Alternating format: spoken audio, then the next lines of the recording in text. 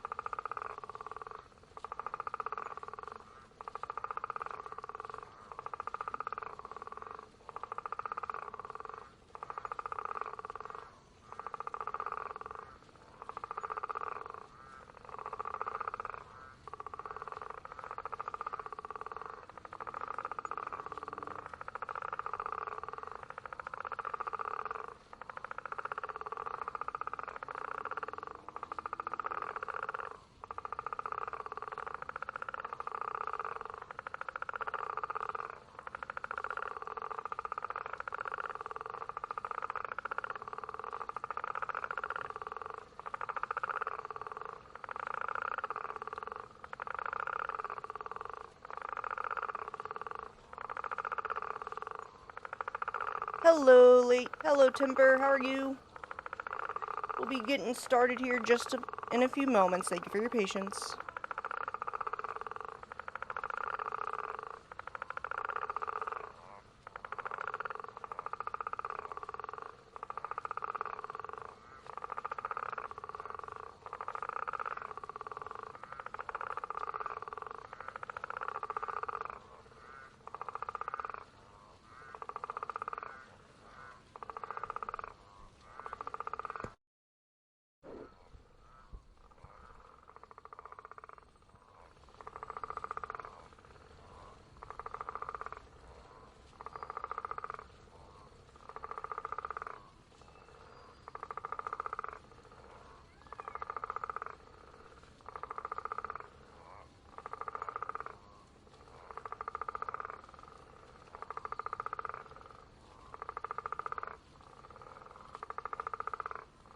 You know what? It's going pretty good. I can't complain. I can't complain at all. It's been pretty good. I'm feeling pretty good for once. That's why I kind of want to stream early. See if I can't get a long stream in. I can't find anything I want to play. Does that make sense? So we're doing reactions. Change of pace, but just a chill vibing stream. Watch some YouTube videos. I don't know, maybe read a couple articles. There's some interesting stuff that's happened lately in the past week you could react to. But yeah, well, we're gonna get started after the ads. Ads start in about 1 minute, 10 seconds. Incoming ad break. So after that, we'll get started. I appreciate your patience, everybody. I love y'all. You're all doing great. But yeah, we got some stuff and things to do. Like I said, first one we're gonna react, it's gonna be the first is the latest Nick Crowley video. And then if there's anything you guys want to watch, it's great that you're feeling right. Yeah, it's a nice, it's nice that I'm actually feeling good for once. I feel like I could actually do stuff, like stream which we'll be doing, you know, hopefully for a little bit, at least. Um, if there's anything you guys want to watch, we could watch it after the Necrowley video, or we could keep watching some stuff that I have a list of. Just, you know, we'll see how, we'll play it by ear. Or we could just chat, you know, fuck it, you know, chill day. Good vibes day.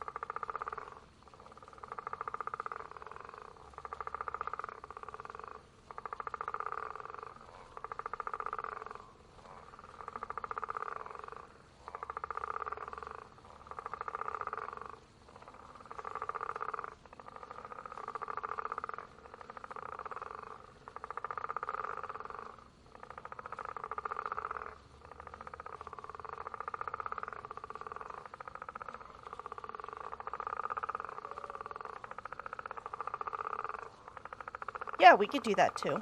I don't know if you could hear me because it's ad break is still on. But yeah, but we'll figure it out. We could definitely just choose stuff at random.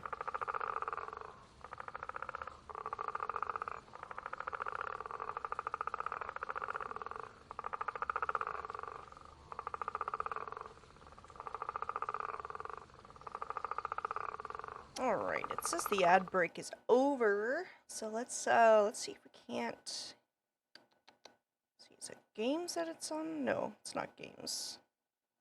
There we go. Art stream. Yeah. Hello, Jinx. How are you? Just got off my. I hope you have a great stream, Mama Kelpie. Yeah, of course. Thank you very much. I hope you have a good day at work. Good rest of the day at work. Yeah, I'm a little starting a little later than I initially planned, but I had to get stuff done before I started. But yeah. So, hope everyone's doing well. We're gonna be watching some Nick Crowley. I don't know. So this guy, I love his stuff. He's very, very entertaining. But he always talks about the darker side of shit. Darker side of the internet and stuff. Hang on, I have to adjust my mic. My mic is about to fall apart again. Hang on. Might sound a little crazy, but it's gonna. There we go. Okay. Good shit. Okay, Nick Crowley is really good. All of his stuff is like high quality. He doesn't post often, but when he does, it's like documentary stuff level good, right? You're good. Life happens. I'll just try my best to. I'm looking forward to streaming later tonight. Hell yeah. You have a good day. This guy's really interesting. But his stuff is always like the darker side of the internet, so I'm always like a little bit weary to watch his stuff on stream. Nick Crowley, that's his this is the YouTube channel. He's but several people have already reacted to this, so I'm gonna assume it's okay-ish. So we'll watch it. You guys ready? Let's go. I'm gonna just get right into it.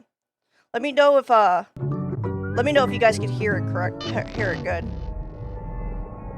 Creepy accounts pretending to be kids. I came across a reel randomly, and it's led me down this weird rabbit hole of people using AI or dressing up pretending to go to school. They all seem to have high heels, check images in them. There we go. Is this an age play thing or something more sinister? Literally anything helps as I keep trying to look for answers. This post was made to the subreddit r/Instagram by the user numerouscut792 on April 15th, 2024. Right off the bat, I'm already questioning it.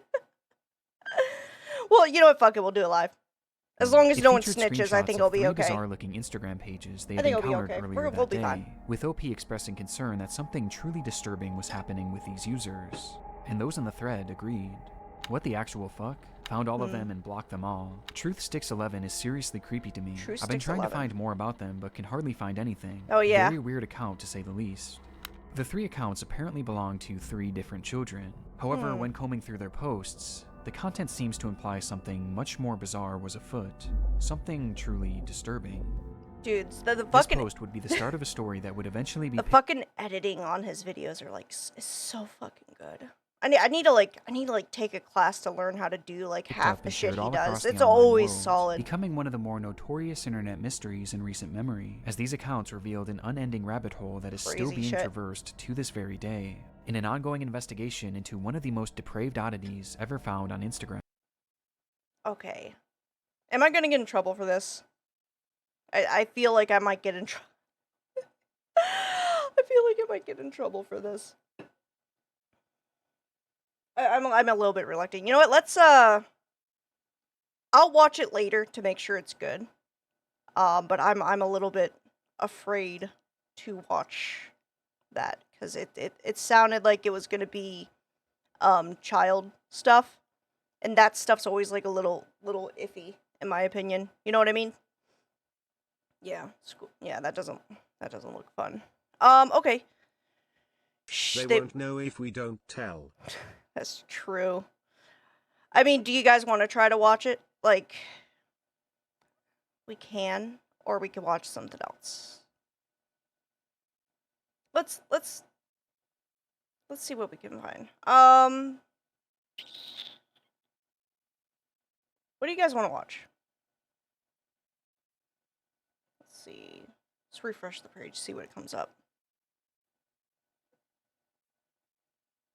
Most annoying type of guy. We could watch that. That seems interesting. Oh, that's a reaction video. Never mind. Well, we can look it up. The most annoying sound in the world. Most annoying. I can't type. Type of guy. There we go. So that's Tom Dark. Shredded Nerd. Okay, this might be interesting. Have you met this guy? I guess we're gonna find out why men wear mullets. Like perm mullets specifically. Very, very ugly style. I don't like perm mullets. This might be a bit more lighthearted. Guy? Of course you have. He's everywhere. As someone who is originally from Melbourne, Australia, I have to apologize on behalf of my city for unleashing this guy onto the world. We were the ground zero for this global pandemic that's spread around everywhere. This is the kind of guy who looks like he'll sell you either porn out of the back of his van or low quality weed out of the back of his van. Either way, it's gonna be out of the back of his van. That's painted. That he tried to do one of those cool fantasy murals from the 80s, but he did it himself, so it's very disproportionate and not good. And he also didn't seal it properly, so it's chipping. The pedo stash, the mullet, sides often shaved, sometimes a beanie, often a bunch of shitty tattoos, some shirt with a band no one gives a shit about. Wait, hang on. Die liberal slay queen. I think at the end of the day, I think we could agree that both of these are really gay. It's painted black, and now it's everywhere. USA, Europe, New Zealand. Of course. And not in oh, they're homosexual. I mean in the South Park type of way where there's a word that I can't use. There were precursors. Silly billies, I guess, would be the internet term. Courtesy of Sam Hyde. Can't use the other one. Desperately trying to ape an 80s style, but the people back then were unapologetically living it. They didn't think it was cringe. They weren't living ironically through some desire to seem like some tough guy or a dirtbag, the scumbag, the filthy, dirty, nasty. Damn. At that point, just shave your whole head. but super chill guy. What do you call him? I just think like Chill Dave. Sees another 40k follower Twitter account with a name like Epic Handjob. Fat, Reddit mustache, epic mullet. Hang on. Let me do this. Ban. Get the fuck out of here. Nobody wants your stupid viewers. Heart, cigarette, ironic music taste, fantastic. We only accept high quality viewers here. None of that bot shit. Garbage. Other styles appear which carry aspects of this overall look, but I really think all of the disparity. Why is this look so common? It doesn't look good. Like is there like a reason behind it? Like what's going on? Aspects really did come to converge. Why is it in so Australia, common? I don't understand. This guy emerged properly. From there, he metastasized and spread throughout the world. This isn't just a look either; it's a whole persona. Hoop earrings. And once you notice all the things they have in common, it's hard fastest to band in the West. You can't go back. Fashion has always been about fitting in, to appear as though you embody some character. What are they trying to embody? It looks like they're trying to recreate this look from the. They look like the uncle that, like, your parents won't let you be alone with. You know, the one uncle you'll see maybe on Thanksgiving. And then, like, not for the rest of the year. And then, like, one day he, like, disappears for, like, several years only to come back. And then he's like, yeah, you know, I was on the other coast, but the reality was he was in jail for something stupid. 80s. What was the mullet associated with back then? What kind of characteristics? Rock music? Country? Yeah. Country music? Billy Ray Cyrus? If you're rocking this, I automatically assume you got questionable shit on your hardware. Like rocked it in the 80s. The song Mullet Head by the Beastie Boys refers to a guy who doesn't give a shit. He speeds in his car. I love the Beastie Boys, licentious. Though. It references Joey Buttafoco, a guy who famously groomed a 17-year-old girl. Ew. It's dirty. It's I didn't know sleazy, that. But also, he doesn't give a fuck. He is chill and up for anything. He'll do drugs and alcohol freely. A real 80s cokehead. Sleazy's perhaps the best word for this. Sleazy is a who good the word mullet for that. came to be associated with. Fun fact, in a YouTube video, when you say the word subscribe, the oh, button look at that. glows. Look at that. It's Karl glowing. Marx said, history repeats itself. First as tragedy, second as farce. This is in reference to Napoleon III and his rather reserved, unremarkable leadership as opposed to his ruthless forebear. Now, just as neo-pagans LARP as... Oh, wait, hang on. Hang on. Do you know who this guy is? As opposed to his ruthless forebear. Now, just as neo-pagans... Do you guys know who this guy is? This is, what was his name? It's Vickerness? Yeah. So this guy, he was Varks Vikernes or something like that. So this guy, he was a black metal musician. He was a black metal musician for, what was it? Burzum, I think it was. Yeah, Burzum, and he's the guy who stabbed Euronymous from Mayhem like 30-something times, and he got like 20 years in jail. And then he got out of jail and became like a fucking right-wing white supremacist that lives in like the French mountains now. Like it's such a like fucking like look at this fucking smug son of a bitch. But like it's such a like strange change, right? But that's who that is. like just so you know. Yeah, like I think it was 30 something times. Like Mark's stabbed how many? Yeah, he fatally stabbed guitarist Euronymous. I think it was a lot of times. He claimed it was like self-defense or something. Yeah, in August 1993, Vikernes fatally stabbed Mayhem guitarist Euronymous during an altercation. Yeah, 21 years in prison, neo-Nazi. Yeah. Fucking, what a wild time. 90s were a wild time. Yeah, it was a lot of times. I think it was like upwards of 30 times, but then he claimed it was like self-defense. He was like, well, he was planning to kill me, which is like never a good defense.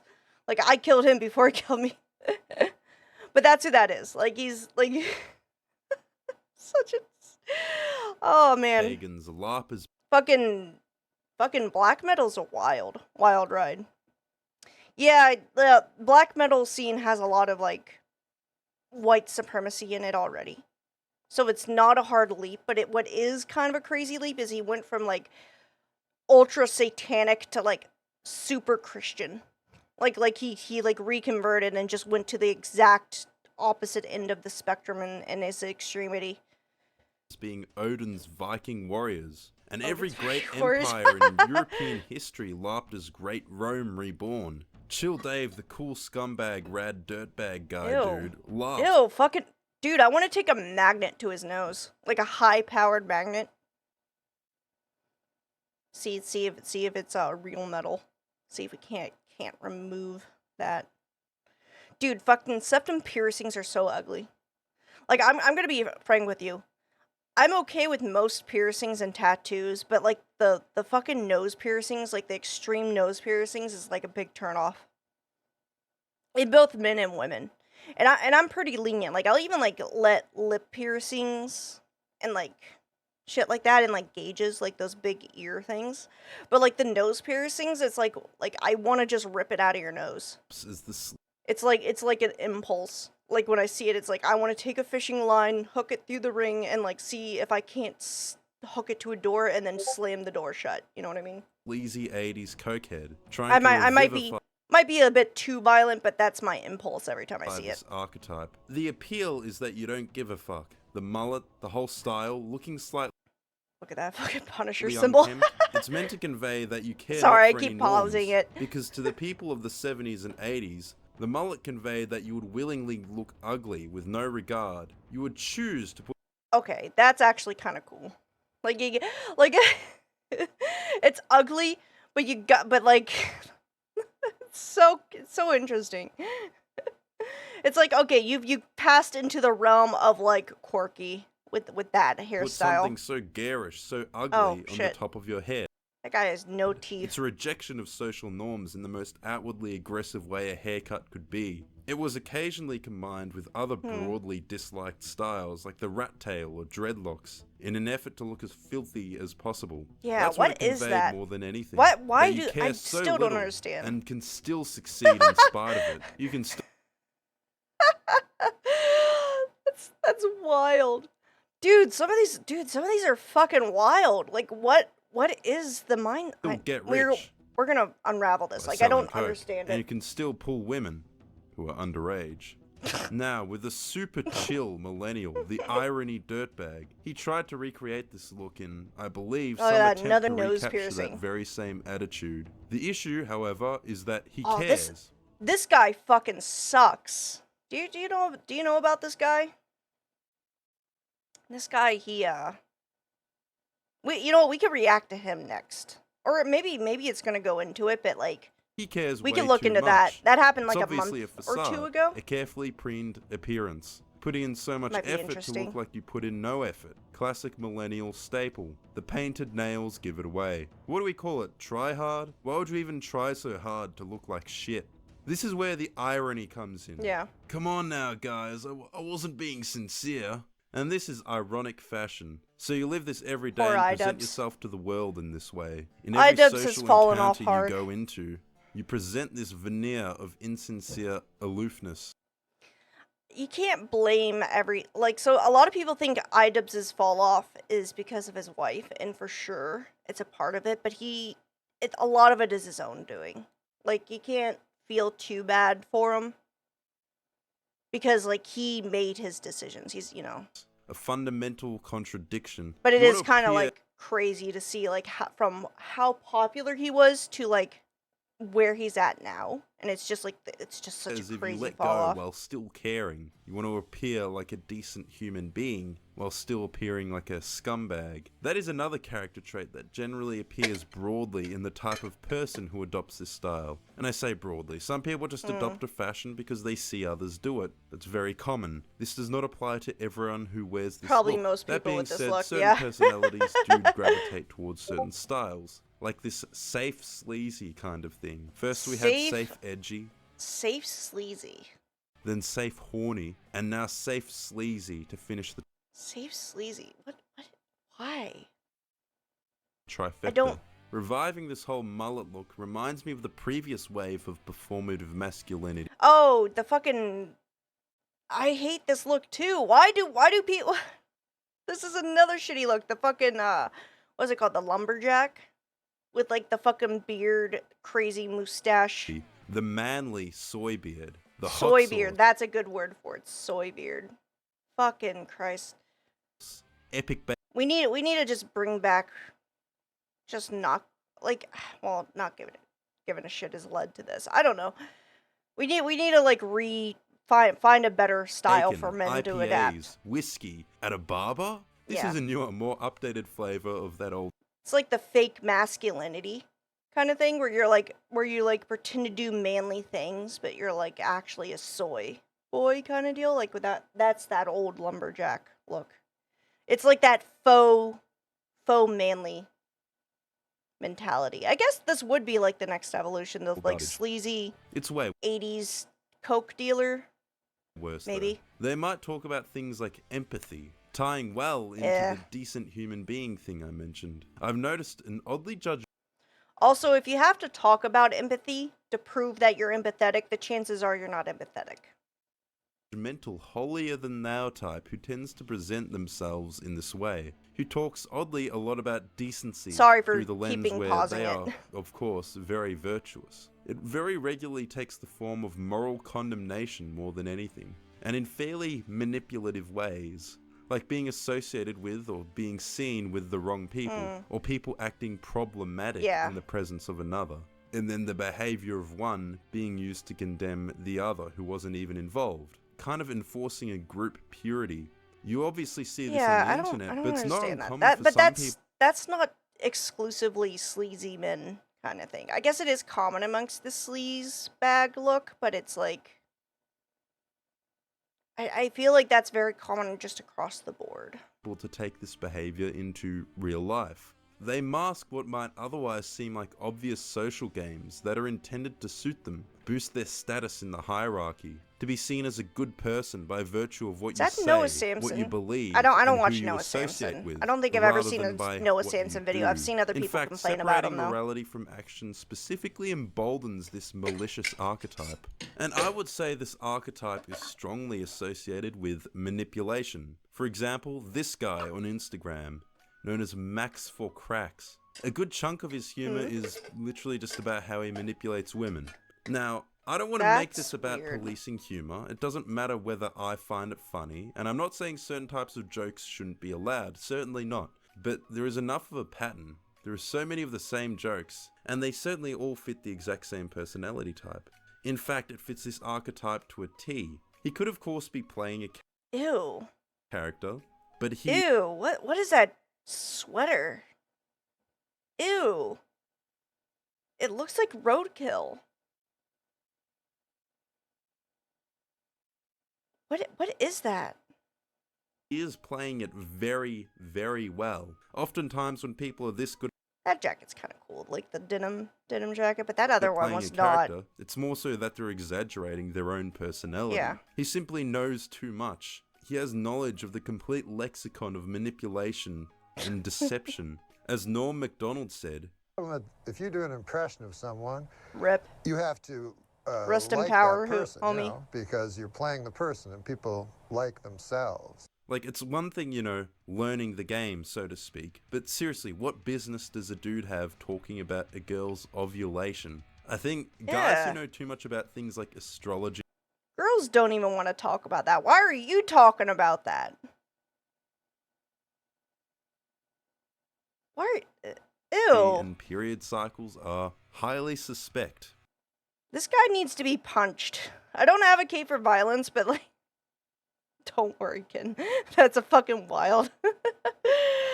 Dude, I don't like this. Listening to your girlfriend, supporting her when she has health concerns, which you do not share. It's another one entirely keeping obsessive track of mood-altering phenomena, like their cycle, and knowing exactly what to say in response. Let me put it this way. If a guy knows exactly what to say to a woman and when, it's rehearsed. They are lines. He is an actor presenting her with Agreed, a punch is needed at first face, yeah. I think he's being meta. But, like, I still don't like that. I feel like there's a line, and talking about, like, a woman's ovulation is like a line that, like, even, like, when you're trying to be meta, you don't cross. Unless I'm just not hip with the kids anymore. I don't know. I personally wouldn't be too keen. Like if someone ever messaged me about, like, my ovulation, like, it's an immediate block. And I don't block for many things, but that is, like, one of the few things I would block someone over. I have 4% female viewership, but I do want to pose a question to any women watching. 94. Hypothetically, you or a friend of yours was entering into a relationship with this kind of guy. What is the thought process happening in you or your hypothetical friend's mind? Does one think this relationship is going to be highly fruitful and successful? I think I don't surround myself with friends who like this kind of person. But if I found someone, like, looking into this kind of guy or getting into a relationship with this kind of guy, I would have a serious conversation with them. Because, like, this guy screams either fucking domestic violence or child rape. Like, I don't want to. It sucks that I'm, like, that or on the better end of, I guess on the better end of the spectrum, like, pretentious cunt. Like I'm just not gonna vibe well with him. Like, worst case scenario, there's gonna be some crazy shit going down. Best case scenario, this guy's just gonna piss me off. In which case, I might be the one who ends up in jail. Or are you perhaps? I can't say that. I'm gonna get in trouble. Subconsciously, or even consciously. It's just toxic. Is it not a bit suspect when a man has these perfectly rehearsed lines, as in these videos, where they're literally? None of us are not hip with the kids anymore. I'm 19. Yeah. Yeah. Kids these days are kind of. I can't tell anymore. I mean, I'm, like, 32, so, like, I'm never gonna be hip with the kids, and I'm way past that era. But it's like, so, like, I don't want to be like, oh, these kids these days. But, like, some of those shit, like, I don't understand it. I now understand the boomer era because I don't earlier. Perhaps the modern dating scene some of the shit they say. Amplifies it's like a new language now. This manipulator archetype, and that is why you see women so regularly complaining about it. Yeah. Naturally, accompanying the manipulator archetype is, of course, male feminism. Yeah, it's kind of unsurprising how many of these dudes are male feminists. It's a natural extension of their decent. Sorry, I know I keep pausing, but I got a lot of shit to say about this. If you're a male feminist, I'm just assuming you're a woman abuser at that point. Because, like, if you have to, like, pretend to be a feminist, because, like, first off, feminism isn't for men, right? Like, you could, like, say, oh yeah, equal rights for women, but, like, feminism is, like, a whole separate thing. But if you're, like, a male feminist, I'm gonna assume there's, like, some ulterior motive. Like, again, at best you're trying to get pussy. At worst, you're probably gonna beat whoever's gonna offer it to you. It ain't gonna be me.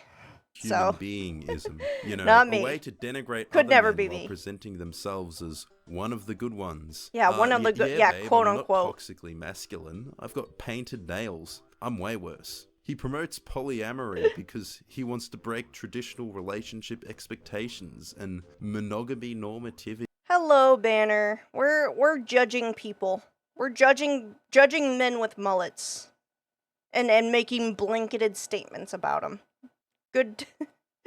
I hope you're doing well. How are you today, Banner? His girlfriend into letting him sleep with other women. Oh yeah, that's another thing. Like polyamory is such a common thing for this male archetype. Like again, like you're you're just a scumbag if you fucking rock the stash. Like, oh my god. I can't even keep my mind's thoughts I together. think there's no mental Let's finish the conflict video. between the aforementioned manipulating women and the whole feminism thing going on. One clearly serves the other. Harvey Weinstein had no problem doing what he did while supporting feminist causes. Exactly. Perhaps the whole feminism thing is a cloak donned out of guilt. Perhaps it's why they believe Monogamy's the way to go, in my opinion. I 100% agree. If you can't, like, humans are intelligent enough to be committed to one another, and if you, like, add too many variables, like in, like, let's say, like, a fucking polygamy or polycule kind of bullshit, like, there's gonna be conflict, there's gonna be drama, and not only that, it's like, are you so Coomer brain that you can't enjoy the company of, like, one person? Like, what's going on? Like, I agree. I keep saying, like, I don't know what's fucking wrong with you, but I agree. I 100% agree. Monogamy is the way to go. so strongly in You only have to worry about one person if you're in a monogamous the relationship. toxicity of masculinity, for they see it in themselves. So yeah, I think this look has already lived out its lifespan. Try something new. Yeah, I don't like that kind of archetype. Like, I think people should just dress normally, I guess. Like, and remove the mullet completely. That was interesting. I kept talking during it, but I had a lot of shit to say about that. Let's see. What do we want to watch? We could watch Ghost Gum. You guys want to watch some Ghost Gum? Reddit degenerates. Reddit is a from Ghost Gum. This guy's always really good. He's always got really good videos. And I'm glad you're okay, Banner. I'm glad you're doing well. Thank you for popping in the chat. We're gonna be unless there's something you guys want to watch, I think we could watch this. This will be interesting.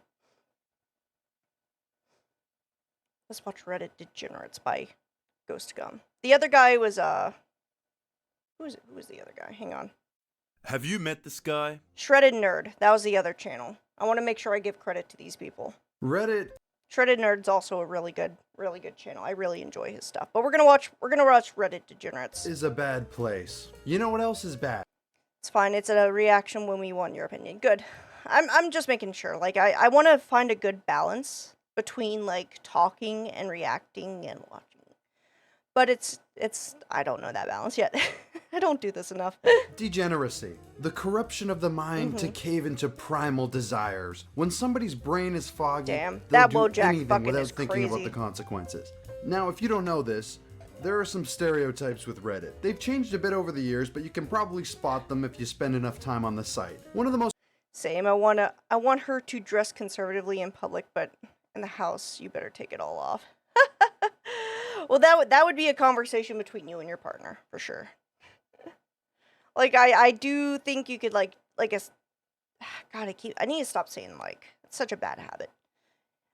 I do think you can, like, dress normally. Like, not dress like a whore if you're a woman, and not just like a scumbag if you're a guy. most common stereotypes is that they're hedonistic. Whatever Yeah. brings me pleasure at this exact moment, I want it. Reputation, respect, or the law be damned. One of these things is The not law. like the others. Whether Yeah. that means spending all of your money on Funko Pops, being high every minute of your life, being eternally online, It's a or bad thirsting habit. after people you've I need never to met stop. before. And All of these apply It's bad English. And you don't realize it until you, like... See, there it is. I said it again.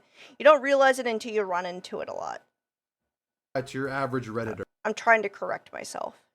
Today, I've compiled some of the most degenerate stories I could find on Reddit. If they're real or fake, Yeah. that's up to you to decide. Whether they make you cringe, laugh, or contemplate the intelligence of your fellow man, these are the degenerates of Reddit.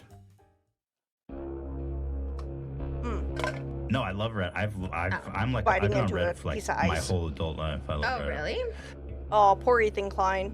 He's fucking... It'd be great if Actually, like, he's been somehow waking up. If you He's been waking up to, went like, all the Reddit. nonsense. You died. Yeah, Hmm. immediately. The deadbeat mod. That's a crazy. I mean, I personally work. I have like a 25 hour the work dog week, walker. which I think is fairly good. So I would like less work hours. And what I do think you a lot do, of people Doreen? I'm a dog walker. Reddit mods are a large contributor to They're gonna make me cringe. Yeah, this is society. a rabbit hole. They make sure threads are kept clean. They make sure rules are not broken, and they are heavily respected for their work. No, they're not. Now, being a mod must Oh take my a lot of time. Holy fuck. Holy fuck, that's a big boy. I'm fucking unpacking the McDonald's bag too. God, if I know I'm not like a thin person, IRL, but if I ever get this big, hunt me down and kill me. It wouldn't be too hard. I can't run away, so. You're a big girl, but you're not ultra big girl. Yeah, I'm never gonna be. I will never let myself get this big. You mod more than one subreddit, or you mod one big shit. subreddit. Thankfully, they're compensated fairly for their hard work. I'd actually support a doubling of their pay, so if you agree with that, please subscribe to the channel. Okay, but this story starts on r/. A doubling of nothing is still nothing. I just got that joke. Yeah, my 600-pound knife. Oh yeah, I forgot about that show. I've seen clips and bits. I don't think I've ever seen that guy before. You have to feel like I do feel bad for him. I mean, they put themselves into that position, but there's clearly some like level of mental illness at that point if you're eating that much, because you're like compensating for some traumatic event at that level. True off my chest. A subreddit where people That's the only way I can figure you rant could get that about big. whatever is, well, on their chest. This is usually a recipe for bad things. Trust me, we'll get there. But this one, some guy was 1,300 pounds. It made him lose weight. 1,300, dude. How?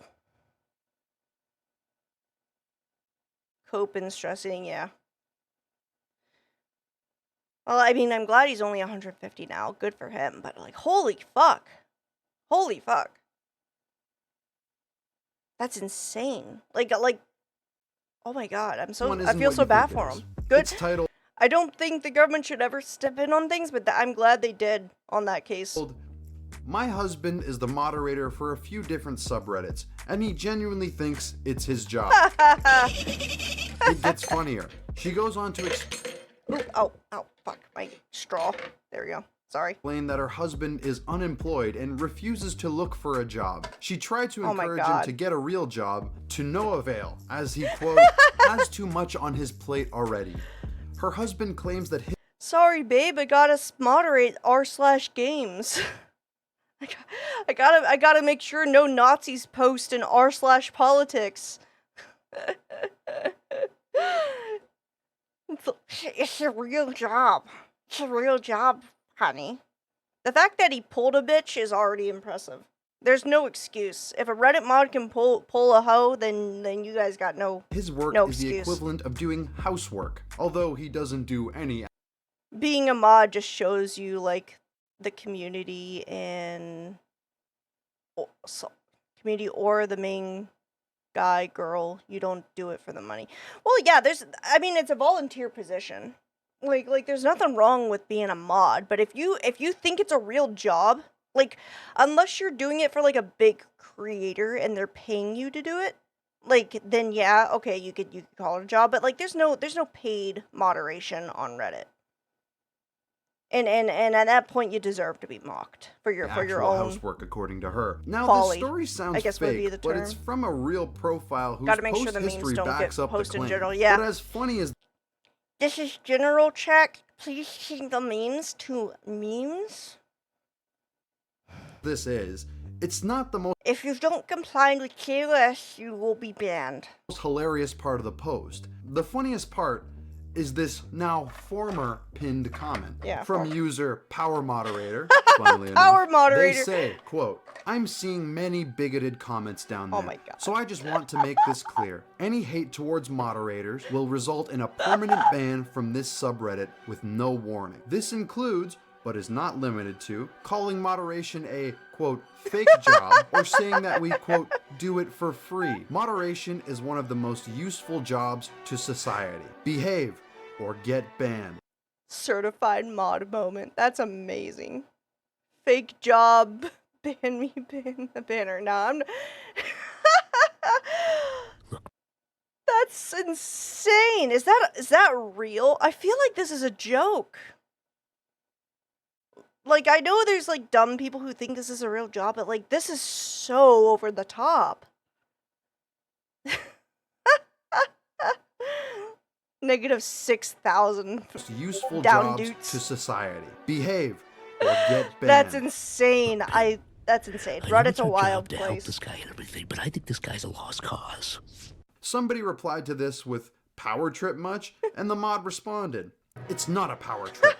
I'm making sure that you, the users, don't commit hate speech. You can hate speech. Define, like, if you ask them to define hate speech, you'll get banned quickly too, because they cannot define hate speech. There's no, like, hate speech is so objective to the individual that there's no way someone can, like, there's a definition for it, but there's no, like, overall definition that could be defined, and applied to rules.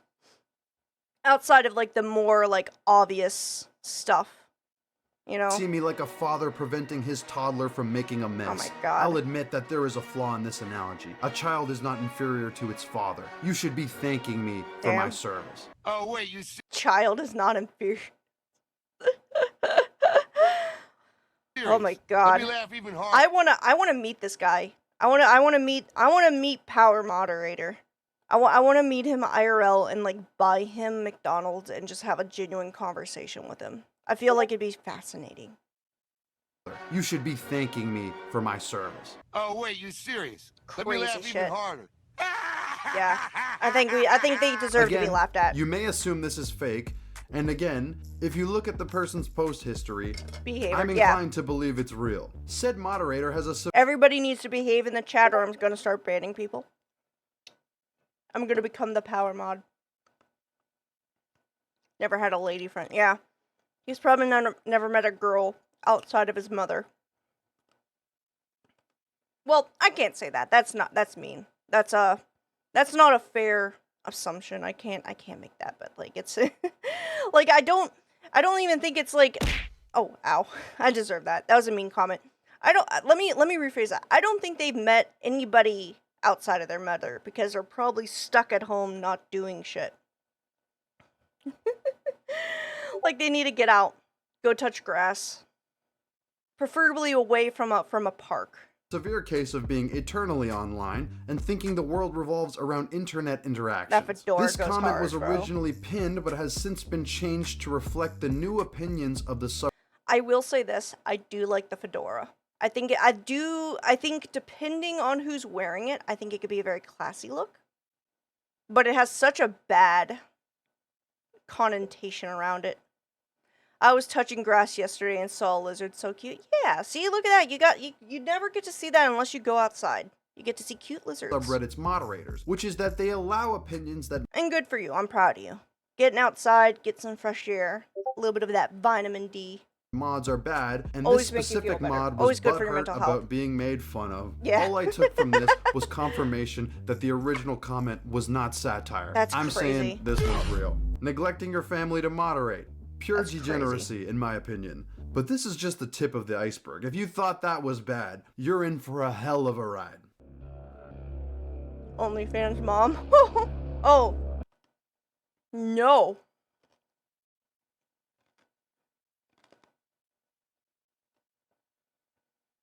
So wait a minute, hold on. Is this a moderator for someone's OnlyFans? I don't have an OnlyFans, but if I did, I wouldn't want my mom or anybody I know IRL near that shit. I don't know. Hey guys, before we continue, I hope someone doesn't have their mom moderating their OnlyFans. just want to shout out today's sponsor. That's Established like Titles. Christian Established Titles levels will send you a of sweet plaque cringe. like this one here that will make My you goodness, that's a just lord. a There's school a historic bully waiting to Scottish heaven, yeah. custom of landowners being referred to as lairds. Well, if it's a,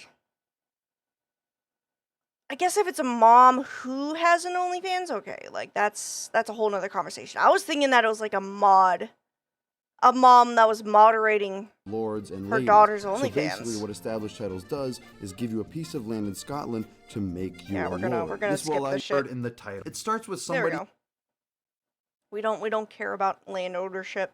who is allegedly 13 who No one can afford it anyways. claims his mom works on OnlyFans. She has her OnlyFans linked to her Okay. other social Okay, so it is a mom who has an OnlyFans. Okay, that makes me feel a little bit better, but I still feel bad for the kid. Like if you plan on having kids, you shouldn't have OnlyFans.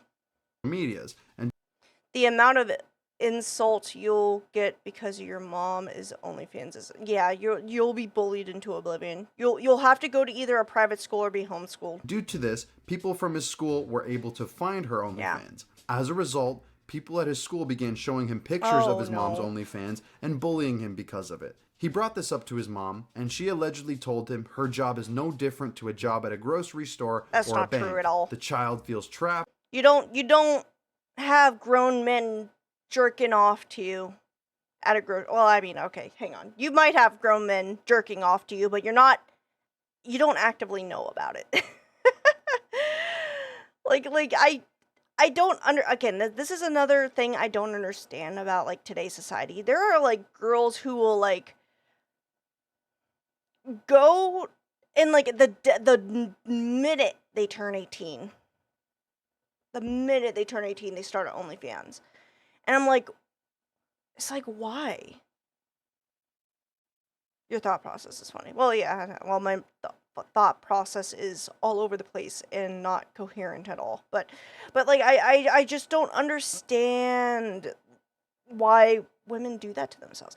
Like, it's one thing if, like, I mean, I know there are some women who, like, have it and they do really well at it, but, like, 90% of the time, you're not going to make any money.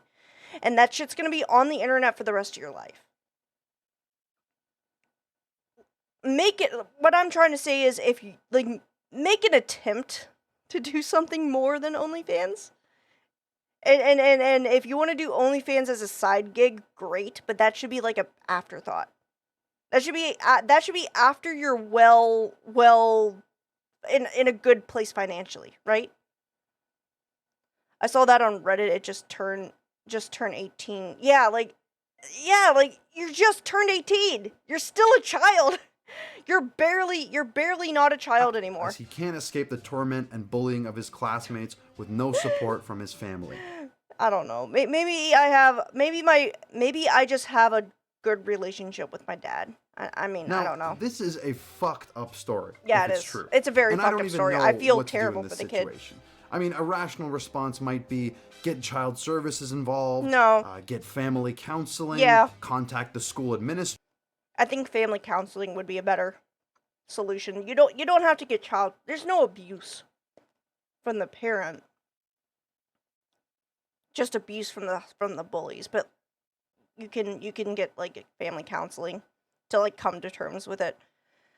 That's a good thing. Something like that is good in the moment, but you have to be like, if you're ready for the life altering, if you're ready for the consequences, then go for it. But I just don't think you should be doing it at 18, maybe 25.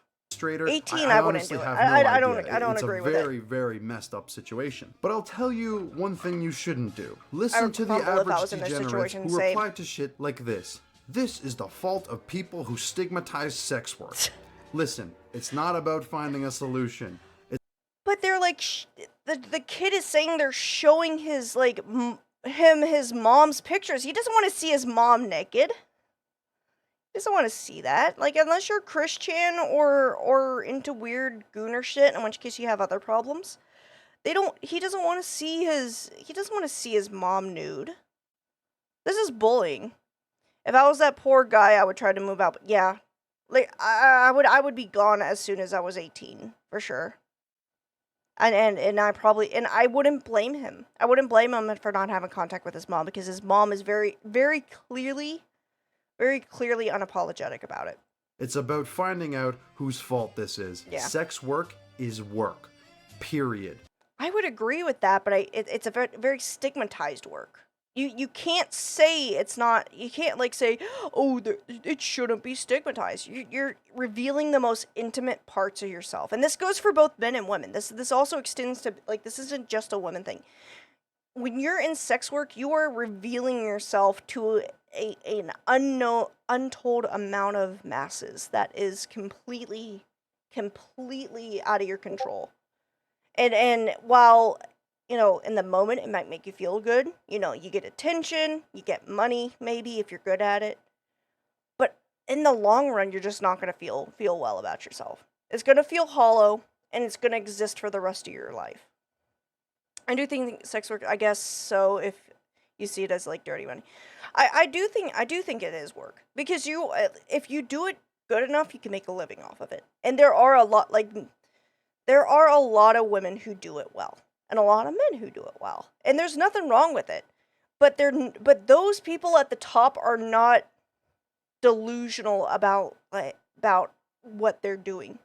And they understand that, like, in the terms of, I'm trying to express myself. Give me a second to get my mind together. Hello, mother. Is mother doing only mums? Is mother doing only mums? No. The only way I would ever start an OnlyFans is if I wanted to, like, play some of the racier games that would not be allowed on Twitch, in which case I would do, like, live streams, which I have thought about doing, but I wouldn't be showing any of my goods. You'll never see that. That's for me and whoever I find to be interesting enough to spend the rest of my life with. That's a personal thing. But they're like, what I'm trying to say is, like, a lot of these younger girls and men who start OnlyFans right away, they're thinking, oh, I'm gonna make so much money. I'm gonna have some, like, fucking Bitcoin billionaire donate billions of dollars to me, and then they don't make money. They have to go into the workforce, and they either don't have the skills to make enough money to make a living, or they do, and then they get fired. Which I don't think they should get fired, but they can't be surprised if, like, people find it, right? If people find your personal nudes online, they can't be upset about it, but they get upset about it. So I don't know. It's a complex situation. I mean, at the very least, that kid can get a family discount. No family discounts. Bad leak temper. That's so bad. It's dangerous if the guy finds out he's gone. Everyone wants to feel like they got something special. Yeah, that's another thing. It takes the specialness out of it. But there are guys who don't care too. But they're usually Coomer brained if they don't care. There's usually something else going on. If they don't mind you have an OnlyFans, great, but don't be surprised if they want to cheat on you or if they get bored with you, because they're usually porn addicts who don't care. I think people should care. I think people should have a little bit more reserve for themselves than others. But yeah, I'm also not gonna, like, chastise someone for going into the porn industry if they choose to. If they're adults, but I don't agree with it, right? I don't know if I'm explaining myself correctly. Like, if you want to go into the porn industry, that's your choice, but I personally would not. I personally would recommend you don't. Like, keep some shit to yourself.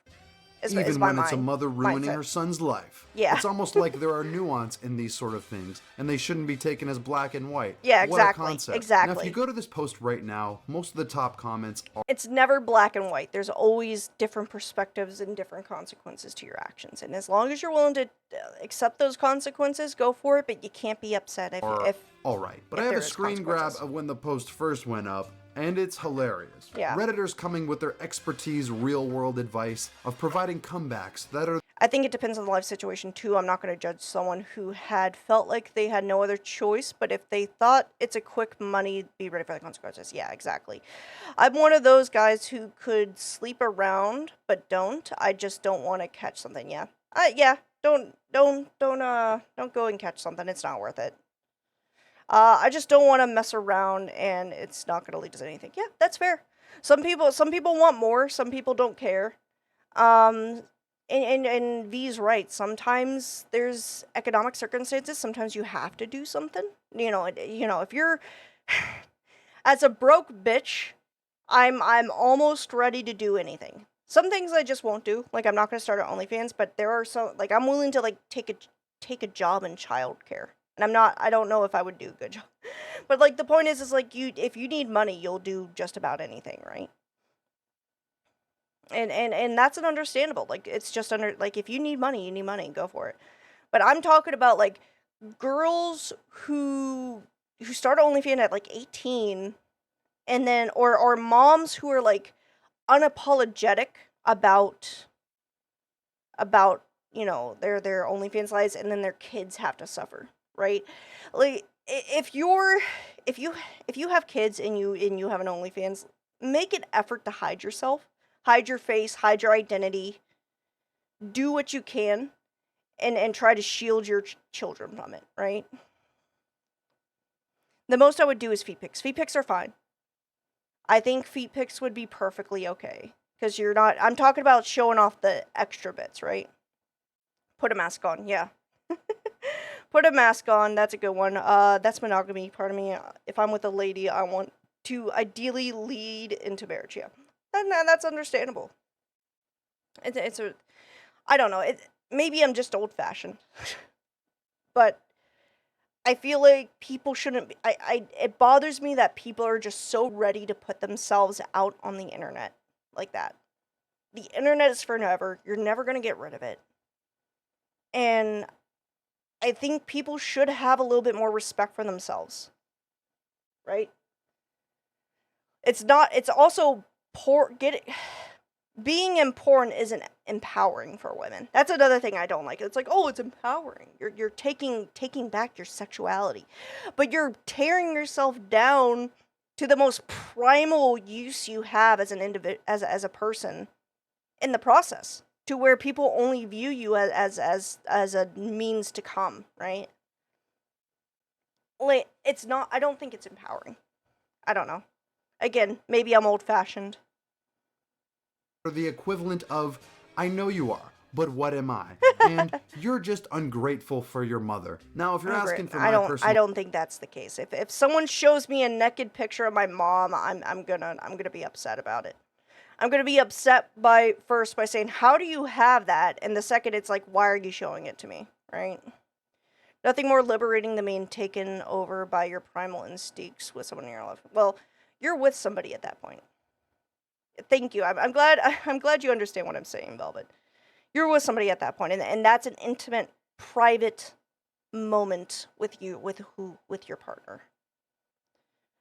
But I'm talking about sharing it with the world, right?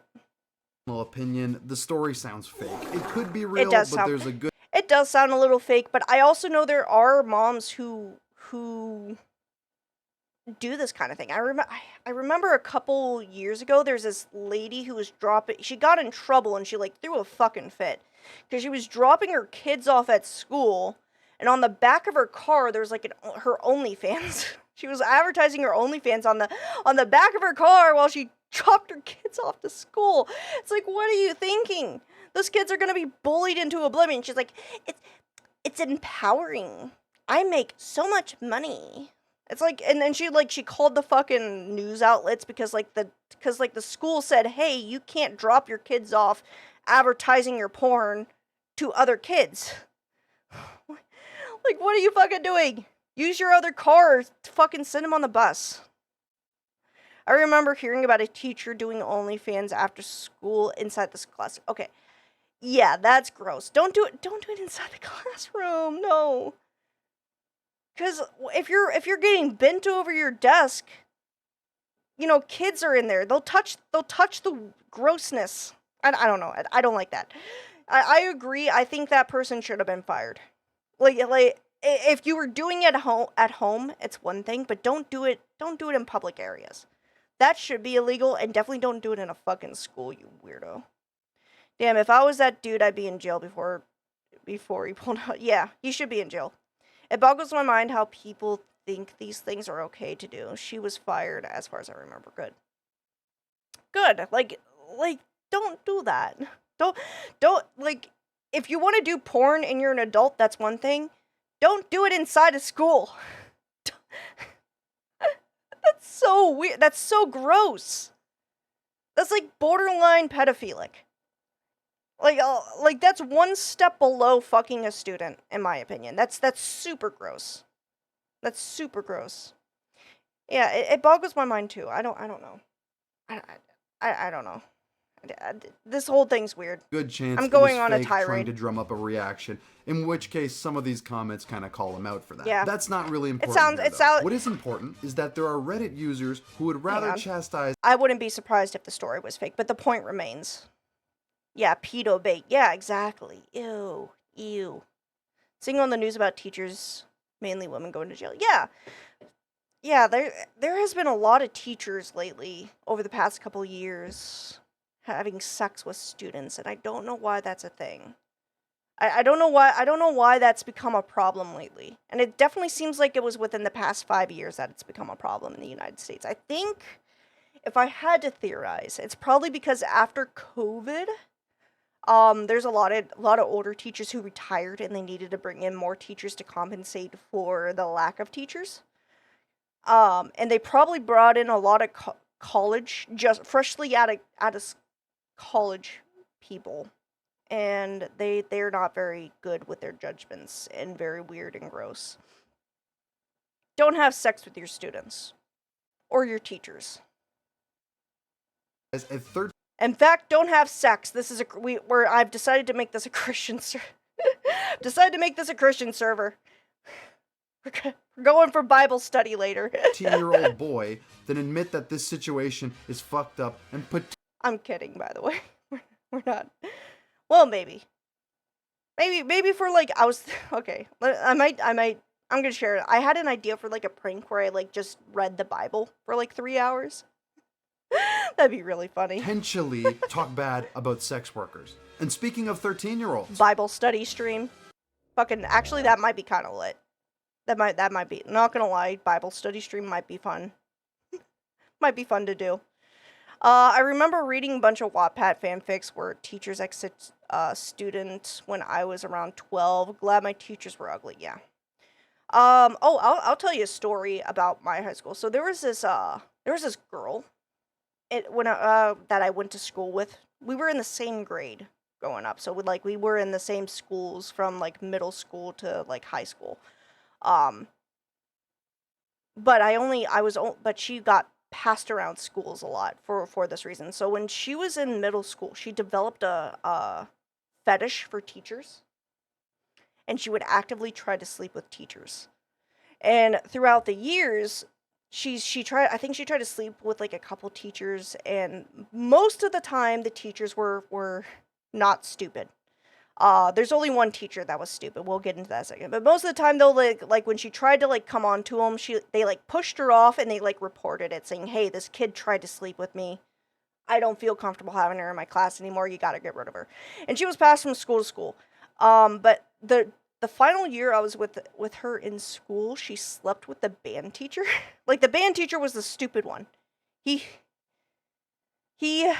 clocked back in, and what? Yeah, she finally got a teacher to sleep with her. It was the band teacher. His name was Mr. Hamburg. Hang on. Hamburg. Gall. Might be doxing myself a bit here.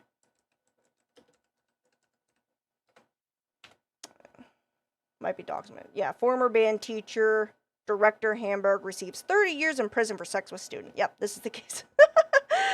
Yeah, so she had sex with the band teacher. She finally got what she wanted. And because he was like one of the best, like he was the most beloved. Yeah, there he is. That's the guy. This is the guy who slept with her. This guy's a creep. But he was like the best. Everybody loved him. He was a huge teacher that like everybody loved, and like. So when he got arrested, rightfully so, make no mistake, he should have gotten arrested. Everybody was pissed off at her. it's hard to have sympathy for her because she kept coming on to teachers, right? It wasn't like he came on to her, she came on to them. He was just stupid and, like, gave in, right? That's his fucking problem. He shouldn't have gave in. He was the dumb teacher out of all the teachers she tried to sleep with. But it was very well known that she tried to sleep with people. And people fucking hated her for it. Like, she got bullied into oblivion. She had to go into homeschooling. Because after she slept with a teacher, she wasn't allowed back in public school. Because, like, she was unapologetic about it. She would, yeah, there he is. She would 100% probably try to sleep with another teacher if given the chance. But yeah, this is the guy. This is my former band teacher. Crazy. But yeah, moral of the story is don't sleep with your students. And don't sleep with teachers. That was like 10, that was a fucking 2000, 2009, 2010. That can end up on the front page, you'll find degenerate posts from people asking about sex. But one place you'd hope not to find this is r/teenage. I'm not sure if I want to go forward. We'll keep going. But I don't like where this is going. That sounds like a recipe for illegal activity. And it is. It is illegal, 100%. r/teenagers is a huge subreddit, over 2.7 million. Yeah, ruining two people's lives with one known stone. Yeah. Million members. A subreddit It's by never teenagers for teenagers, where teenagers talk about teenage things, like how they don't have real friends outside of Reddit. What? Aw, that's sad. First step is to get off of Reddit. Could go wrong here? That's right. A lot could go wrong. What now, could it's no possibly go secret wrong? that teenagers are flesh sacks full of raging hormones, and that's okay. Yeah. I've been one too. As long as you let that out in healthy ways, there's no problem with that. Agreed. There are healthy ways to express yourself. And as long as you're not hurting anybody, go for it. It is very important to regard the first half of this statement. Now, there's Just don't do it with a teacher. There's a running joke on Reddit that r/teenagers is overrun by people who claim to be teenagers that are, well, not. And it's kind of a half joke that most of the people who ask about sex on this subreddit are not teenagers, because there is an absurd amount of sexual posts on this subreddit. I don't like that. I don't like that. I don't like that there's, like, it's a teenager form. Don't... This is why I like showing up. Your voice is so pretty and you're a great conversationalist. Thank you. I appreciate you. I'm glad you like my voice. And I do try to converse. So let me know. I'm glad I'm doing okay. Joke, but not really. Let me know if I'm to start doing bad. Funny one if it's true. But there's no way to know if it's true, right? Yeah. Well, let me introduce you to r/drama. That's a fucking wild banner. Holy shit. The fucking... Holy fuck. Crazy fucking... The fucking knee highs, too. Or Filled thigh with highs. degenerates Not even in knee their highs, own they're right. thigh highs. They have been involved in many Reddit scandals, pulling the strings behind the scenes, exposing the degenerates of Reddit, and being degenerates r/drama. themselves. They're also the Rothschilds of the Love for subreddits, which you might be familiar with. Those so are they good put out sub- a little feeler. Those were probably one of, like, the few types of subreddits I would go on, the Love For, because they were, like, parodies. Like, Love for Landlords. That was a fun one. And people got so angry because they thought it was real. Love for Landlord memes were so funny. Like, remember to tip your landlord 300%. My face when I'm about to evict raise the price on rent and tell the single mom. In order to test the theory that Shit was teenagers so was funny. made up of older creeps. Yeah. Here's how the story goes. r/drama decides they're sick of all the Zoomers coming to their subreddit.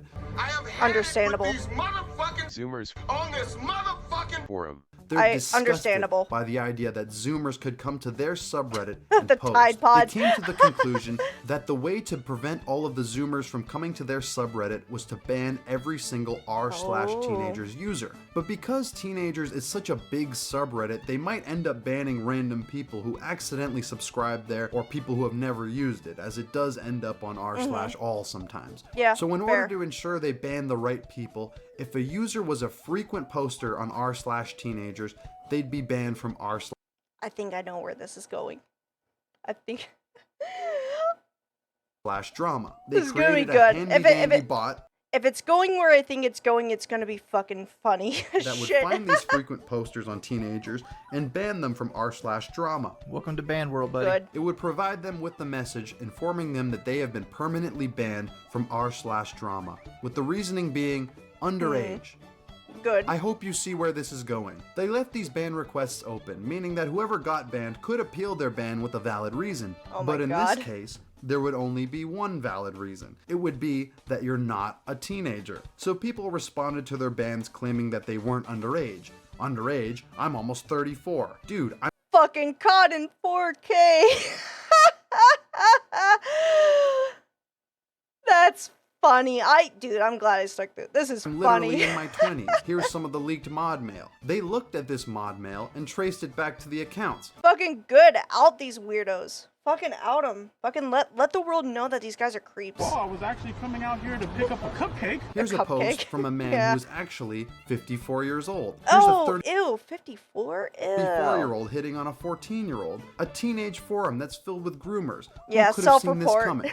Probably almost everybody. Yep. This really exposed what we all kind of knew about r/teenage. That's funny. This made so much noise that the mods of r/teenagers made a statement about it, saying that they can't police many people, which, Yeah, okay, that's fair fair. enough. And you could argue that they should have put in some preventative measures, and maybe the Reddit rules could be changed. I don't know how you would prevent that. People lie on the internet all the time. Like how many kids have lied about being 18, you know, just to get into shit. You can't I'm sure the reverse is also reasonable. There's no way you could police that. Whatever. For Especially at that level, but it is super funny that people are getting exposed like this. once in their entire history, the Reddit mods contributed something to True, society. in my 10 years on the net, I had 5 people lie. And nothing is ever wrong on the internet. All information is true. A historic Nobody ever lies on the internet. day. We've come a long way from chapter 1. Now, as I've mentioned in passing, there is a very sick disease going around now called being terminally online. Yeah. It's weird that people It's contagious too, so make sure you guys stay safe. base their entire lives off being online, and honestly, a little troubling. I think it does contribute. I didn't have internet until 2012, I think. Well, you know what? You're probably better off for it. See, I had unbridled and unmonitored access to the internet growing up, and I turned out okay. I didn't turn out terrible. But I have seen some shit that you would not even be able to comprehend. I have seen some horrible, horrible things. Dare I say, I would never subjugate anybody to some of the shit I've seen.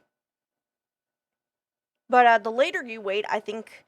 Okay, so I don't think people should wait until they're like adults to get on the internet, because if you wait till you're an adult, you end up falling behind socially, right? But at the same time, I feel like parents need to monitor their children more often. My parents just didn't understand the internet, and they still don't understand the internet. Beyond, like, my dad actually has been catching up a little bit, but they're just not technologically advanced. And unfortunately, there's just not a lot of there was just not a lot of options for them, but nowadays there's no excuse. People my age have kids, and they should 100% monitor what's going on with their children. If they don't, they're just negligent at that point. I am forever scarred by 2 Girls 1 Cup. That's not even like the worst I've seen. I've been on the internet for like 12 years, I think. I'm 20. That's more than half my life. You can see how I turned out. Yeah. I mean, you turned out just fine. Yeah, people your age just gets. Yeah, that's the thing. There are people, you know, pretty young who have children. They should be, and they're grown up. And these are people who have had internet for the majority of their lives, if not all their lives. So there's no reason to not monitor your children and make sure your kids are safe. 2 Girls 1 Cup is not the worst thing on the internet. It's gross, but it's not the worst thing. I'm gonna self-report here a little bit. I remember when I was younger, I was on more seedier websites, and I don't know if you guys know who this is. Do you guys know who Luca Magnotta is? He's a murderer who filmed a snuff film called One Lunatic, One Ice Pick. And I saw that the day it came out. Someone sent it to me. I watched the whole thing. It's gross. Would not recommend. but it's basically a video of a guy killing and dismembering another man. And also pleasuring himself with the body parts, which is not fun. But the point is that if my parents had more access to monitoring stuff, I would have never saw that. And I probably wouldn't be so fucking mentally damaged. And you turned out great. Meanwhile, last night I was shaking because I got called a good girl. You are a good girl, though. You are a good girl. Like, you could be a... Okay, simping over people is not the end of the world. That's one of the... As long as you're not, like, spending all your money on someone, it's not a bad thing to simp. People are gonna, like, visually like other people. And that's just, like, human nature. The key is to not obsess over it to where you're a creepy stalker and or spend all your money, hard-earned money. True, I simp on Kelpie every stream. Yeah, see, Banner's a good example. He simps for me every stream, but he doesn't give me any money because it's his money. He shouldn't have to give me money unless he's in a good place financially, and he wants to. If he doesn't want to, it's also not the end of the world. You could visually simp for people and be fine. Just don't let it consume you, is the key. Don't let it consume you and don't let it ruin you. There's a fine balance, and I think you do a very good balance with it, V. I'm over my stalker years. Good. I'm glad you're out of it. I'm no longer 12-year-old crazy bitch. Well, I mean, as long as you're not stalking anybody, but teenagers are crazy. I don't know. I'm not going to comment on that last part. But you're fine. I think you're perfectly okay. I think you're a very good person, and I don't think there's anything wrong with you. To degeneracy like this. Hang on just 1 second. My dad's in the kitchen. I'm gonna quickly close my door. Hang on. Oh, you okay, Dad? Okay. Do you need any help? Okay. Let me know if you need anything. Alright, hang on. There we go. Okay, I'm back. My dad dropped something. I was just making sure he was okay. Alright, let's finish the video. People in the real world do not act like this. Yeah. So my message to you is get outside, hit the gym, eat healthy, and don't do everything in healthy doses. I think I turned out alright. I'm just a big flirt to any lady with a nice voice or personality. Yeah. I mean, the being flirty is fine. There's nothing wrong with that. I think everybody here is perfectly fine. We're perfectly okay. Don't become the subject of degeneracy. Yeah. Resist your primal. Don't become a degenerate. Do everything in small doses. Urges. Be healthy about it. And if you have kids, make sure they don't end up being like this guy. Also, did you know that there are subreddits where junkies... Anyone else really hate minorities with their eye? What is that comment? Oh man, when I fucking get stoned, man, it just fucking start hating those black people. That's so crazy. Fucking imagine being a racist, but only when you're stoned. That's crazy. That's fair because women are women. True. Yeah. Yeah, exactly. Like, just be healthy about it. Dude.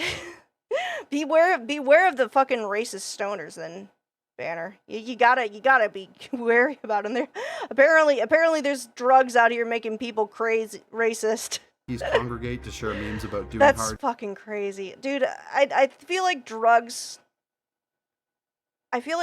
just like, well, except for like some of the crazier shit, but like I feel like weed and alcohol, specifically alcohol, just brings out the real you. I feel like that guy might have always been racist, but it kind of like lowers your inhibitions or something. Drugs? Maybe that'll be a future video topic. Either way, it's hilarious. It is kind of funny though. It is funny that you're only racist when you're high. At that point, just stay away from drugs. Like, why are you still doing drugs if it makes you racist? Like, just don't do drugs if it turns you into a shitty person. And in fact, you probably shouldn't be doing drugs at all. It's not good for you. Even weed's not good for you. Like, unless you have like chronic pain, you probably shouldn't be doing weed. There's better outlets. You could do better stuff. That was a good video. I like that video. A lot of good conversations to be had. What do we want to watch? We could watch, Horrors of Incel Gooners. Okay, that's the next one. I like Meat Canyon. Scene energy when I'm only sexist when I'm on drugs. Yeah. I swear, babe, I'm not a woman beater. I only beat the shit out of my wife when I'm fucking drunk. And drugs bring out the worst in people. I love alcohol, but try not to drink more than 2 at a time. Yeah, that's good. Remember exactly what I said. Small quantities. Small quantities, it's fine. Alcohol's not bad as long as you don't lose control of yourself. I mean, you shouldn't do it. It's not good for you physically. But if you socialize, if you're drinking once every couple months with friends, that's not a bad thing. If you're out there like every day or even just every weekend, that's not healthy for you. It has a lot of sugar. It's bad for your kidneys. You know, it's just not. Alcohol and car keys. Yeah, it's not the drunk drivers that bring bad rep. It's the drunk crashers. It's only when you crash when you're drunk is it bad. Fucking J Slack classic. It's always the drunk crashers. That's the problem, not the drunk drivers. That's a crazy face. So we're gonna be watching some Meat Canyon. This is Meat Canyon's second channel, Papa Meat. This guy is so good. Like, his second channel has actually become one of my favorite channels to watch. And I've seen this one before, but we're gonna watch it together. And we're gonna react to it together. I'm so old. So am I. Back so to am the I. Papa Meat channel. How you doing? There's so many words and phrases being thrown around on the internet and comment sections and other kinds of places in humor that I'm. By the way, I don't know if you're still here, V, but I still have your background, the mogging background. I love this picture. It's so funny.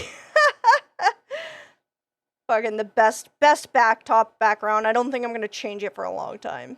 I'm lost. I'm absolutely lost in my old age. Words like same here. Gooning, edging. Isn't gooning just like extended edging? Gooning is like where you edge, but there's no end to it, right? It's just a perpetual. I don't know. I'm not hip with the kids. Is it just porn brain, or is there like more to it? I don't know. Hanthal tilt. I don't know what the people use normal.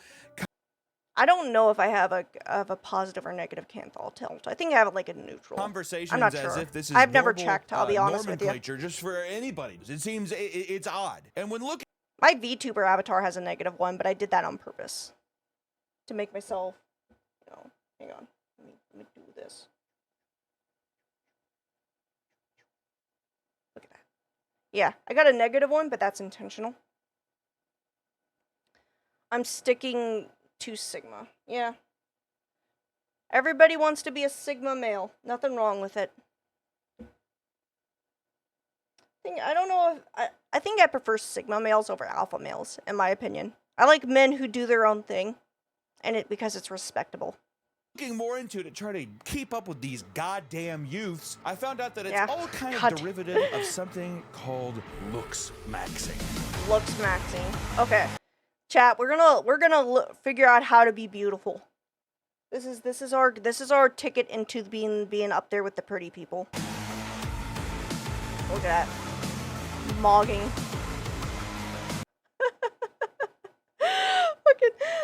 The fucking AI Trump. I love that shit. That's so funny. Oh my god. Does he have cotton balls in his mouth? It looks like he's sucking on a bunch of cotton balls. It's crazy. Looks maxing is a very, very popular trend right now on YouTube and TikTok and all these other places, and it's kind of embedded. Let me just give you some advice. If you take care of yourself, brush your teeth, shower frequently, groom yourself normally, I guarantee you will look great. Unless you have some crazy ass genetics that just fucking got thrown at you, most people look really good. So as long as they do the bare minimum and take care of themselves, even going to the gym and just like working out like for an hour a week is going to work wonders for you, because it's going to be good for you mentally.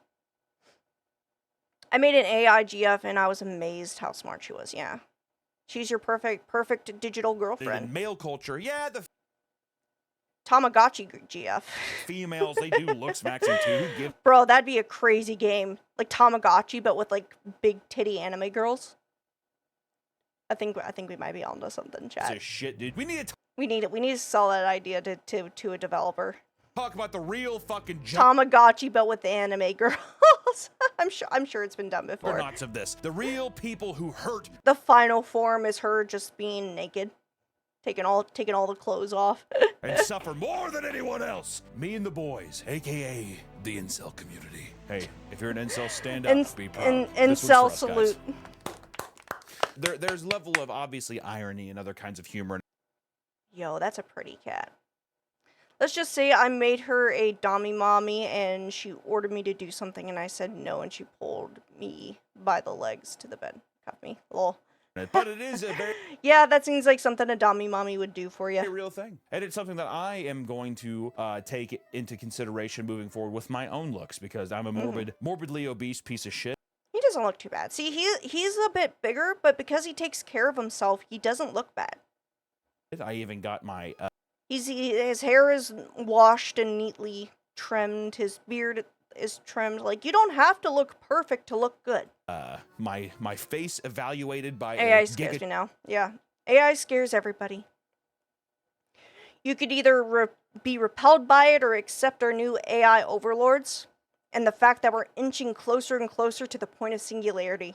Chad, and this was the score.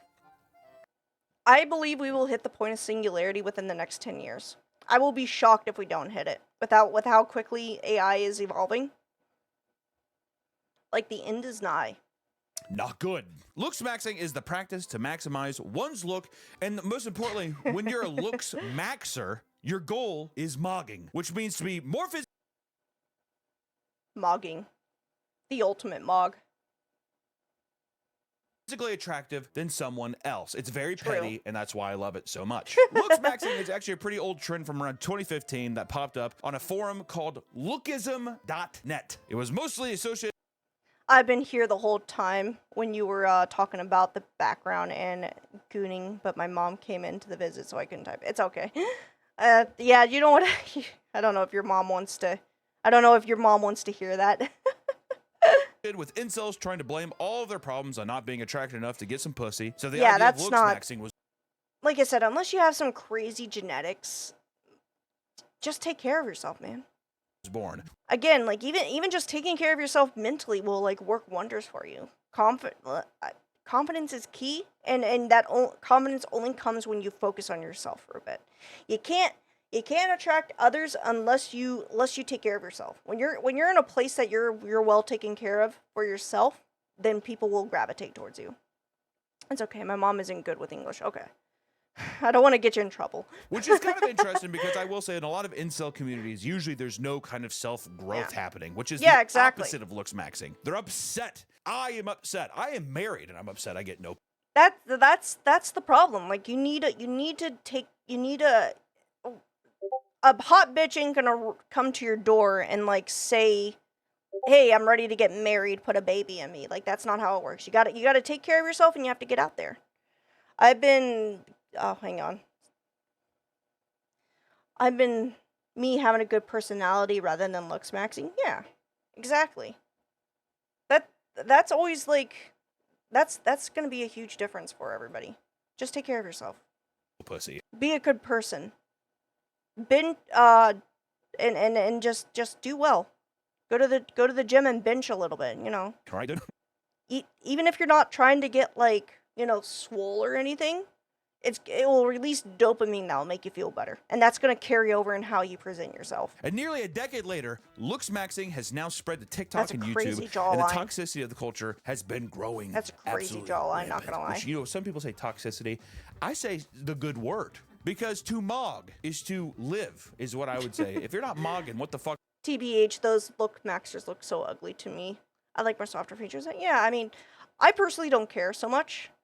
I do think that later, looks maxing has now spread to TikTok and YouTube. I do think there is a limit on like what is good. Like if you're like this looks uncanny. That's the word I was looking for. when you do too much, you cross over into the uncanny valley, and it doesn't look normal. You go from looking good, but to looking repulsive because now you don't look normal. And there is a God, I keep stuttering. Fuck. I'm sorry. I'm trying to like get my thoughts together when I'm explaining this. There is a level you could hit, but if you do too much, you end up losing points, right? And the toxicity of the culture has been growing. I also don't think the culture is toxic unless you're doing too much, or unless you're like bringing other people down. Then it might be toxic. My goodness, it's like men getting plastic surgery, like girls. Yeah. I don't think you should get plastic surgery unless you need it. That's another problem I have with like people nowadays. Plastic surgery is like on the rise. I don't think that's healthy. You know, some people say toxicity. I say the good word. Because to mog is to live, is what I would say. True. If you're not mogging, what the fuck are you really doing? There's a prominent forum called looksmax.org where young, insecure people, like myself, will desperately try anything to increase their SMV, aka sexual market value. It's like Wolf on Wall Street. All over again, baby. There's a guy named Wheat Waffles who will rate your... That's crazy. Maybe I should send my face in. Your SMV for a very small I wonder price. what my And I SMV think it's would actually be. worth it. Which I want to say... Like for me, the most important is 1, voice, 2, personality, 3, general vibes, 7, looks, but those looks maxers aren't it. Yeah, I agree with that. I would vibe with that take, B. Price, and this is what he had to say.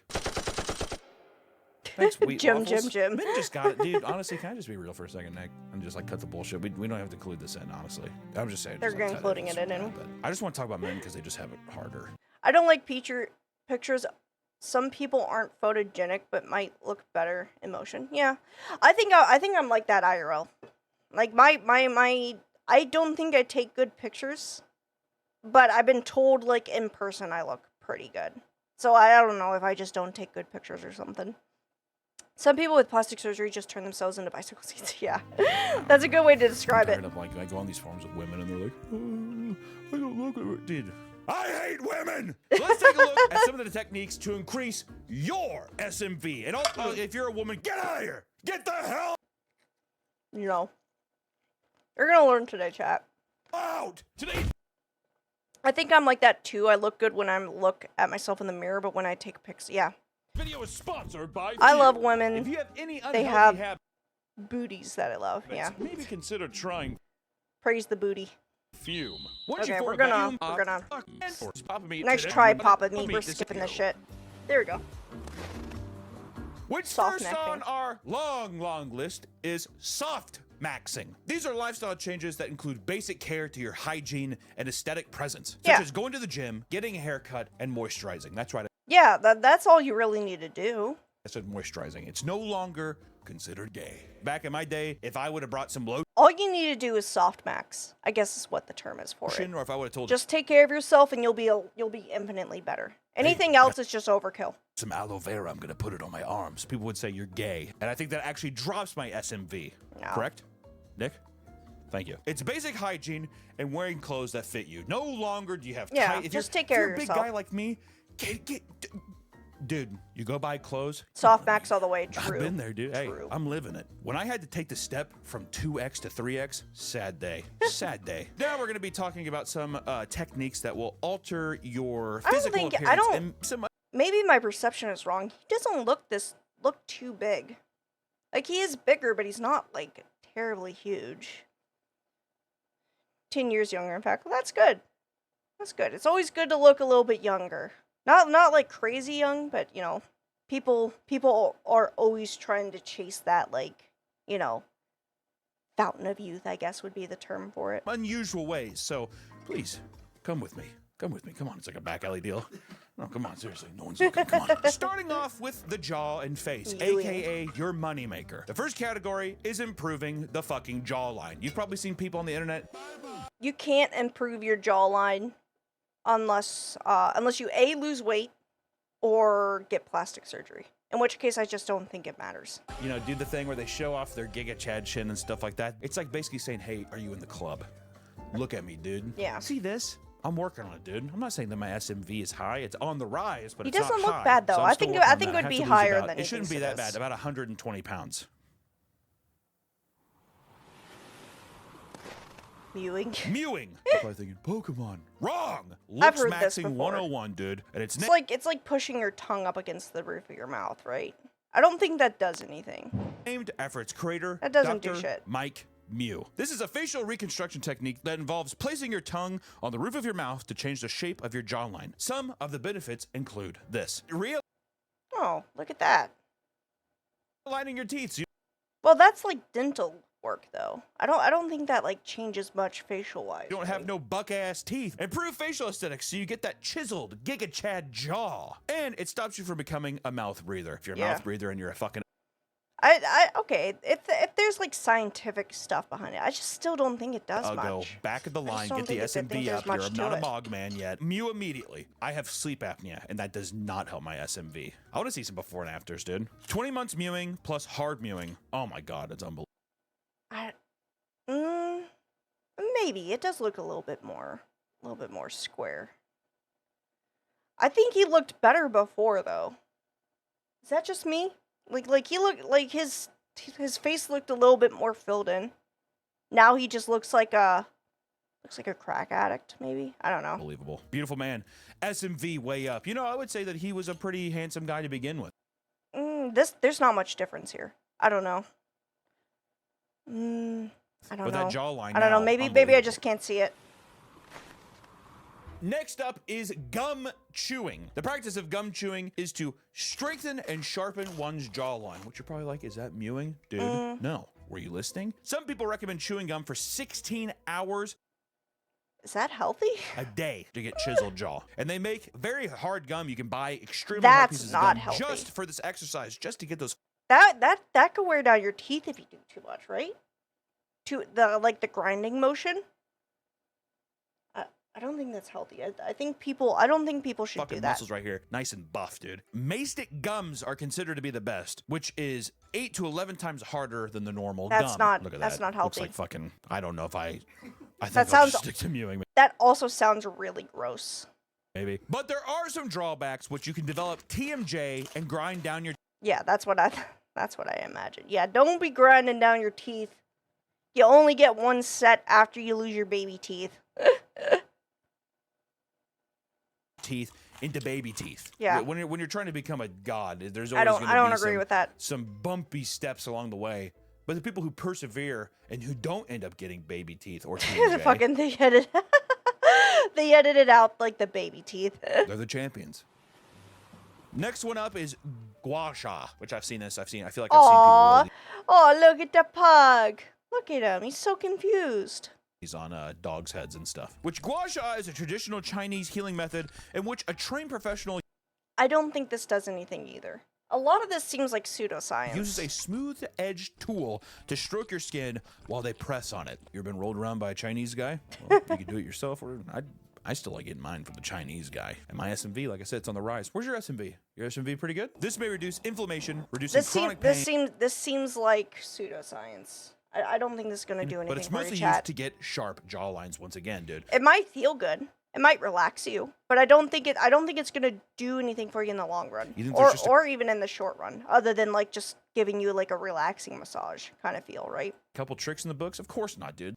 Whenever Da Vinci made David, did he just slap the stone around a couple times? No. You gotta roll around. You gotta treat it right until it becomes absolutely perfect. David, the statue, definitely was a mogger. I can't speak for Da Vinci. Yes, Da Vinci was a good artist, but from what I saw in some of the pictures, I could see it smoothing and releasing tension to look smooth, but that's it. Yeah. Like, if anything, it would be short term. Very short term if it does anything, but I just don't see it doing anything. It's just mogging man in fact, rubbing your face can actually irritate your face. So I don't know. himself. Next up, we also have thumb pulling, which thumb pulling is a technique that involves inserting both thumbs in the mouth and pulling the palate apart against the back third of the palate. So it's going back.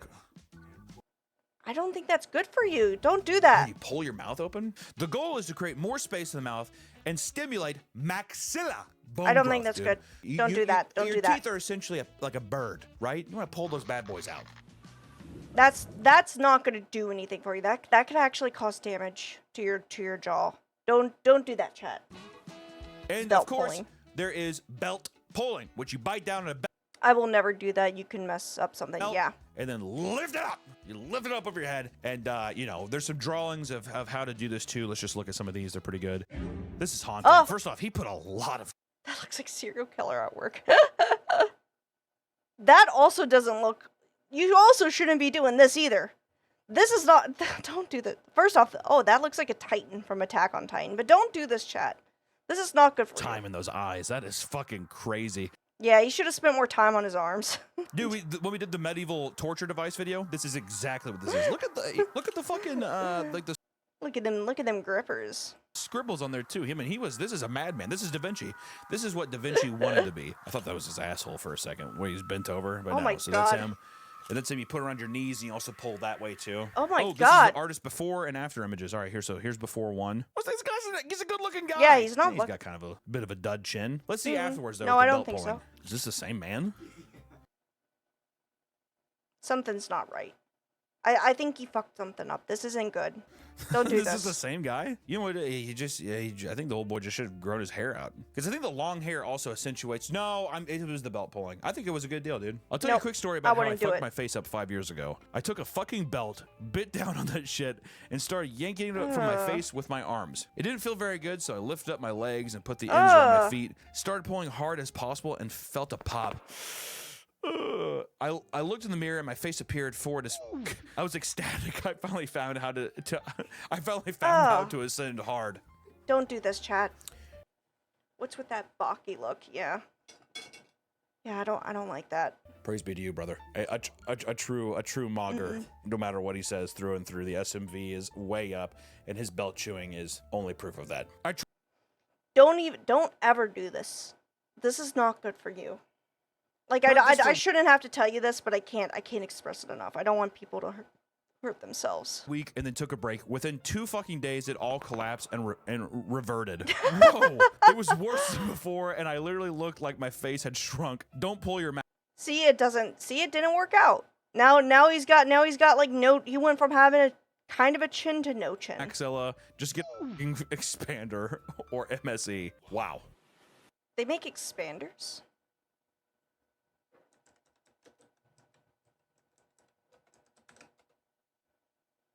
Oh, look at that. They do make some kind of... I mean, it's just a mouth guard. Huh. Interesting. Next up, we have carrot maxing, which... I wouldn't do anything that fucks with your facial structure, personally. If you hear audible pops, it's not good. Practice of consuming extreme amounts of carrots and foods with beta carotene in order to get that orange... Ew. Glow. It is recommended to eat around 7 large carrots a day. Ew. Why? Or about 7 pounds of carrots. What? You want to hear something? Like 10 years ago, I was doing that. You actually, like, literally, you were eating tons of carrots to get a glow. It just makes you orange, though. It's supposed to make you look a little tan. Oh, just go outside and wear sunscreen. Why are people doing these crazy things? But I don't understand. Well, is it because of the damage that UV rays do? So this is a more holistic way of Oh, going well, around? okay. Okay, yeah. well, I can But see the model. again, just wear sunscreen. I don't know. I don't know. Okay, Call me aspect of old that. fashioned. Let's move on to the eyes. Which the eyes, windows of the soul, dude. Very, very important when you're. I'm a when little you're thinking afraid for about this. doing I'm a little lip afraid to maxing, keep alright? going Have you because ever heard I don't of want the people hurting Canthal themselves. tilt? Oh wait, this is the angle of your eyes are oriented on your face, dude. I like neutral or negative. Positive just looks weird.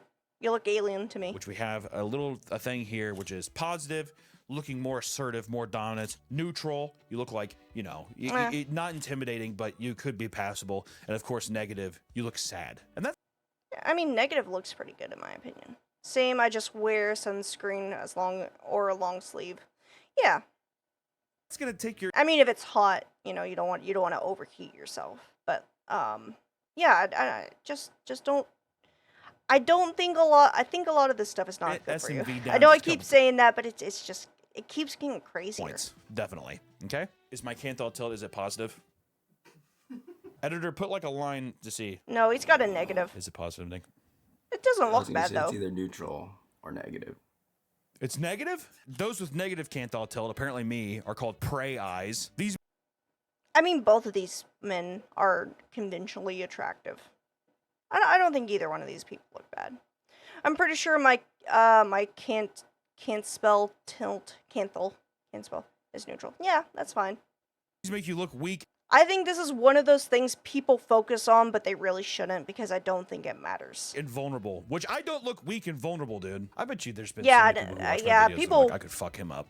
There's like apps you could get that like fucking use AI to like trace your eyes or something to figure out what do you have, but I just don't think it matters.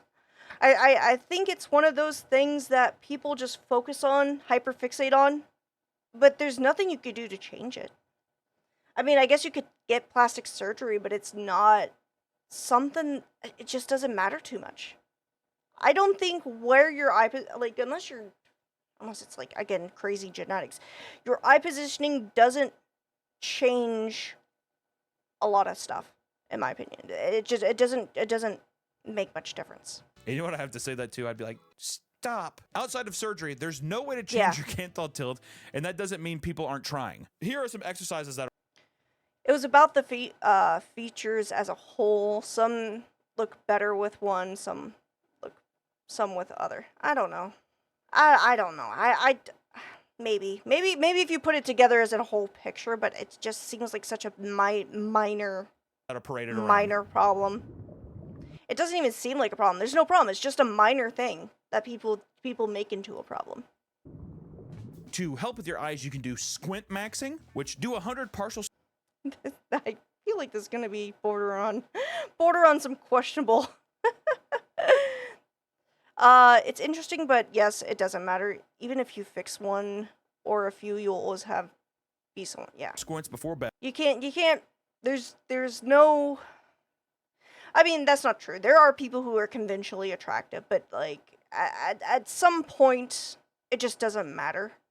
And try to hold squints throughout the day to. Like Amber Heard, for example. Amber Heard is a very, very beautiful woman, but she's got such an ugly personality that it's just a turnoff, right? Looks are temporary, good personalities forever. Be a good person and you'll be fine. Train your eyes to strengthen those muscles, which I'm going to start doing fucking tonight. I'm going to do one of these. You can eye pull, which pulling the corner of your eyes to change the orientation of your canthal tilt. Here's a video of that. I don't see how that would really work. This doesn't do anything. The canthal tilt. Here we go. So silly. Such a silly thing.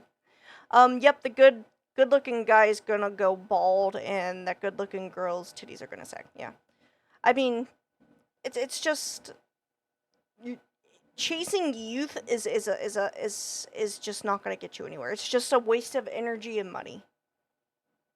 Be a good person. Be well-read. Don't be stupid. That's all you need. That's how you're gonna be, and you'll be a lot happier. I think it's good. I think I'm done. Hard maxing. We've done the jaw, the face, and now we've done eyes. But now it's time to move on to. That wasn't hard maxing. Hard maxing, which going to more extremes and changing your appearance via cosmetic surgeries. That makes more sense. Limb lengthening surgeries. What the fuck? Limb lengthening surgeries and steroids. Oh my god. That doesn't look normal. Hang on, I want to see the limb lengthening via cosmetic surgeries. Limb lengthening. 5'4" 5'7". Dude, people, dude, why? I don't know. I don't care about, again, this just might be me, but I don't care about height. I think it's one of those things that people put too much emphasis on. Just me. I appreciate the short kings. I appreciate all kings, in my opinion, but like short kings are just as good as tall kings. I'm just a more personality oriented person, I guess. It's just all this seems silly and tiresome. Surgeries and steroids. This looks gross. I would never. Like, if you look like this, you don't call me. I don't mind if you're strong and like well built, but like if this is just weird.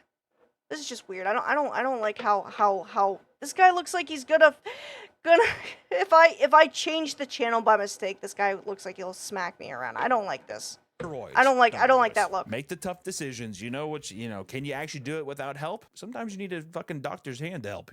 I'd probably make myself a little bit of uptone. That's fine. If you do it naturally, it's fine. But I'm talking about fucking. Hang on. I'm talking about the unnatural steroids. I'm talking about this. This is not natural. It for me, I guess it goes into like the uncanny valley again, where you're just so disproportionate that it just doesn't look real. It doesn't look real, and I don't like it. Come on, boys. Make the tough decisions. You know what? Can you actually do it without help? Sometimes you need a fucking doctor's hand to help. You know what I mean? So spit 100K hard max. I'm 5'7", 5'8", and I would rather date someone under 6 feet. Like, that's too tall for my taste. Yeah. And everybody has taste. I just don't think being short is a problem. And being tall is not a problem either. I don't know. Again, maybe I'm just not picky, or maybe I'm just, again, personality can't talk. Personality-oriented person, but it just seems such a weird thing to focus on. And I do know a lot of girls prefer tall men. It's like, if you're not 6 feet, blah blah blah blah blah. But it's just such a shallow hookup. All right, you're not gonna give someone the chance. They could be like the nicest, kindest, most down to earth person in the world, and you're gonna like, nope, sorry, you need 5 inches. Go fuck yourself. You're a shallow person, and that person dodged a bullet, in my opinion. I would rather date someone shorter than someone tall. Yeah. Personality is king. True. Personality is always king.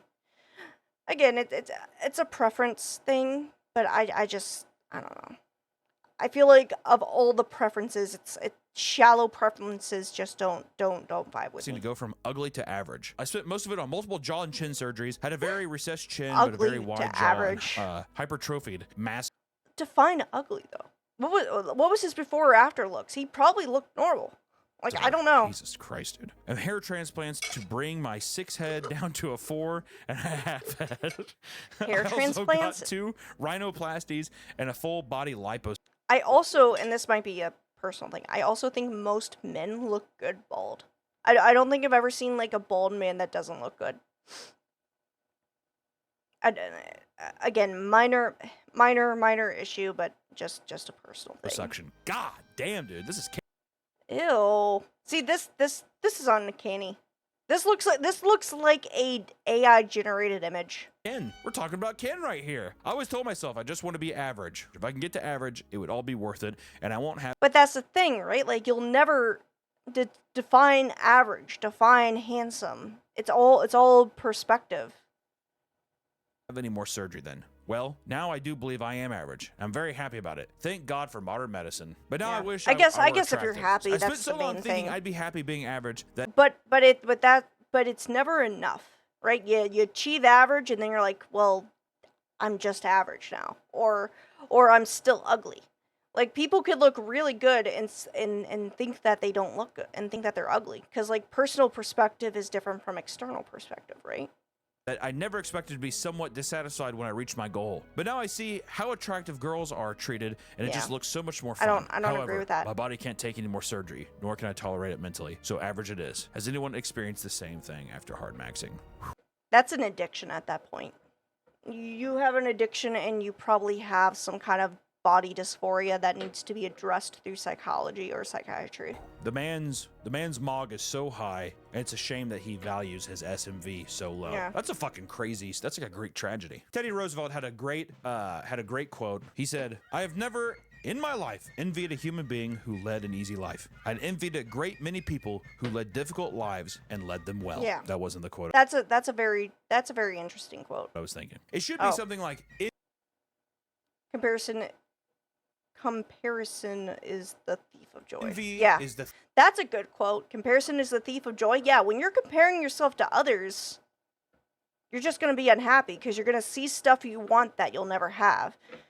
Instead, focus on yourself and amplifying the things that are good about you, and you'll be happier in the long run. Thief of joy. I think also part of mogging is self-confidence in yourself and raising other boys up, dude. Making sure the men feel good around you, man. You know what I mean? I agree with I wish I that. could give this guy a hug. I'd buy this guy a drink.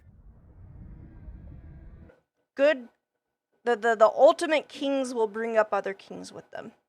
Some of the other ones for hard maxing, there is leg lengthening surgery, which is during a leg lengthening procedure, the bone is purposely broken. I don't think you Surgeons should do that. fit a support device either on the outside of the leg or inside the bone that can be stretched 1 millimeter, 3 inches, or 0.03 inches every day. That's from Business Insider. I'll do anything for my queen.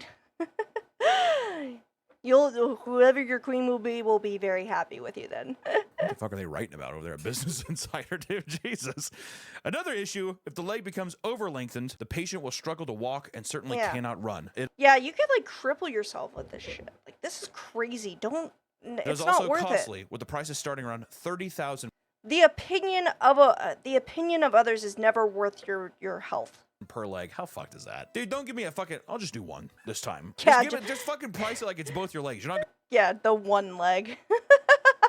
Yeah, like one fucking leg that's like 5 inches longer. I'm working so hard. I could take care of her. I'm gonna go to school and become an engineer. Don't do it for others. Do it for yourself. And if you do it for yourself, people will come to you. But engineers are good. Engineer is always a good job. You could always get like the best jobs as an engineer. I'm gonna just do one, dude. Which good field choice, my dude. This guy went from 5'11" to 6'6". That's crazy. But he's not short in this picture either. Like, he's not short. Like, why did he have to go? He's as tall as I am. That's not short. He's 5'11". Just at that point, just say you're 6 feet, and no one will know the difference. no one's gonna notice an inch. Dude, I fucking crazy. 6? Oh, dude, that is crazy. Look at his. Wait a minute, hang on. Go back. Look at his feet in this one. Feet are swollen. His feet are still swollen in this one. 6? Oh, yeah, dude, that is crazy. His legs look weirdly long now. Yeah, they do, and they look really thin too. Probably because he hasn't used them. He probably was wheelchair bound for a little bit after this. So his legs look atrophied as well. I don't like that. I don't like this. Don't do this, chat. Kind of reminds me of this episode of Tales from the Crypt where this rich old man keeps buying body parts from this buff guy because he wants to impress this bitch. This yeah. wasn't very... Was that Mog of me? Is calling a woman a bitch, is that Mog? I think I remember that episode. 5'3" to 5'9". Yeah, the 5'3" to 5'9". That's a bit more of an extreme excuse. I just still don't think it's worth the money. There's nothing wrong with being 5'3". He didn't need it without the measuring thing. I couldn't tell. Yeah, exactly. I don't think this is worth it either. He looked fine as 5'3". It looks pretty natural. It's just a waste of money. You could invest the amount of money it would take to do this. You could invest into something more productive. I'm just thinking about my legs. Like, I wonder how bad that hurts. I would actually. It's probably extremely painful. Yeah, if you feel insecure about yourself, get a very expensive procedures done. No, don't do that. You'll feel great. You'll feel like shit. Which this one's free, but if you're a professional. I think he looked fine at 5'2". Just something about the legs look unnatural. Maybe, but I don't know about this one. Which bone smashing is the This is stupid. This isn't like insecurity anymore. This is just fucking dumb people doing dumb stuff. Don't do this. Hitting yourself with don't do the other things too. But if you're gonna have to do anything, definitely don't do this one. Face with the hammers, bottles, massagers, and other blunt objects in the pursuit of beauty. This is you could really fuck up your face like this. Why are people doing this? Based on Wolff's Law. It states that bones in healthy animals will adapt to the loads placed on them. An example of this is if a bone is loaded more.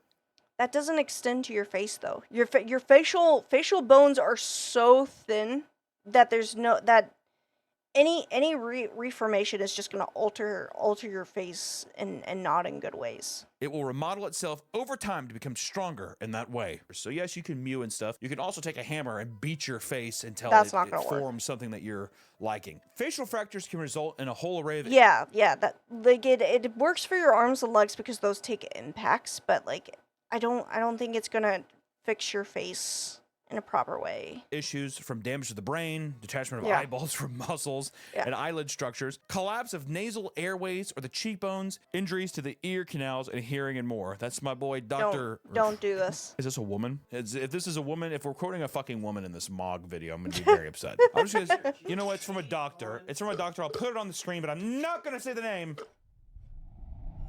Don't ever fucking do that. Next up after that, we have starve maxing. Don't do this either. What the fuck? Dude. Good lord. This is essentially starving yourself, and this is nothing new, you know, but the new term in looks maxing take over the internet. It is. Don't do this, chat. I hate that there are people doing this, and I actually feel terrible about it. I feel terrible that there are people who think they have to do this. Weirdly being praised where it normally would not. Many men in No. comments congratulate the people starving themselves and encourage. Fucking like, it's funny that they add like the mogging anime or the fucking mewing animation. to go on. You got to raise those boys up. You got to make sure and be like, hey, no more food. You're looking great, man. Starve maxing to the most. Especially if you couple that with some mewing and some carrot. Don't eat junk food, but eat clean. You'll be better off. Maxing, I think you're on your way to doing something pretty good. Jelking. What is jelking? Next up is jelking. Ancient techniques to stretch the penis to help add size and girth, which I will be copying and saving this one to my phone. So how do you jelk? Put your index finger or thumb in an O shape, like We're gonna learn today, hand chat. signal. Place the O-shaped gesture at the base of your banana. Make the O smaller and smaller until you put mild pressure. This doesn't seem healthy either. On your penile shaft. Slowly move your finger and thumb toward the. I don't think we need to be more positive. We need to have more positivity as far as like appearance goes, because it sucks that people feel like they need to do this stuff. You don't need to do any of this. Just take care of yourself on a basic level. Oh no, I looked up this one without knowing what it was, and the pic showed up first at my work. Ooh, yeah. This might be something you want to look at home for sure, but it shouldn't be a thing to begin with. I'm thick enough, thank you. I don't. Yeah, exactly. Okay. I'm gonna let you in on a little secret. Secret. The average vaginal canal is only 3 inches long. It stretches out, but it don't take much. You don't need to do this. Oh no, I understand. I'm just saying, like, in general, you don't ever need to do this. Like if she can't feel you, she probably already fucked a dude that day and she's cheating on you. I'm just saying. It don't take much to pleasure a lady or a guy even. Both, you know, either way. I'm just saying, don't alter your body like this. Slowly move your finger and thumb toward the head of your penile unit until you reach the tip. Reduce the pressure if this feels painful. Boy, we're not trying to torture ourselves here, right? Yeah, we're just don't do trying this. to get bigger members, which in increase will bring us bigger confidence. All right? Repeat this once per day for about 20 minutes. That is a full workout, dude. They give the same instructions for a Bowflex, all right? That's how serious you have to take this. Improper techniques can cause damage to soft tissue. So you can develop Peyronie's disease. That is a Peyronie's disease. I don't want to look it up, but I think I might know what that is. great name for a penile disease, dude. Which is scar tissue that can build up and create. That's what Christian had. Christian had that. He had a. Again, this leads back to the previous conversation of having unbridled access to the internet, but he had I've seen his he's seen his duck, unfortunately, and it's like bent at a 90-degree angle. He had this. He does have this. He's a severe he's a bit of a weirdo. Curvature on the member. Dude, well, not a bit of a weirdo. He is a weirdo. Like that. I thought they called that a shooting rainbow. I thought people liked that. Some people have also experienced erectile dysfunction. Yeah. Edging and gooning. Why is Next this at the up bottom? is probably the one I've seen most commonly, and people have probably also seen most commonly. Yeah, I is feel like this one's edging really common. And of course, gooning. Edging is masturbating and stopping yourself before orgasm, and then beginning again, keeping yourself close to climax, but never getting there. Gooning is. That's not healthy for you either. I don't think it's like as dangerous as some of the other stuff. But if you're constantly edging, you're never. it will reduce, I think, the amount of sensitivity you have. But that can be fixed by just like not touching yourself for a while. You know, it's just like overstimulation, right? It's a form of masturbation that involves edging for a long period of time, resulting in hypnotic, trance-like states. Which masturbation is so intense that it becomes a state of meditation that consumes you and provides endless pleasure. You either pair it with overstimming, which is just you That's a funny can, video. or edging. There is not one way to goon. They all just have one goal: be consumed by masturbation and bliss. Here's a couple comments I thought were applicable. Back in November, I was doing the No Nut November challenge, but I edged for every single day of the month. On December 1st, I started to masturbate and edged like 6 more times before I almost passed out from the intensity of that orgasm. I so much. I don't think this is healthy. There's better. I don't think it's like harmful, but there's better shit to do with your time. His description. Yeah. There's better stuff to do with your time. I had to take a bath and look for a towel to clean everything up. No joke, I like 4 ounces. And of course, the first comment underneath it is just beautiful. Which, boys, that's what we need to do. We need to boost our boys up. That's an incredible feat. An entire month of edging. Wow. I think edging is like, of all the shit on here, is like the least harmful thing, but it's still something that shouldn't be promoted. You should. I'm not saying don't masturbate or don't touch yourself. It's healthy to do that, but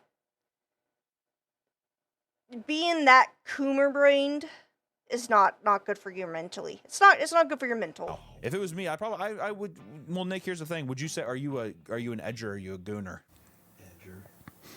You said that with a lot of that was a very non-mog way of saying that. You can't just whisper edger, dude. Say it loud and proud, dude. I'm an edger. I'm proud. You're goddamn right. Wait, there's more? Ooh. Oh shit. Munting. What the fuck is munting? I don't remember this part. Up, we have munting. Munting is a variation of. Oh my fucking god! What? A variation of necrophilia involving 2 life. Oh my god! Why? Of necrophilia involving 2 living people and 1 dead. People do this shit? Oh my god! I person fucking. Be I think I'm gonna be it's sick. a corpse. All right, it's a dead corpse. And if you This see is someone not- who munts, you need to stay clear of that guy. But if you do, this is how to munt if that's a road that you want to go down, which is fine and dig up a semi. Don't teach us. Don't teach us.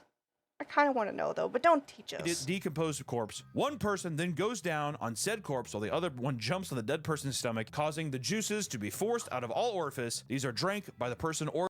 What?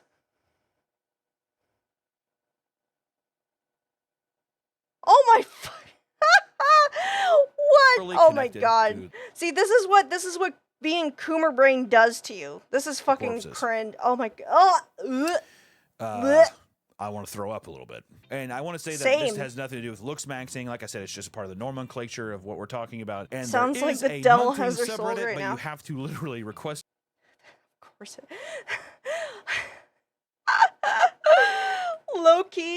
Loki might join just to fucking see what dude, oh my god, if they have fucking videos, I'm fucking calling the cops. There's one thing to talk about and nothing to actually do. Oh my god, this is so sick. This is sick. I hate this. I fucking hate this. I'm a believer and this is real sickening. I had dreams. Cultist shit right here. Yeah, fucking, oh my god. It's not even cultist shit. This is mentally ill people. This is a mentally ill serial killer in the making. Oops. Oh, hang on. I clicked on the wrong thing. There we go. This is so sick. Oh, access and be granted in to see what's happening. So if anybody has that Pandora's box key, I guess maybe share it with the world because I'm kind of curious if I'm being honest. I am kind of curious, but this is like actually stomach turning. I don't like this at all. Oh wait, there's more. No, what's below munting? Rope maxing. Oh wait, is that just autoerotic asphyxiation? I feel like munting is worse than autoerotic asphyxiation. Yeah, right this way. If you ever woken up and saw a black-legged introvert dog who was chewing on your neck, I'm serious. This is some demon crap. Yeah. I don't. Like these are sick people. But if this is what I think it is, like, I feel like munting's worse. Which, lastly, we have rope maxing, which, you know, if you do all these changes, you put your heart and soul into it, and you still can't get laid, you resort to ropes maxing, which is basically... Do you just, like, find a bitch and tie her up? I got a story real quick. Hold on, before we continue. So, there's this, when I worked at the hot tub store, there's this guy. He was the warehouse guy, and he had this thing where, like, if he saw a pretty woman, he would, like, go, like, oh, that's a warehouse. That's a warehouse. And he would say it right to him. What people didn't know what it meant. But a warehouse, in his lexology, like, whatever it's called, the fucking, in his fucking speech, meant that it was a woman he found so attractive that he wanted to kidnap and lock in the warehouse. So if he thought you were a warehouse, it means you were attractive enough to where he wanted to kidnap you and chain you up and rape you and keep you captive. That guy was crazy. He was fun. He was like very conspiracy oriented. Like he would talk about like the Great Replacement and shit like that. Crazy person. Always very crazy individual, but kind of fun to talk to because he was like he was a bit of a loon. A bit of a Looney Tune. Yeah. The Great Replacement. The Great Replacement is this like belief that like it's kind of a racist belief, but it's something that people believe in. Apparently it's like where they're trying to replace it's a conspiracy theory that like governments are trying to replace white people or something like that. I'm not entirely sure. I don't think it's true. I think it's just fucking stupid people being stupid, but like listening to him like drone on about like Jews, the Great Replacement, you know, fucking anti-government shit. It was always entertaining. He was kind of a weirdo. He was fun. He was fun to like. He wasn't like. And here's the thing. I don't think he was racist either. Like it's a racist. I just think he was so conspiracy brain that he like if you told him a conspiracy theory, he would believe it. Which is why it was a lot more fun to talk to him. You know, he was weird, but in like a way where it was just like fun to kind of listen to him be weird, right? I think one of the like. And here's the thing, I actually believe in some conspiracies. I don't trust the U.S. government, but like he was like QAnon level of conspiracy, and it was always entertaining. Like he was just the guy. Like if you listen to him, it's just like this guy's crazy, and it's fun. Basically unaliving yourself. Yeah, he was not a he was a weirdo. Trying to get your SMV. But anyways, like the point was that he like wanted to chain women up in the warehouse if he thought you were pretty, and I always thought that was funny. Then you will goon yourself Luckily, he never did it. He never did it. He just wanted to do it. into enlightenment, and you will know that your brothers are around you, belt chewing, mewing, Ew. hard mewing, carrot maxing, What's rope maxing, leg though? lengthening, doing everything they can to boost themselves up, but then also boost their boys up. And here's the thing, guys, because like I said, there's no women in here, so we can talk candidly. It's important to have confidence within yourself. Little does he know, I'm lurking. I myself am a mogger. I goon from time to time. Hell, I'll even edge if I feel like it. But one thing that's important is boosting up your fellow man. As a man, it's a nice club of people where it's easy to feel down on yourself. Something that women can't understand. Rope all right? and So I would say, if you see a man in the street... Is it just pulling people up? I could get behind that. If it's pulling your fellow brother up to make themselves feel better, I could get behind that. Compliment a jawline. Offer helpful suggestions, right? Most importantly, worry about your own SMV and try to boost all the other SMVs around you. Because it's not a competition, boys. It's not a It's a competition. lifestyle. No. Goodbye. Okay, so rope maxing is just pulling your brothers up. I could get behind that. That's a good one. I support that one. Be kind to your fellow homies, right? Okay, what do we want to watch next? You know what? Hang on. I will be right back. I'm gonna go get some more water. I'm chit-chatting too much. Hang on, BRB. Oop. Wait. There we go. Actually, you know what? Let's do this. Getting food and water. Okay, there we go. I will be right back. Literally like 2 seconds. Not 2 seconds, like 2 minutes.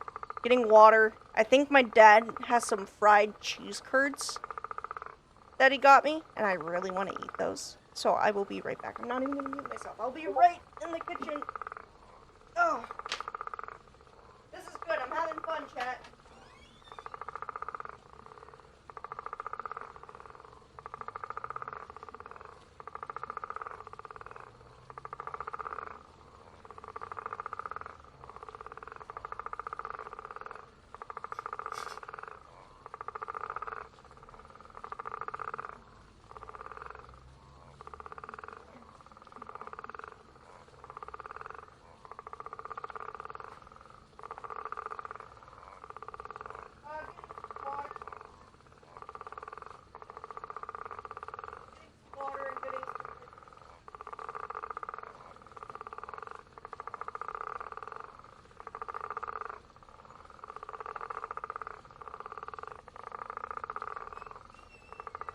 Look at that.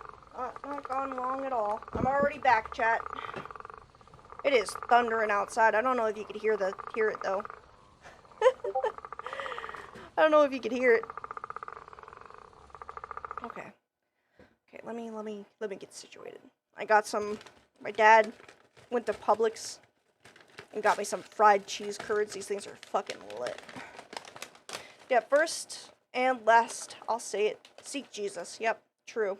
True and based.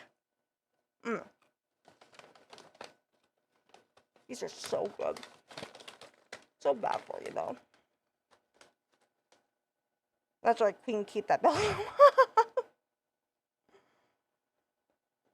Oh. I'm a little bit on the chunkier side, but I'm not that fat. I've actually lost weight.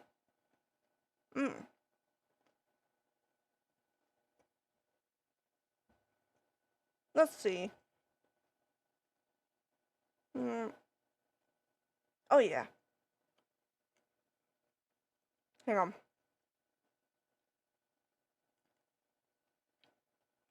Try not to, like, chew right into the mic. I don't think there's much I could do. Let's see. What do we want to watch?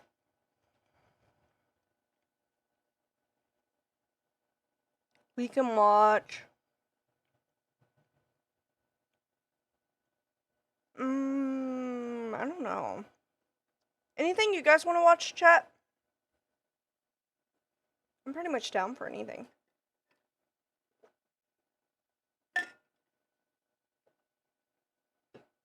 I don't have much going on my For You page. This isn't my personal channel. My personal channel has a lot more interesting stuff on it. I think I might watch a couple more YouTube videos and I might take a break. And then, I don't know, maybe I'll be back a little bit later on. I just don't know.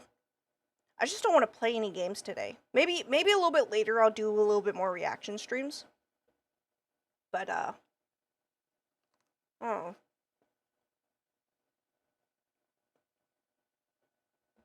It's also thundering outside. I'm afraid the power's gonna go out. Gamer leg. That seems interesting. Let's watch that. Have you ever wound up with a bad case of the gamer leg? What's gamer leg? Based on the picture, I'm not entirely sure if it's something I want to see. We're watching this stuff. In case you don't know what I'm talking about, take a look at this post that's been going around recently. Oh my god. Oh my god, that's awful. Of course, it's 4chan. Oh wait, hang on. We're gonna change something. Hang on.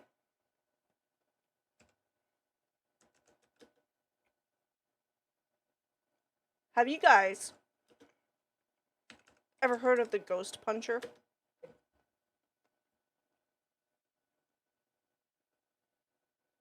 So there was this like post on 4chan years ago about this guy. He was like this jacked up swole guy and his house was haunted. But rather be afraid, he like he would go around like swinging violently into the air and like made all the ghosts afraid of him. We should watch this. This is funny. There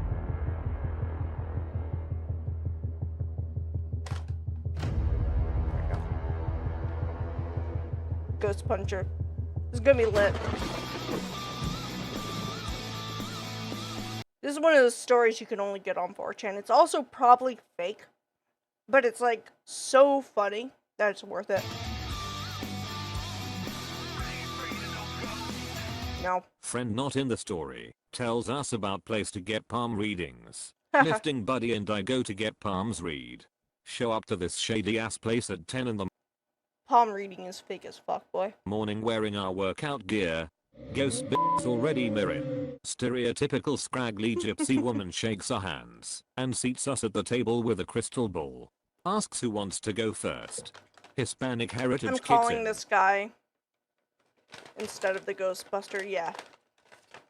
This guy will fucking scare the ghost right out of your fucking At house. the last minute. Friend chads up to the plate. Woman grabs his hand. He flexes slightly. Woman goes from smiling to horrified. Starts grabbing and studying. It's kind of weird having like the fucking. I guess it's for the aesthetic, but like I don't know. Like a last the weird gem stuck to the face kind of weirded me out. Tells my friend he's got something following him. Ask him if he did any Ouija voodoo bullshit. Says he smashed a hole in the wall when he was drunk lifting at home. Says there was some type of decorative skull behind it that he now uses as decoration in his bedroom. Gypsy lets us leave without paying. At the gym 30 minutes later. Spotting friend while he benches. Some newbie dance is curling next to us. Like no joke 6 inches away. That's rude. That's rude. Invading people's personal space at the gym. Wait your turn. From us. Dude slips up and swings a 20 he's holding at friend's head, throws the bar up, and ducks just in time. Yeah, see, that's why you need to give people space. You could like hurt people. You could hurt people Almost seriously impale at the gym. myself trying to catch the bar. Newbie apologizing while friend gets back up. Go and to I'm the fuck. myself Go still. to a different area. Tell dude. friend he should go home. Friend looks unfazed and wants to continue. Huh. Leave to Abula's sister's house to get some sage and silver. Go back to gym and give it to friend. Next day, friend looks happier than normal. Tells me some shit went down at his house. Uh-oh. Says the power was dead, even though his bills were paid and rest of neighborhood had power. Heard rattling of silverware.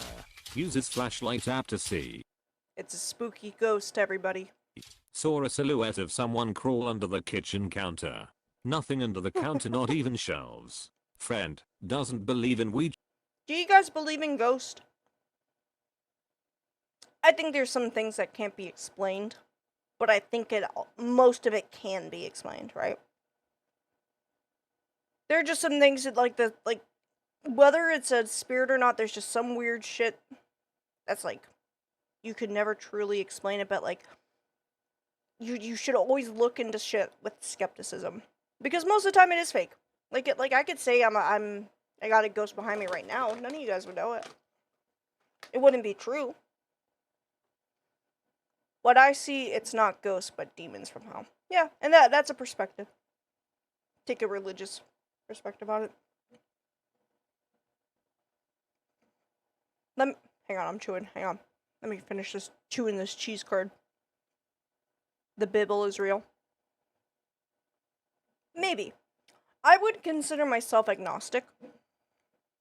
I do think there's like some historical accuracies in the Bible. But as far as like a god or anything like that, I wouldn't know. There's probably an explanation, but I'm too lazy to find out.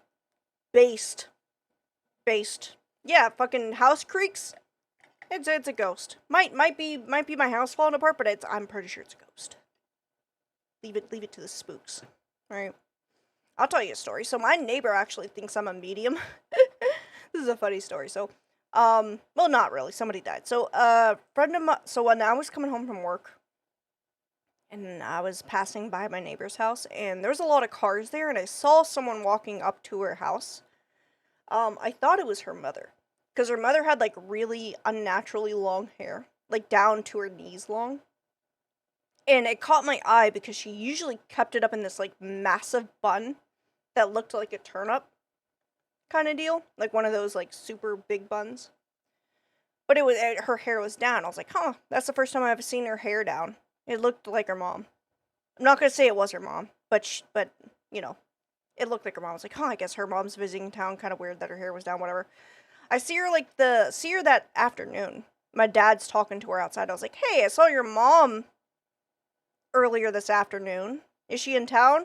Turns out her mom died that morning. Now, being the reasonable person, it was probably a neighbor. It could have been a neighbor, could have been a family friend. But she's convinced I saw her mom come walking up to her house. And that now I have the ability to see ghosts. So, moral of the story, just stay out of people's business. But, yeah, she thinks I see ghosts. I don't think I see ghosts. I would explain it as like a neighbor or something. But I would also say that it definitely looked like her mom. And her mom has super long hair. So that's why I thought it was her mom. Again, don't know if it was. Just and believes it's an intruder or animal. Probably wasn't, but she thinks it was. It makes her feel better. Friend grabs his so I'm not gonna argue with it. Pull-up bar and gets ready for sweet fit justice. Yells obscenities while patrolling his house. Says he sees what looks like a small humanoid crouched in his weight room. Gives Damn. zero fucks and tosses the pull-up bar at the window. Shatters like Lanklet kneecaps squatting. Thing nowhere in sight. Friend then starts to consider Ouija calls other friends for advice. Just throw shit at the demons if you see them. Always a solid choice. You know, they might throw shit back at you, but if you throw more shit at them, they'll eventually go away. Characters. Johnny answers and tells him to burn the sage and carry the silver. Says he'll be by with some holy water. Drops it off. I'll call my grandmother tomorrow to help. She's one of the medium people. Friend sits down on his couch while the house smells like gold. Watches America. I feel like talking to ghosts would be miserable. Why would you want to talk to the dead? They got nothing going on. American dad looks at the sage. Dried up and out. Goes to his pocket for the silver. Fucking melted. Instead of warm, it was cold. Starts to see something back and forth across the room. That would scare me if I had silver in my pocket and it just melted. TV goes off and static comes on. Says high-pitched screaming fills the house. Friend gets mildly annoyed. Walks over to the weight room and smashes the skull against the wall in a fluid motion. Like imagine walking into a room, tipping over a vase, then going back to doing what you were doing. He did that except threw a skull against the wall. Says house shook. Screaming got higher then stopped. Lights go off again. Hears numerous footsteps getting closer to him. Tells me he's mildly freaked out at this point. Mildly freaked out? I think I'd fucking be out the door. Very concerned that he said mildly. Says he doused himself in holy water and started swinging as hard as he could into the This is the funny part. The darkness. Only hears the wind breaking on his fists. Says he heard the footsteps getting further away from him. Scream. That's such a cool fucking thing about that. Like fucking got demons in your house, just dip your hands in holy water and just start swinging in the air. Fucking not giving a fuck. That's the way to deal with demons, in my opinion. Get fucking fight them. Fight them literally. Starts running around his house and swinging in the darkness. Fucks up his living room in the process. Oh my god. Tells me he swears he made contact with something fleshy a few times. Doesn't remember falling asleep. Wakes up and goes to the gym to tell me this the next day. Friend goes outside to make frequent calls throughout his routines. Ask him if he's trying to get in touch with the priest. Tells me he's been calling his home phone and leaving angry voice messages for the ghosts. Says he would buy a snake just to flatten it out with a rolling pin until it dies. Don't. That's animal abuse. Don't do that. Goes home again. Fast forward a few days. Looks completely normal. Ask Johnny if lifting buddy was alright. Tells me it's disturbing how well he is handling the situation. Says he went to lifting buddy's house to check up on the sitch. Feels a presence, but it feels scared. Lifting buddy walks out of his bathroom naked. Wiping his ass with a Ouija board towel. Throws it on the floor and kicks it into the living room. Pours more holy water on it then takes it outside to burn it. It's crazy. Fucking asserting your dominance over ghost is crazy. Asks friend if he is hungry. Sure.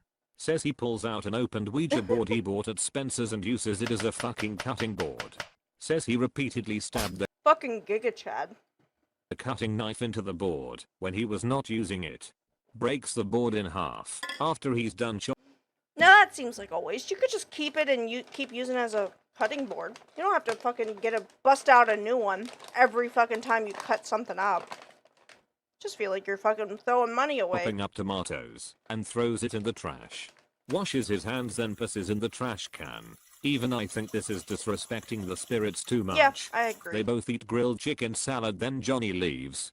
Says on the way out, lifting buddy goes into the lifting room and puts another crucifix on the wall. I'm putting Jesus on this wall, and I'll be back to masturbate on my bench press while thinking about Lucifer's daughter. Punches a hole in the wall before. I love this story, man. This is such a good story. Best Johnny thing, calls one of his the Abula that night. This is one of the best things to come out of 4chan, in my opinion. Such a good fucking story, man. Abula goes to lifting buddy's house with a priest the next day. Says her Abula and priest were also amazed/disturbed with how lifting buddy is fighting the situation. Priest actually cowered and marred lifting buddy pissing naked on the satanic Bible he bought at some shady bookstore. Tells priest he walks around naked a lot lately and talks shit about Satan. Priest leads before cleansing. Yeah. Abula stays to do her media. I don't blame the priest. That guy's fucking crazy. It's not the ghost you should be afraid of, it's this fucking roided out weightlifter. Thang tries to contact the spirits. Says it was a group of entities that were very pissed that their shrine was disturbed. Tells her that they have no power, since lifting buddy isn't remotely scared of anything they've done.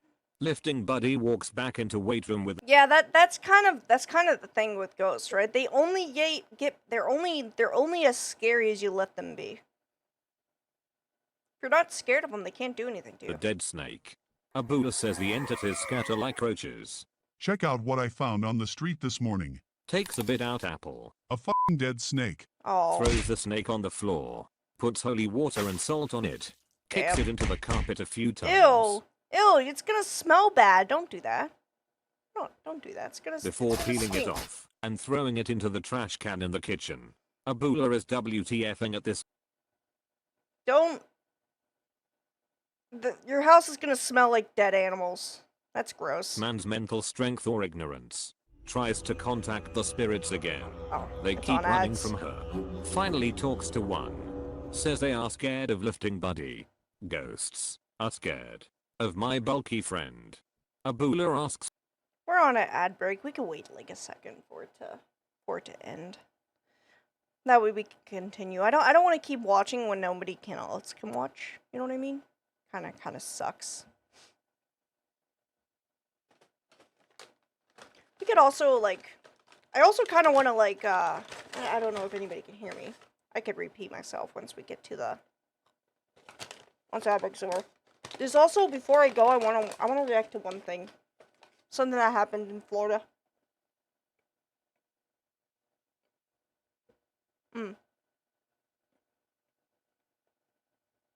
Shit's so good. Here. I'm looking at it. Wilson murder. I want to react to that before the end of the day.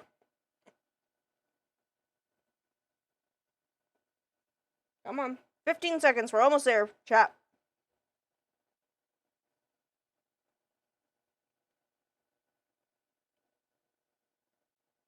And we're back. Hello, chat. Welcome back.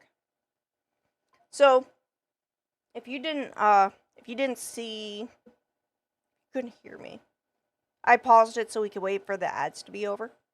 But also, before I go, I want to react to one thing. There's one thing I want to react to. Which we can in a minute. These cheese curds are delicious, bro. I'm already starting to feel full, though. I think it was the last one. What could make them pass on? Says they did black magic to get revenge on some asshole landlord from way back when. Yeah. Says they had incriminating shit to shame his family within the wall with the skull. Abula tells. So bro was really able to just physically intimidate the angered spirits. Yep. That seems to be the case. I mean, like, if you want to throw hands with a ghost, there ain't nothing that could scare you. Tells lifting buddy what he needs to do. Lifting buddy goes into the weight room, makes the hole in the wall bigger by throwing a 15 through the wall. Finds a folder with records of some sort. I'm not lying about any of this, I swear, and especially this next part. Lifting buddy flips through the papers, then wipes his balls with it. Chad move. His balls with it. Abula, horrified, crumples them up and throws them into the corner of the room. Tells the spirits to piss off, then punches another hole in the wall. Total of 3 holes at this fucking just intimidation check, fucking nat 20. point. Abula says may God have mercy in Spanish, then leaves. Goes back to lifting Donde esta biblioteca? at his house a month later. Immediately goes to the weight room. More holes in wall. Destroyed AF, but like halo descending from the heavens. Yep. The bench press and squatting rack are still there. Yep. Tries the important things. To contact spirits. Nothing. Smiles and asks my friend if he did what needed to be done. Again, not lying about any of this. Tells Abula he uncrumpled the papers and got the address of this bastard. Ooh, that's papers fancy were house. only from 60 years ago, so the guy was still alive, just old as dust. Finds the address of this guy in some sort of mansion. Knocks on the door wearing a Gets Voluminous Star Wars Yoda tank top. Board short. I like that he has, like, he knows what fucking what he's wearing. Pink sunglasses and a backwards Chicago Bulls snapback. Johnny said lifting buddy went into a lot of detail about his wardrobe for this. As you should. Some Gotta set the mood. scrawny white guy in his mid-30s opens the door. Lifting buddy holds out the papers and asks for the person in the paper's name. Hey, Dad, someone's here to see you. He has documents. Lifting buddy lets himself in and finds the old man in his studies. Who are you? Notices the papers. Where did you get that? Old man tries to grab at the papers. Lifting buddy punches the old man in the face. Dentures fly out. Says it was like some shit out a movie. Crouches in his face and sets the old man straight, Sherlock Holmes style. Guy's son runs in Fucking, yeah, just punch an old man. and jumps on lifting buddy's back. Lifting buddy stops mid-sentence, lets the guy down, then gut punches him until he hobbles out of the from and pukes in the hallway. Tells the old man to set right or he will be back for blood. Leaves. Fast forward a couple days. Various cars outside of lifting buddy's house. Thinks the old man brought some friends and grabs his pull-up bar. Walks outside in his tank top and house shorts. Various families are thanking him and giving him home-cooked food. Good guy, Jim bro. Foods. Thank him for getting their grandparents' properties back. The documents were apparently deeds swindled out by the old man. Families say the whole "we'll never forget you" spiel and leave. Friend looks into the Tupperware. Nothing but calories and carbs, cookies, briskets, gumbo. Gumbo is so good, chat. Have you guys ever had gumbo? I would fucking destroy a pot of gumbo. Throws it all away and goes back to lifting in his weight room. See old man's name in the news a few days later.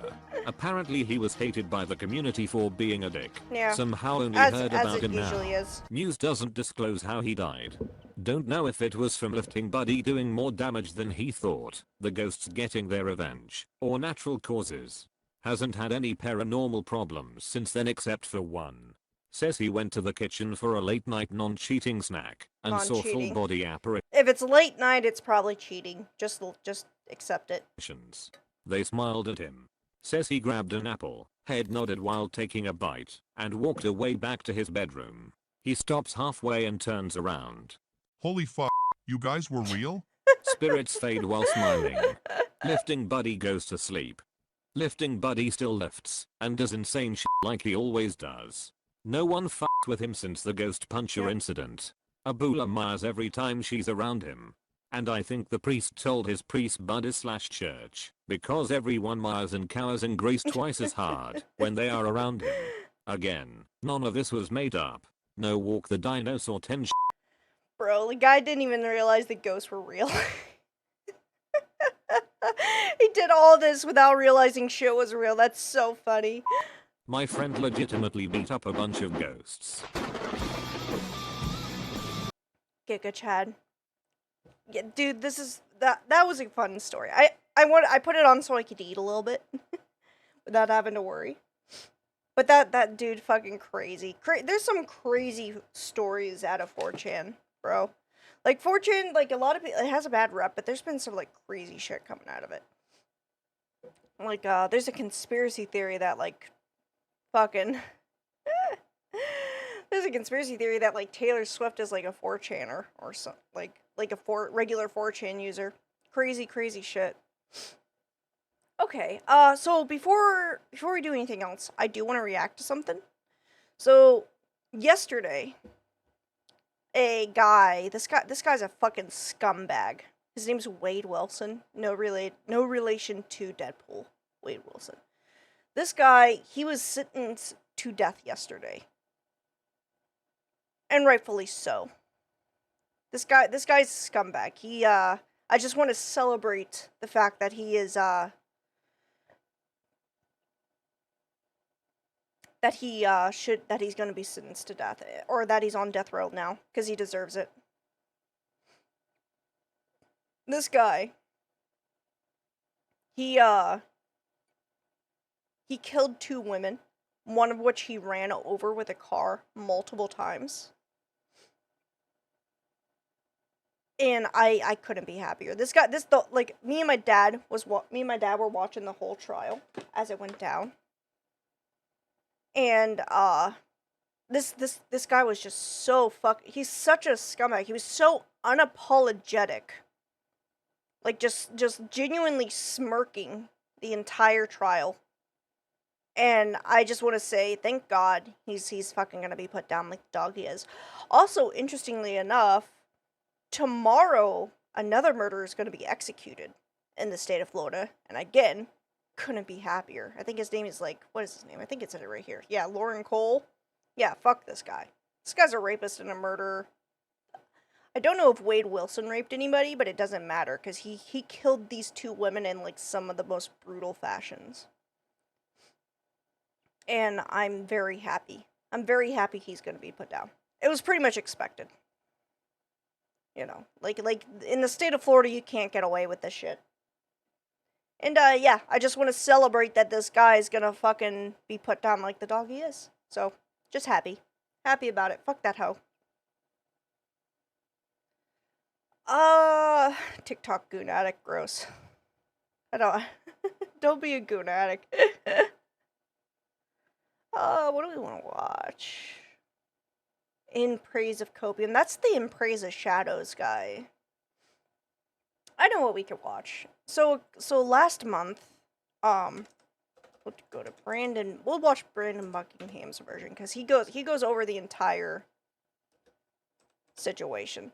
So, I don't know if you guys were, like, familiar with this, but, like, last month, this guy named, his YouTube channel is named In Praise of Shadows, and he did this, like, fucking stupid-ass hit piece on, like, Wendigoon, that basically amounted to, like, him being super jelly, that he's super successful, and, you know, like, how dare he be successful and also be a Christian?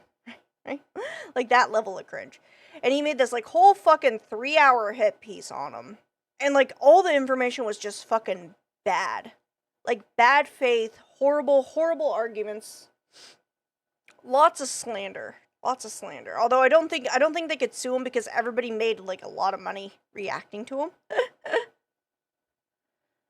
Yeah, but this guy fucking is... This guy, he was just so fucking retarded. Like, I don't understand how someone could be this brain dead and still be alive. Alright, so last time We'll watch more Pegasus version. It's a little bit shorter. But it's like, this guy is such a brain dead loser. Right? And it was such a crazy situation. I wish I reacted to it sooner. It would have been a lot more fun to react to it in the moment. But, we'll do it right now. This guy is, like, one of those people who, like, he comes off as a pretentious cunt who thinks he knows more than everybody else, solely because he's liberal. Right? He's one of those people. I'm better than you because I'm liberal. And I hate that. I hate people who think they're better than everybody else. And he comes off as, like, a moron with conviction. Is probably the best term. A moron with conviction is the best way to describe this guy. We will watch... we'll watch more Pegasus version. It's a bit shorter. That way we can react to more stuff. we talked about... But this guy is so... Well, maybe not. Hang on, let's find it. I think this guy's like responding to someone else. You know what? We'll just watch the Brandon Buckingham version. It's an hour long, but he goes over everything, so it's really interesting. He'll like go over like the original video was like 3 hours long. Just look at it. Yeah. And he was shamed so bad he like took it down, rightfully so. What the heck? But this will be a good one one. today, guys. I love Brandon Buckingham. He's so entertaining. We're going to be covering the hit piece In Praise of Shadows made on Wendigoon, and later in the video we're going to hear from Oompaville and even Wendigoon himself. So buckle up, cuz in this video I will be addressing remarks made about me by a YouTuber. This is called by In Praise of by the way, Shadows. this is Here's what he said. Brandon Buckingham. If you don't subscribe to him, you should. This guy's very entertaining. I really like this guy's channels. He makes a lot of really good documentary style content. He is friends with Brandon Buckingham, a gun YouTuber who has been accused of threatening. He even sounds pretentious. He's friends with Brandon Buckingham, a guy who's been accused of rape. I hate people like Gun this. YouTuber. I'm sure some of you guys are confused right now, so let me break it down for you. In a desperate attempt to make the YouTuber Wendigoon look bad for being friends with me, this overweight loser described me as a gun YouTuber. I don't think who's he's been overweight. accused of threatening. I don't think he's overweight. I think he's regular size. I don't know if I would call him overweight, to be honest. Mind you, I've made one single video about gun YouTubers, and this guy chose a photo of my grandpa after his. That's another thing. It's so shitty. Not only did he like fucking lie about like the rape thing, because like the fucking rape allegation comes from Sneeko. Like fucking Sneeko of all people, right? There's like no substance to it. And he's like, been accused of rape. Right? But then he also like uses a personal picture of his grandfather, of all the shit. His brain injury. Like, it's just extra shitty. This guy's just a piece of shit all to around. spread the false accusations that Sneeko made up about me. And the wildest thing is, this guy spends a large portion of his video talking about how false accusations have essentially ruined his life, which makes it even more egregious that he spread Fucking this giant lie hypocrite. about me. Like Giant the good guy hypocrite. he is, Wendigoon came to my defense in the comment section, which I sincerely appreciate. Love you, brother. But this self-righteous breadtuber really thinks that if you're friends with internet historian, donut operator, shoe on head, Oompaville, Mutahar, Garand Thumb, Turkey Tom, Brandon Herrera, or myself, Nobody in this. I like all of those, so I guess I'm an extra shitty person because those are all channels I like subscribe to on my personal account. You are a bad person. Meaning he probably thinks if you're watching this right now and are a fan of me, you are also a bad person. It's really Take note, everybody, we're bad people according to this one breadtuber. compelling stuff. It's really profound stuff. So I figured I'd give him the time of day and watch his entire 3.5 hour video and address his points directly. And although he edited out the last 25% of his video, which is he deleted it. Like most of the videos is like some like fucking nonsensical bullshit about like some horror convention. Then he complains that his views are down, and then he fucking does a hit piece on Wendigoon, which is like the biggest. Of all the retarded things he says in that video, the Wendigoon shit is like the ultimate as a big retarded fan of his artistic work, already had it downloaded. So without further ado, let's get into this soy bullshit crap slop nonsense. This guy starts off his video This guy, the way this guy comes off as, he comes off as a Hassan Piker fan who tried to make a horror channel. complaining about a convention called Mad It's probably the best way Monsters to that he attended. best way to First describe this whining about guy. having to walk down Not an unpaved not this guy. This guy's nice. I love Brandon Buckingham. I'm talking about In Praise of Shadows. road in the cold. Just want to make sure I clarify that. First of all, I arrived at the convention and their small main parking lot was already filled. And they gave me directions to their overflow parking area that upon arrival, I realized was well over half a mile away from the event, and that they had arranged no shuttle services whatsoever, meaning that I had to walk down a dirt trail that had large rocks in it in the February cold. He has to walk? He has to put in exercise? Maybe he is a fat fuck. I don't know. Get back to their main building. The rocks hurt my feet when I walk, and the air hurts my face. That's exactly what I think. That's why I fucking love Brandon Buckingham. He's right. That's what these fucking breadtubers sound like. I'm better than you in everything I say. It's right. It's a very accurate. I'm not someone to ever actually make a complaint about something like that, but the reality of the situation is I'm that voting not for providing Kamala shuttle services to Harris, guests even though she enslaved a bunch of black people in jail by keeping them longer than they were supposed to. I'm liberal. who can't walk when you make them park so far away. Just to clarify, I'm not conservative either. I consider myself to be a centrist, but both sides are ass. Both sides are pretty ass. The only issue is like the fucking liberal side, they just come off as like super fucking pretentious, and it like rubs me the wrong way. And it's not even everybody. It's just like these super hyper bred tuber types that like make me like I want to punch them in the face. I would never advocate for violence, and you shouldn't ever touch someone unless they try to hurt you first. But I also wouldn't feel bad if someone like punched them, you know? Immediately makes you seem totally... Probably a better way to put it. Don't go punch people, but if you have a video of someone like this being punched, send it to me. Unprofessional. What do you mean you're not someone to ever actually complain about something like that? Yeah. You just did complain about it. Next he goes on to complain about the material of the wristband at the convention. When I finally got inside to purchase a weekend ticket at the front desk, they tried to put a paper wristband on me. I tried to clarify saying that I didn't want a day pass, I wanted the weekend pass. And they said that that was the weekend pass. They instead expected me to wear this paper wristband at all times for 3 days straight. Crazy. By the second day, it was falling apart because I had taken a shower and it became... That's his first problem. He took a shower. He's at a convention. You're not supposed to shower. You're supposed to let yourself get all sweaty and musky so people know you're there. very soggy and uncomfortable to wear. Oh, my soggy wristband. Next, he goes on to whine about the convention not having any food. I didn't eat before I got there the first day and expected to buy a snack at some point while I was there, and was very upset to learn that there was only an alcohol stand in the convention floor, and no food Yeah, they want you to get fucking plastered, baby. Let's go.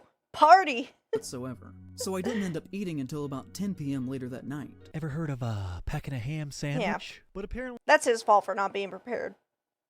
There was food. This idiot. I don't go to conventions often, but when I do, I always pack snacks. It just couldn't find out where it was. The next day, I did actually learn that there was a food area for the con. Like, okay, why, if there was a food area, why fucking complain about it? It was there. You just couldn't find it the first day. Like, why? It's like, I couldn't find the food court, but I found it the next day. It's like, dude, like, you found it. It was there. It's not like they didn't have food. You just were dumb and couldn't figure it out or ask somebody. In the lobby of the hotel next to the convention center, but there were no signs telling you of this. It doesn't matter. Fucking ask someone. Literally ask someone. There's hundreds, if not thousands of people there. Say, hey, where can I get food? And it was very much... It's a big conspiracy. They're against you. Fucking, they're hiding the food from you. Yeah, they're trying to starve you so you don't be as much of a fat piece of shit. You at the I don't know why I'm saying that. He's not fat. He's just a piece of shit. Just a regular-sized piece of shit, in my opinion. Next, he goes on to sarcastically complain about his hotel's pool being out of commission. Again, luckily, that's not the first night not after the having a late dinner, fault. I could relax in the indoor pool that my hotel was advertised as having. Which that was has just nothing to do with the magnificent. convention. Although, I guess I can't blame that on Mad Monster. And mind you, this video is over 3 hours long, so I can't cover every single stupid thing he says, but I'm just trying to show you guys how big of a victim baby this guy really is. He really Next, is. He explains how he's upset that a YouTuber... That's another thing I hate. I hate people who, like, play victims. Again, it just rubs me the wrong way. Fucking act like an adult. You're not a child. Fucking grow a fucking pair. YouTuber named Cody Leach went to the convention and didn't criticize it enough for having Kevin Spacey as the main attraction. In his 33 minutes of talking about the convention and everything that happened around it, Leach fails to mention Kevin Spacey outside of a single joke about the situation over 20 minutes into the video. I mean, I don't like Kevin Spacey. I think he's a creep and deserves to have his thing, but I also don't... Like, just don't go and watch him. Like that's what it is. He probably doesn't want to give the Kevin Spacey attention, which is a reasonable thing. And also, there's more to conventions. Like, conventions are massive and have a lot of shit to do. You don't have... If you don't like someone, you don't have to go watch them. Video. Not only that said, Kevin Spacey is a piece of shit, and that is probably the only thing I agree on. I do not think the convention should have invited Kevin Spacey. There's better people. That. If we look at this footage that I shot, But I also think it's kind of stupid that he's criticizing another YouTuber for not, like, emphasizing it enough. Like, it's dude, shut the fuck up. Like, there's other shit at the convention to focus on. He doesn't have to fucking talk about every little problem with it, like you're doing that. Shot. You can see that he has clearly framed his angle, standing roughly at the exact same spot I was, so as to not show the giant Kevin Spacey banner hanging over the lobby. When you look at his footage and you compare it to my footage, he was standing where I was standing. Yeah, these guys are just as Spacey banner in his the left is just as conspiracy brained as fucking the right is. shot. And you know, I think that people who are in my line of work have a certain level of responsibility to appropriately cover the things that we choose to talk about. Yeah. So in my opinion, making a glowing half-hour-long video In about my how cool Mad opinion. Monster is in the wake of them trying to publicly You could still like it. You could still like it. He probably had a fun time. You probably could have had a fun time if you weren't fucking such a Looney Tune. rehabilitate Spacey's image into a right-wing personality at a convention held in the South, which happened within weeks after he appeared on Tucker Carlson's show, is not a very responsible use of your platform. Is Tucker Carlson not allowed to interview people? Like, if we're gonna imply that Tucker Carlson is guilty by proxy, then we need to apply the same mentality to Hassan Piker when he interviewed that terrorist, right? Like, I don't think Hassan Piker was in the wrong for interviewing the terrorist. I do think he's in the wrong for, like, glazing him and not asking him hard questions, but I don't think... Well, I didn't see the Tucker Carlson interview. I don't know how much he, like, fucking... how hard he went on, but I don't think it's wrong for people to interview people, especially controversial people. He's doing his job as a reporter. Also, Kevin Spacey has been considered a Democrat and describes as left-leaning. Lol. Kevin Spacey was last registered as a Democrat and is a homosexual fella, but because he had a conversation with Tucker Carlson, this guy claims that... Yeah, I don't think it's a crime to have a conversation with someone, and people should have more conversations. Even if you don't like someone, even if they're controversial, even if they're a fucking monster, having a conversation with someone lets you understand and comprehend why they're like that. And even, I think what it is, a lot of these, like, Vtubers are afraid that their minds might be changed, or the points that they, like, agree on might be outdated, or you know, conflicted, I guess would be a better word for it. Yeah, conflicted. And they end up, they won't be able to stand on their own convictions. Kevin is a conservative. So they just try to, like, insult them and then, like, fucking exist in a bubble, which is cringe in my opinion. Bubbles are boring. Pop them and expand your mind. The Daily Wire in this time ran a piece defending the convention and their booking of Spacey. And you know, just my opinion here, but no horror event should ever fumble the bag so badly that you get the Nazi news force coming to bat. Again, like, I mean, criticize Kevin Spacey for being a creep. Don't criticize, he's not a Nazi. And it has nothing to do with the Daily Wire or whatever the fuck it is. Yeah, I'm doing good. Oh, hey, can you put this in the fridge? I ate a few of them, but I can't eat the rest of them. Thank you very much, Daddy. I love you. My dad was checking in on me because I've been out here for a little bit. Anyways, where was I? Oh yeah, interviewing controversial people is not something to criticize a news station over. It should only be criticized if they're, like, fucking glazing them, which is why you should criticize Hassan Piker, but I don't think doing the interview in the first place is something to be criticized about. You can criticize how it's about it, how they go about it, but don't criticize them for doing it, right? For you. Oh yeah, you heard that right. The Daily Wire, Ben Shapiro's news station, is the Nazi news force. Yeah, the Jewish Zionist is a Nazi. Anyone who knows literally anything about Ben Shapiro would know that he is a Zionist, which is the opposite of a Nazi. Moving forward, he wraps up chapter 1. That also kind of proves that people don't know what a Nazi is nowadays, and that scares me. People need to, like,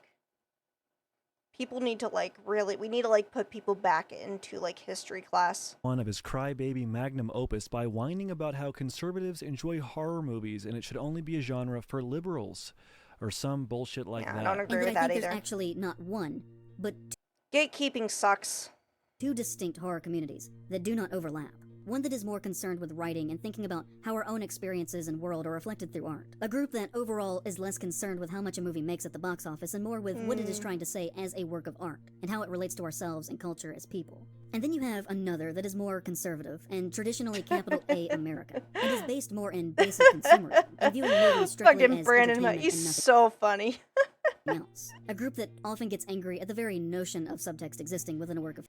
That's not true at all, though. Like, what? I don't know where this, like, mentality came from that, like, conservatives or, like, only people of left-leaning authority of ideation, there we go, of ideation can, like, enjoy art. That's not true. Anybody can enjoy anything. Like, I just hate that. Like, 90% of art is religious context, and, like, statistically, someone who's more religious is going to be more conservative, right? So, like, I don't know. It's so fucking stupid. It's just people, again, it's pretentious people trying to make themselves seem like they're better than you. And it bothers me. Fiction. And this mentality of, like, I'm better than you because I'm liberal and you can't do something unless you're as liberal as I am bothers me. Views art not as a means to express what it means to exist, but instead that sees the value of creation just within the context of how fun and experience that product is. And also, I know there is a lot of context, like subcontext in horror. Like it's very common for horror to be an outlet for political ideas to be conveyed in an entertaining way. But at the end of the day, it's still just entertainment. Like, I don't think fucking Terrifier has any, like, political subcontext, right? Yet it's one of the best horror movies of the modern age. You know, fucking, Nightmare on Elm Street. I mean, later ones had, like, religious subcontext, but, like, the original one had no subcontext. It was just about a guy fucking going into people's dreams and killing them. Like, not everything has to have context or subcontext. And not everything does. And even if it does, you don't need to pay attention to it or understand it in order to enjoy it. Just fucking vibe with the movie, man. Just watch it. Shut the fuck up and watch the movie. This is good stuff. Let's move on to chapter 2 of this incredible video. I think this is, like, the Wendigoon stuff is really bad, but I think this part is one that makes me hate him the most. I fucking think this guy is such a... the second part of this documentary he made, or, like, I guess hit piece, not even documentary. Documentary implies that there's, like... documentary implies that he's fucking doing a good job. He's not. I think this kind of shows how fucking self-centered, what's the word? Righteous? Yeah, self-righteous this motherfucker is. Oh, it's on an ad break. We'll wait till it's done. It's a good place to wait. Man, I need to really fucking mess with those ads.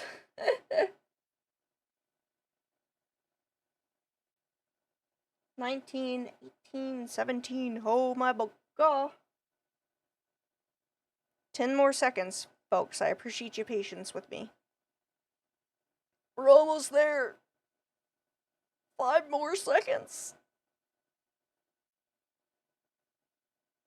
And we are back. Welcome back, everybody. Appreciate y'all being back. What was I saying before? Oh yeah, I think this kind of shows how fucking this chapter shows how fucking self-righteous this guy is, and how just really, like, demonstrates how fucking pretentious this motherfucker is, and, like, we'll just watch it. You'll see what I mean. I'd like to talk to you about the worst week of my life. Yeah. So, January of 2022, okay? And keep in mind, he deserves every fucking bit of the criticism he gets for what he's about to talk about. I made it's a video 100% about the Hills Have deserved. Eyes that went very badly.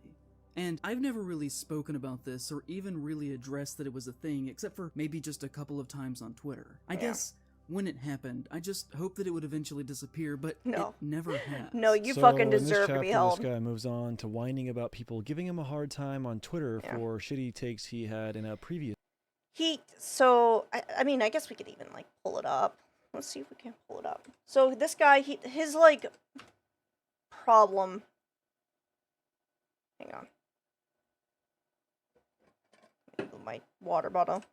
In praise of shadow. Oh, no, that's not what I wanted. In praise of shadows. Hills have eyes. There it is. So a couple, like 2 years ago, this guy did this. He has this thing called Anatomy of a Franchise, and he did something on The Hills Have Eyes, basically where he like tries to deconstruct the video, blah blah blah, whatever. It's a very common movie reviewer thing. He had this fucking beyond retarded take. Let's see if I can't find it.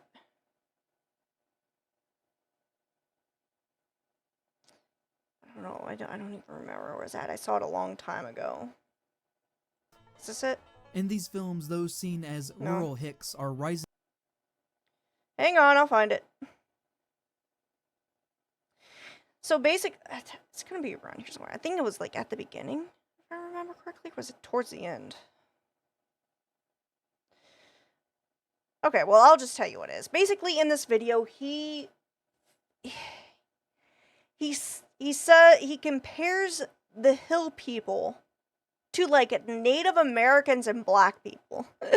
he unintentionally calls black people and Native Americans inbred cannibals. And he's like he's like confused as to why people are fucking angry with him. Because of a class traitor in their midst. The Hills Have Eyes is that this plot to rise up against them doesn't work. No. And that isn't Craven saying that it shouldn't work, but that the system was never made without creating anything of such family who is the style that he would develop over. No. I don't know, it's around here somewhere, but basically he unintentionally calls Native Americans and black people inbred cannibals and is like baffled that people are pissed off at him. And it's like, dude, you like and this is another problem I have with like the left, more left-leaning people, like the more extreme left-leaning people. Not all left-leaning people are like this, but more extreme left-leaning people, they like they come full circle in their attempt to be an quote-unquote ally for minorative groups. They unintentionally end up being end up being more racist. So this is a brief reanalysis of and the lack of self-awareness is like on levels that surpass autism, right? Like, I don't know how people could be so unself-aware that like they end up being more racist than if they were just straight up white supremacists. And the it's so crazy to me. To some pretty basic it's such a weird things phenomenon. It needs to be studied. About 2 years ago. And this guy's like the prime example of it. Very often it is the case that when conservatives want to criticize me, they will go back to that. And that's another thing. He fucking says, "Oh, it's the conservatives that are doing this. The conservatives are after me." It's like, no, bitch, you fucked up. You had a dumb take. And everybody, regardless of political opinion, is in agreement that you're a retard because of it. By twisting my words in very bad faith. There's no twisting it. I said something that I obviously did not. He straight up fucking called the. I'll let it go. If you had watched the video, usually I have seen the video. Either look crazy or cartoonish or racist, or that I don't know what I'm talking about. This is pretty ironic because what he's upset about is what he does to me and nearly a dozen other creators towards the end of this video. Literally, there has not been a single week that has gone by in over 2 years that I didn't have somebody saying something shitty to me about that video. Yeah, and I don't think that most of you deserve the criticism. How can this guy complain about jumping to conclusions when he literally boiled my entire existence down to being a gun YouTuber who's been accused of threatening? What? Besides, the video he's talking about is fucking terrible. His video about the hill. A rape allegation made by Sneeko, no less. Like, this guy, the worst fucking internet grifter Like, it means nothing. Anything Sneeko says is completely Hills meaningless. Have Eyes essentially said that the victims in that movie deserved to be brutalized because they were colonizers or some dumb shit like that. Posting that video was a huge negative turning point in my life, and the way that that one video was received has really impacted everything around me. Before that, I was relatively comfortable financially. I could make the kinds of videos that I wanted to, and sounds like you need a job. Have honestly struggled very badly. Should go play at McDonald's. Ever since then. So I think we Stay off the internet for a little bit. You'll be better off for it. found the root of this guy's problem here. He's broke and miserable and is enviously lashing out at others for True. being successful. If you want to know why I make so many franchise videos now, it's because I still need to eat, and those are the only things that ever gain any traction now. Everything else I do dies as soon as it's released. So he's making content he doesn't want to make just to pay rent, but he doesn't realize he sounds like a spoiled little baby here because most people on Earth do stuff they don't want to do to make money. For transparency.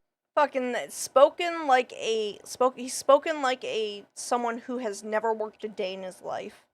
This is a graph of my total lifetime views on my channel, and this is the point where I also, so here most of the Hills Have Eyes. Yeah, so this is the point where he says he did the Hills Have Eyes, which I don't have a reason why he wouldn't say that.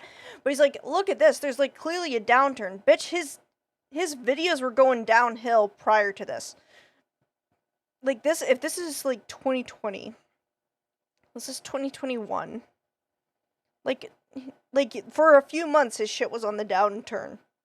He's blaming one video for what ultimately amounts to him just getting really lazy. There is a clear delineation before and after me making that, and Yeah. at least from my perspective, I'm not. There really isn't, because if it was like here, if it was closer to like right here, I would say, okay, maybe the video had something to do with it. But this is like several months. Like this is his entire YouTube channel, right? This is like 3 to 4, maybe even like upwards of 6 months difference right here. And it shows that like prior to that he had a downward spin. And again, I think that's just from a combination of either YouTube algorithm changes, interests changing over time, like overall interest in the community changing over time, or maybe his quality is just getting shitter. There's a clear all of it are factors. Delineation before and after me making He just doesn't want to take responsibility for it. I'm not really sure if that response was entirely fair. Adapt or die, bitch. Or justified. I don't think that as a person I deserve that based on my performance in that one You single do. video. You do I understand deserve it. that I am not entitled to your time whatsoever or anything like that. I'm just a guy on the internet. But if you stopped watching me over the public reception to that one work, then I kind of want to talk about that a little bit here. Because there's not an insignificant amount of people who frequently say untrue things about me. And in the long term, it has kind of ruined my ability to make a living doing what I want to do with my own work. If you Sounds like a personal problem. say insane things, your viewers are going to tune out, man. It sounds like you're taking zero accountability for your self-imposed fall off. My advice is to get a job and make hyper-left schizo shit posts as a hobby. People got extremely mad at me fucking based for recapping the plot of The Hills Have Eyes. Because genuinely, if you go back and watch that video, that is all I am doing. Wrong. Here's something he's just listen to this. The Hill people can be representative of anything that you want them to be, really. They can be Native Americans, and the hills themselves can be allegorical of them being forced back onto reservations. They can be Black Americans that have for hundreds of years been forced to live within a dehumanizing system that has balances in place that assure that they never get ahead. Imagine being so fucking left brain, politically left rotted brain, that you fucking unintentionally call Black people and Native Americans fucking inbred hillbillies. Like that's what it boils down to. He's fucking reading into something and then he fucking insults two entire races of people. They can be and he's his head is so far up his ass that he doesn't realize what he did. It's everybody else's fault but his. Anyone who has been a victim of hundreds of years of horrifically violent, white, wealthy, educated progress. Listen, fucking big retarded. guy, people are mad because you said that the inbred cannibals in the Hills Have Eyes are representative of Native Americans and Black people. Obviously, you got backlash for being a silly Billy, and that backlash must have deeply impacted you because up next, you include about this is he fucking deserves it. I hope in like a year from now, 2 years, 3 years, 5 years, some point he looks back on this and realizes I was a fucking retard. I said some stupid shit. I was being very stupid, and I need to change. I hope he improves. 10 minutes straight of mean tweets that people sent to Yeah. you after you made that stupid video. I started to receive comments like this. I can't imagine watching this film and coming away with the conclusion that the cannibals are secretly the good guys, and the biggest tragedy is that they didn't eat the people passing through.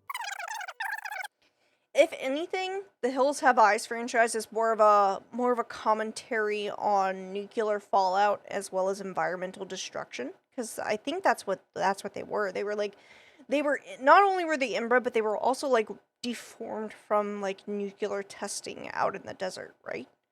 So like if anything, it's more of an environmental story. It has nothing to do with race. I don't know where he fucking got this idea from.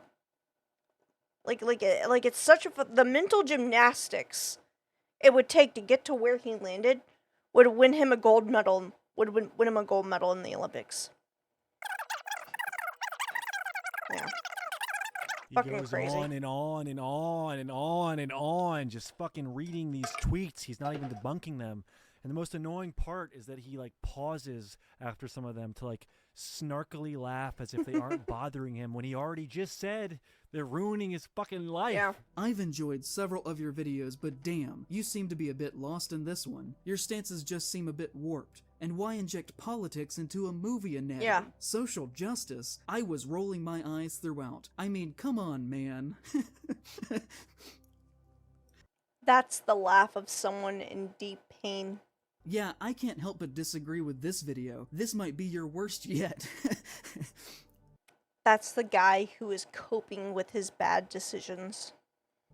That's right, Dumbo. Laugh through the pain. Try to smile it all away. And I know I'm including a lot of examples in this section, but I'm just trying to communicate exactly He went on for like 10, 15 minutes about it. In this situation, I said one You only had to show 2 or 3. It would have been fine. and then it got misconstrued as another that slowly eroded people's view in my writing and their trust in me, which has made the past 2 years a very dark time in my life. Oh no, I had a bad take and now people don't want to fucking listen to me anymore because they realize I have consistently shitty takes all the time. The fucking tragedy. What are you trying to make the next 2 years of my life a dark time? Because it sounds really similar to Sneeko making up false allegations about me and then you spreading them for no reason other than to serve your personal vendetta against Wendigoon. And I won't name names. But the thing that really hit me the hardest is that when I decided to stop reading comments and just tried to distract myself by scrolling on Twitter. That's probably the smartest thing he said. Don't read comments. Comments are always going to be fucking negative. Even when it's not deserved, this is deserved. But even when it's not deserved, there's always going to be negative comments. And it's better to just not pay attention to it. And on my For You page, I found a thread of mutuals openly making fun of me for my failure of the video amongst themselves. Just openly in public. Some of them using words like idiot and stupid. Now, I would have used the word retarded, but, you know, I guess the end justifies the means, right? Aw, man. Honestly, I'm really sorry to hear that. Have you tried being less of a stupid idiot? They were genuinely just calling me dumb without trying to meet me on my level. If they have to meet you on your level, that would lower themselves. Like, why would they lower themselves to such retarded levels? Of what I was trying to say, instead just believing what other people were saying about me. And that was so hurtful that I can't even fully communicate it to you. You gotta meet me on my level, dude. Fuck. I won't say who they are. I don't want people to get mad at them for this, but I still remember, and to be honest, I will always see those people differently from now on. And if I met them in person, I would never be more than just cordial. I would never be their friend, and I'm usually not like that. I wouldn't be cordial. I wouldn't even be their friend. Fucking what a little bitch. Dude, I hate fucking whiny ass little bitches like this. Fucking man up. Nobody wants to be your friend anyways. Oh god, I can't keep saying that word. I'm gonna get banned. But fucking Christ. I would never be your friend. If I saw you in public, I'd walk right up to you, and I'd be cordial, not even friendly. Yeah. Strap in, you guys, because we got a real fucking tough guy on our hands. And somebody said to me, "Hi, I live in Oklahoma and am a Native American. Go fuck yourself." Like, Hang to on. me, Listen. "Hi, Yeah, I don't blame him. You brought this upon yourself, my dude. This is your undoing. I live in Oklahoma and am a Native American. Go fuck yourself." Like, what do I even do with that? Nothing. I've never once in my life said something You're gonna let it stew until you realize you're fucking kind of a dimwit. negative about Native Americans. But there are a whole group of people You literally called them inbred cannibals. who treat me with open hostility over a perceived belief that I said something awful. Native Americans don't fuck with you. Loser. And in this artist's true. defense, he flat out says he shouldn't be criticized for what he said because the art he makes isn't even original. I said nothing that was either groundbreaking or new or outrageous or I want to know where he got this from, because if this isn't his original idea, then he's like reading some really, really, really silly shit, right? Like, why? If honestly this is like, he's like, it's not even my opinion. Dude, this is like the first time I've ever heard like your opinion. Show me where you got this opinion from so I can never fucking go there. or even original there. Yeah, so you're unoriginal and your shit sucks. Yeah. Cool. I used to hit 200 to 400,000 views per video, and now I'm hitting 50 to 100,000 most of the time, saying the exact same message that I used to say back then. But now I think Okay, yeah, sure. So this guy is a silly Billy who is he's a pretentious leftist. So hang on, let me try to formulate my brain. So this guy, his name is In Praise of Shadows. He created a hit piece that on another YouTuber called Windigoon. And right now we're in the arc of the story where he's complaining that people are mad at him for calling Black people and Native Americans fucking inbred cannibals. And he's like baffled that he's baffled that people are fucking angry at him over it. Right? Such a goober. What I'm saying is he's the definition of like those bread tubers that are so left leaning and so quote unquote progressive that they come full circle and they end up being more racist than the white supremacists. I saw some of this, but it's definitely not enough because, yeah, he made like a 3-hour video. The first part of it was him bitching about some convention, horror movie convention, and how like he had to walk from the fucking parking lot to the door. Some really dumb shit. This part, he had something called he had the Hills Have Eyes video from called Anatomy of a Franchise. I'm gonna see if I can't find that clip. Hang on. Let's see if I can't find it. Cause he in the video he he did he was just, dude, I just don't know how you like. Hang on. I'm gonna try to find it. If not, I could just go back on the Brandon Buckingham video. I might have to go back on the Brandon Buckingham video. Let's see. Yeah, hang on. I'll just go back on the Brandon Buckingham video. He showed it. It's a little bit further, but we can watch it. Yeah. So this is what he said in his in this video. Basically, he unironically fucking just watch it. It's that is all so I'm stupid. Wrong. Here's something he's just listen to this. The Hill people can be representative of anything that you want them to be, really. Yeah. They can be Native Americans, and the hills themselves can be allegorical of them being forced back onto reservations. They can be Black Americans that have for hundreds of years been forced to live within a dehumanizing system that has balances in place that assure that they never get ahead. They can be anyone who has been a victim of hundreds of years of horrifically violent, white, wealthy, educated He's progress. so fucking brain rotted. Listen, big guy. So that's his take, and people had a problem with it. not surprisingly. Like, he's basically saying, like, the protagonists in that movie deserved what they had to them because they were white, wealthy colonists or some shit like that. It was some really, really politically brain-rotted bullshit. And this is him bitching about how, like, how people are pissed off at him over it, and, like, why he, like, how he just can't comprehend that there's consequences to his dumb takes. But that's where we're at.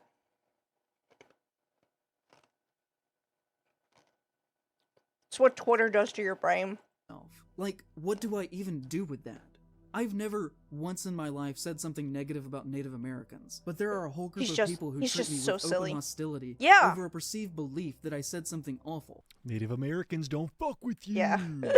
So stupid. So silly. And in this artist's defense, he flat out says he should. I said nothing. Yeah, so you're unoriginal. Yeah, and there we your go. shit I think this is where we left off. I used to hit 200 to 400,000 views per video, and now I'm hitting. He's basically complaining that people stopped watching him after a shitty take, and he's like, no, I can barely make ends meet. It's like, well, don't say silly stuff, you goober. You goofy goober. 50 to 100,000 most of the time, saying the exact same message that I used to say back then. But now I think with more skill than I used to have, with higher production values. But look at my production value. Bro, you've been yapping in front of a green screen for an hour with barely any editing. Your production value is non-existent. It's shit. It's trash. There was a month last year where I only made $500 in ad revenue. I can't live off that. The amount of times that I've sounds like you need a job application. Almost had to stop making videos since then has been almost monthly. I've barely been able to keep this afloat. I've paid my rent late most months for the past year. Ha! You broke. What does he think he will accomplish by saying stuff like this? He thinks he's just the sweetest little birthday boy and he's not deserving of any criticism whatsoever. He thinks he deserves success. I hate that about these kind of people. They're so self-centered that they can't like comprehend that they could be criticized. And money and praise, but instead all he's getting is hate, and he's broke, and he's got this stupid little outfit on. Next we move on to chapter 3, which he named the same as the title of the video. Yeah. Bad conservative movies. This is the part that pissed everybody off. This is the part that cuz he goes and does that whole sequence of like people he claims were slandering him. He goes and does the exact same thing that he was claiming people were doing to him, but worse. Even worse. Because everybody was right about him being a fucking retard in the previous chapter, but everything he says is pretty much undeniably disprovable. He begins this chapter by complaining about a low-budget movie because it included 4 AI-generated images inside of it. And if you really believe and think that this usage is okay, because everyone was supposedly doing it, then that speaks more on you than anything else. It's chapter 4 that happens. Chapter 4, this is just nonsense. That you were not listening to artists who were essentially quite vocal about the situation. I thought there was only 3 chapters. His shit's so boring I forgot there was 4 chapters. Near immediately. There is no other way to look at this that is ethical. Fucking butt-ass, stupid-ass, dumb-ass. I do agree with that, though. I don't like AI. I don't think there's such thing as, like, quote-unquote ethical AI. But it's hard to side with him. Of course they had the money. His reasoning isn't, like, his problem isn't so much that it's, like, unethical. It's that they just didn't want to pay artists, which, you know, maybe they just didn't have the money. You don't know. I don't know. To pay for real title cards. They just decided not to. And it is just title cards. It's not like they're trying to sell art. Not trying to sell art. They just use title cards. What do you think this is? How much do you think art actually costs? To imply that you think they couldn't spare a few hundred on additional art is either purposefully dishonest or is willingly ignorant. Yeah, this broke idiot is trying to demean successful people about using AI instead of paying people. Who? That's another thing. Like, he's in no position to, like, talk about that. Who cares? All of this is about love and community. It's about talking with each other and working with each other and making cool shit. The whole reason I'm making this video is because I want people to think about how they talk with each other and how. Also, sorry, I'm chewing on ice. Also, like, he's calling this a conservative movie. I don't think the use of AI proves that it's a conservative movie. He's making an assumption that it's conservative just because it's doing something he doesn't like. He's basically using conservative as an insult, right? But you can't do that because, like, you have no proof that they're conservative. They engage in art and the world around them, and how to show respect if people have issues with something. How is this about love? Yeah. And then next he goes on to give some kind of a warning that conservatives can make good art as well, and people need to be wary of them infiltrating spaces they shouldn't be in, like the horror community. Yeah, that's another thing. Like, he's just being a gatekeeping bitch at this point. I do agree with the AI shit. Mostly, I don't think they should have used AI. But, like, his reasoning behind it is so fucking backwards. Say that conservatives... It's very clear he's just using it as a way to just gatekeep people from the community by making blanket statements. Are perfectly capable, just like anyone else, of being funny and learning how to produce art. Those things are skills that I would say conservatives are slightly more funny than liberals, though. anyone can do. To think otherwise would be just my opinion. I'm not, like I said, I'm not conservative, but like when it comes to the memes, conservative memes are way more fire, even if they're like, as long as they're not like crazily offensive. Hopeful at best, but in practice is dangerous and allows the slow infiltration of conservative beliefs into places that they should not be allowed, because it creates this shield that allows us to ignore their red flags. The idea that conservatives cannot make good art needs to be abandoned, because it leaves us in a position to where we underestimate their potential. Also, I never heard that conservatives can't make good art. I don't know where he's getting this from either. Yes, artist spaces are predominantly liberal, but there are good conservative artists out there. I think it's kind of silly to like ever even say that. And again, like, who's to say that they can't make art? Like stop being a gatekeeping bitch. I fucking hate that. To spread their messaging. So if you don't like their stuff, don't watch it. This guy essentially hates you if you're a conservative and thinks you shouldn't be allowed to make art. That's awesome. It's very loving. Horror is a mirror. It is countercultural. It is punk. It is that. It's not way, and it always has been. Yeah, this guy's real punk. He's a fucking punk rocker. He's not a fucking idiot. Horror isn't countercultural. Like most directors use horror as a stepping stone into directing. And it's also one of the most popular genres. There are more horror movies than like sci-fi movies.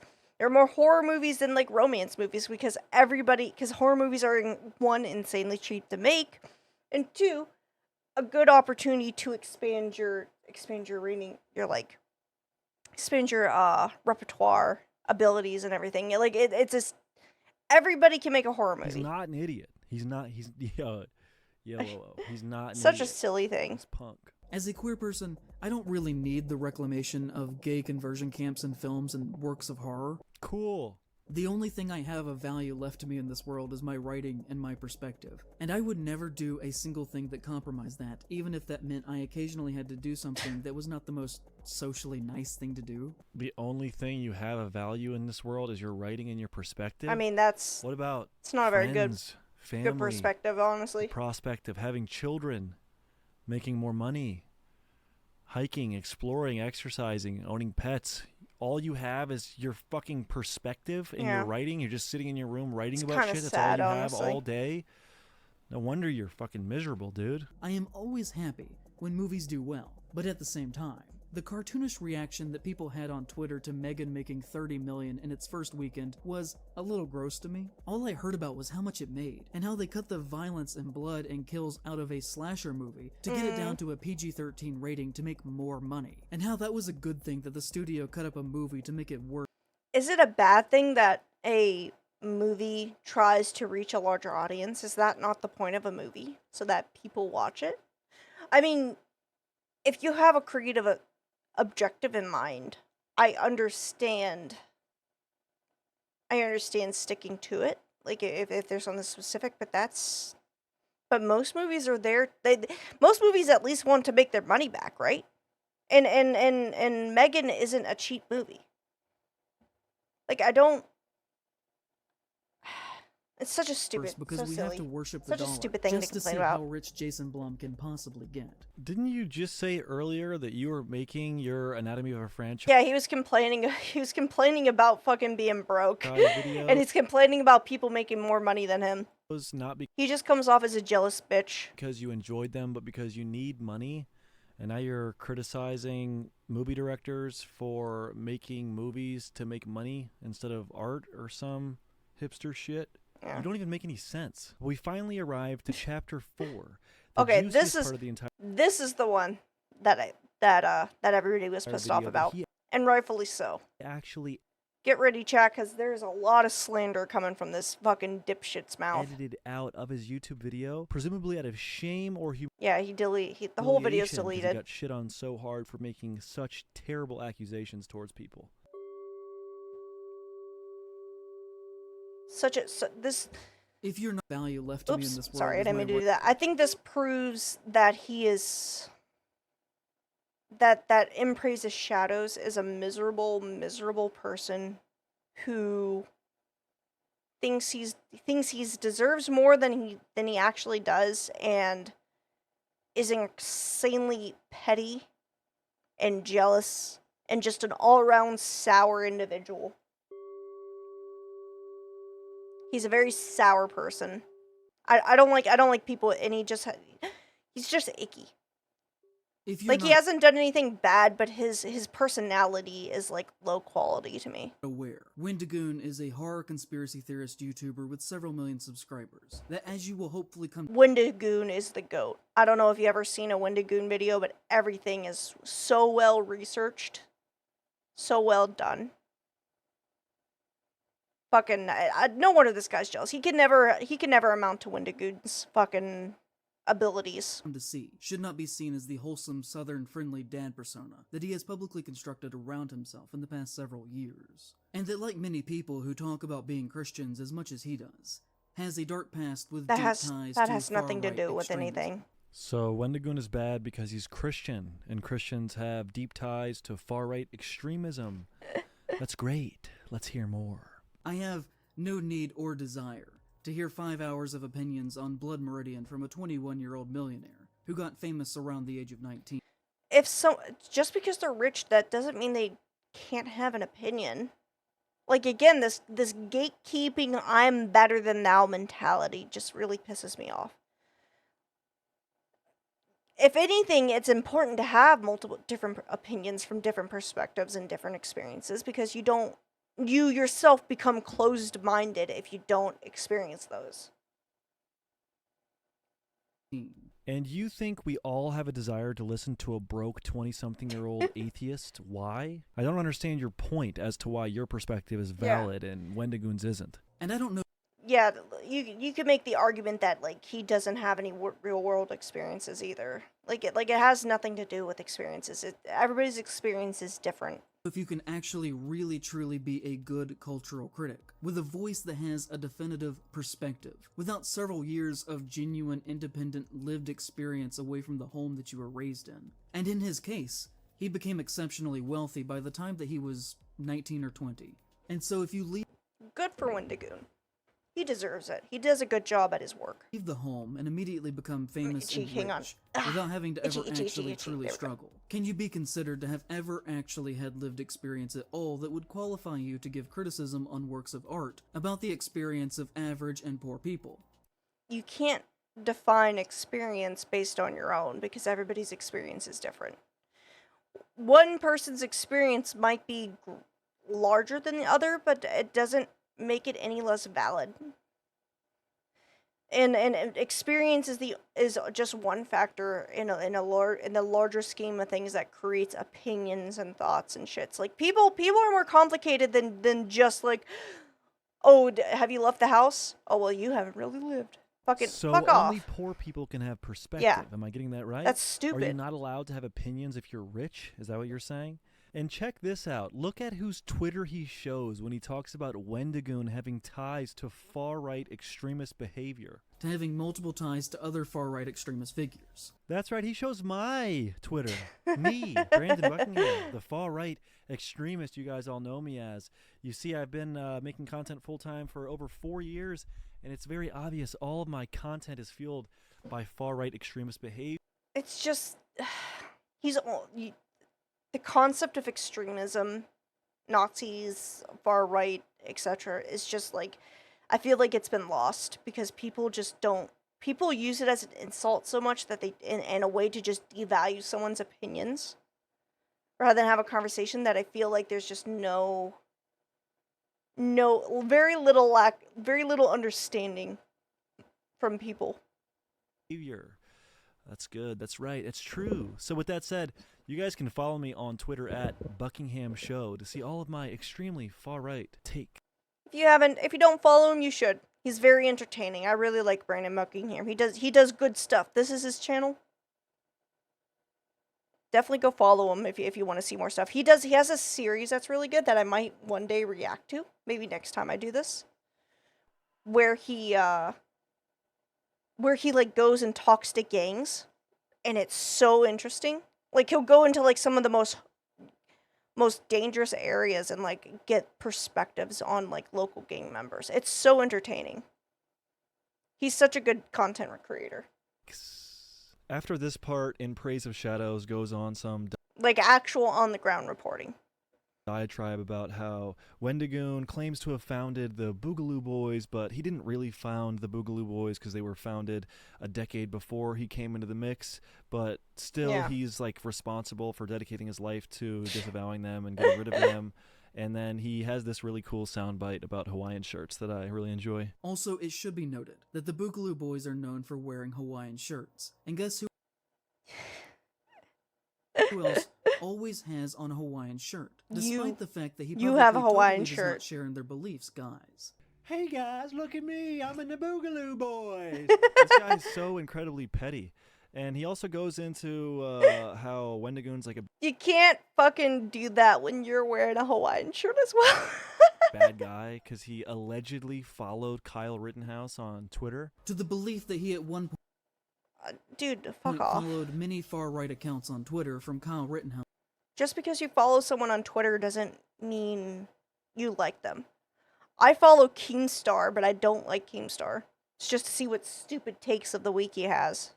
To Parlor. I mean, it's like this is a witch hunt, is it not? Yeah. It's like a total witch hunt. He's like trying to connect these dots to make him seem like a bad guy. He's desperate. He's jumping like through some fucking serious hoops. Olympic level gymnastics, mental gymnastics. For this next part of the video, In Praise of Shadows runs through some of Wendigoon's friends who he views as problematic in an attempt to paint him in a negative light. Wendigoon is publicly connected to the Internet Historian, and has even appeared in his videos. The Internet Historian publicly said that his birthday was April 20th. It is not, and has only said that as a joke because that is Hitler's birthday. When you see 420 and your first thought is Hitler's birthday and not funny stoner number, then you're so fucking politically brain rotted that like like your brain rot is fucking terminal. There we go. That's what I want to say. Like if you think Hitler's birthday instead of funny stoner number, your brain rot is terminal levels. And it doesn't matter what side of the political spectrum you're on.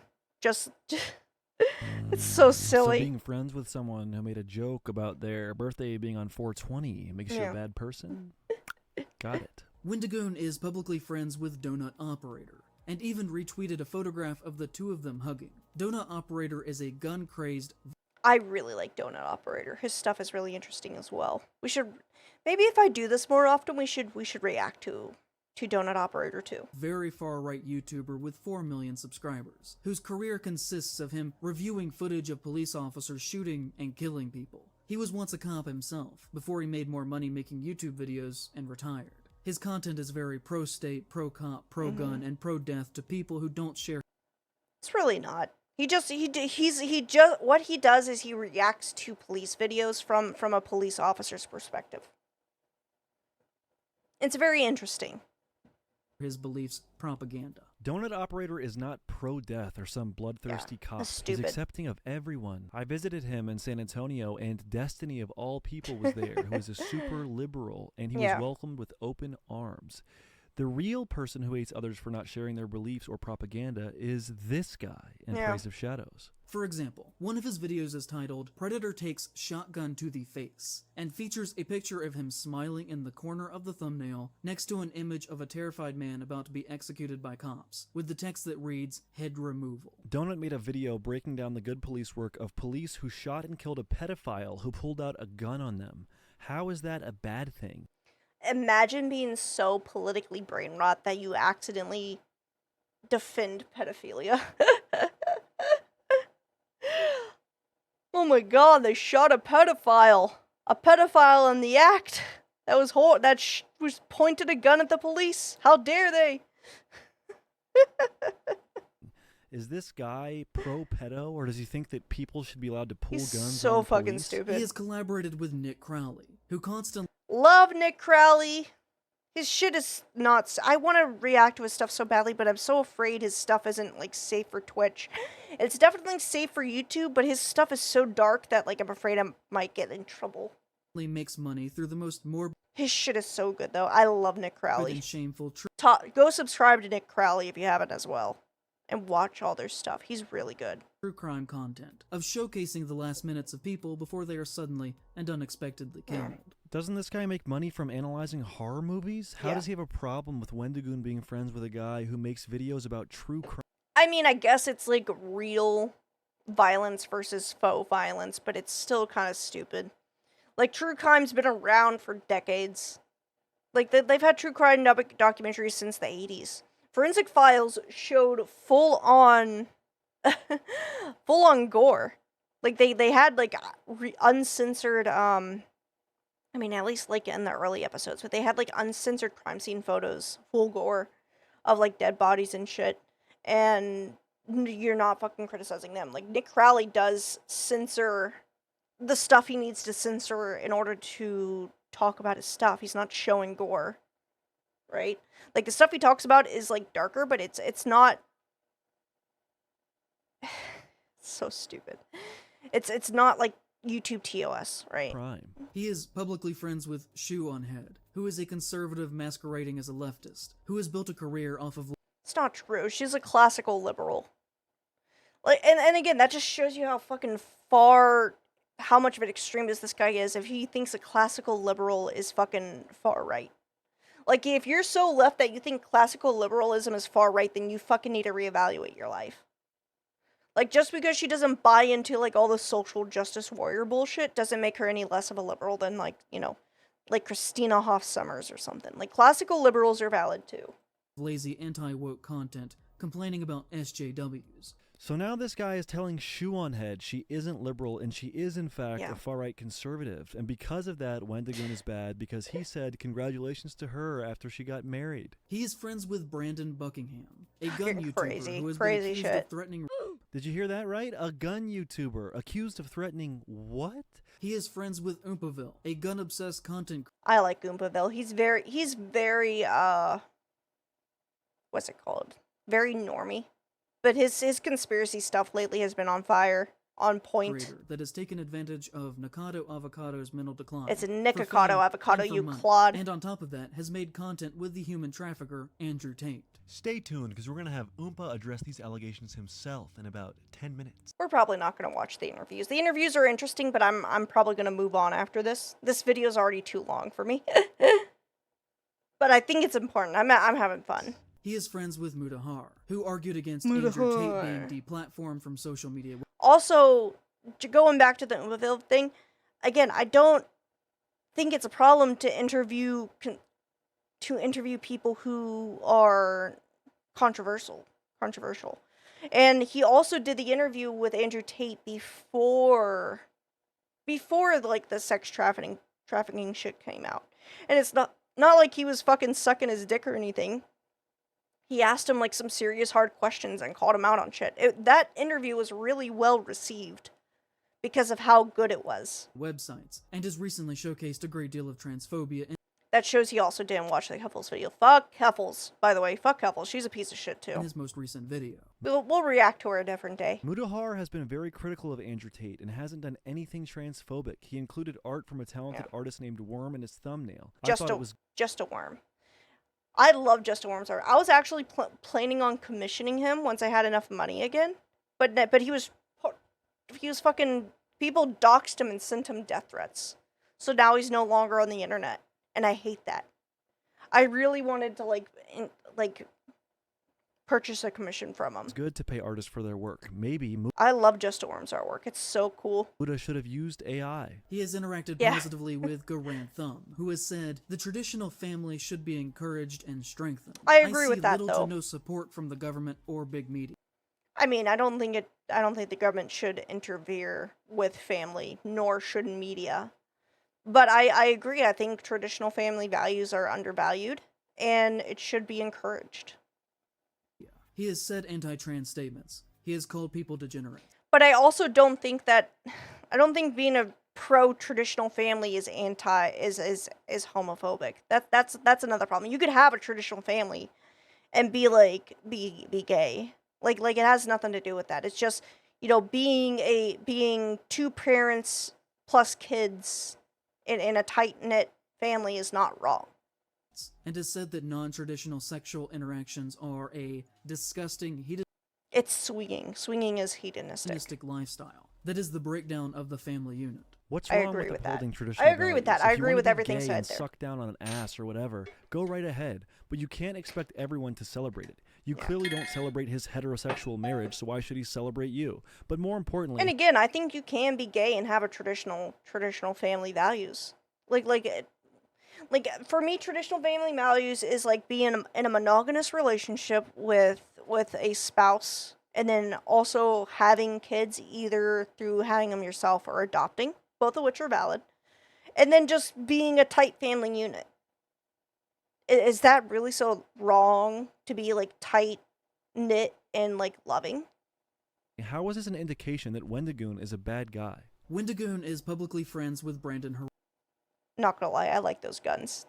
Those guns look fun. Herrera, who has made jokes that implied that he was sympathetic with public shooters who killed leftists, and collaborated with Kyle Rittenhouse, who has posted images of himself with an MP40.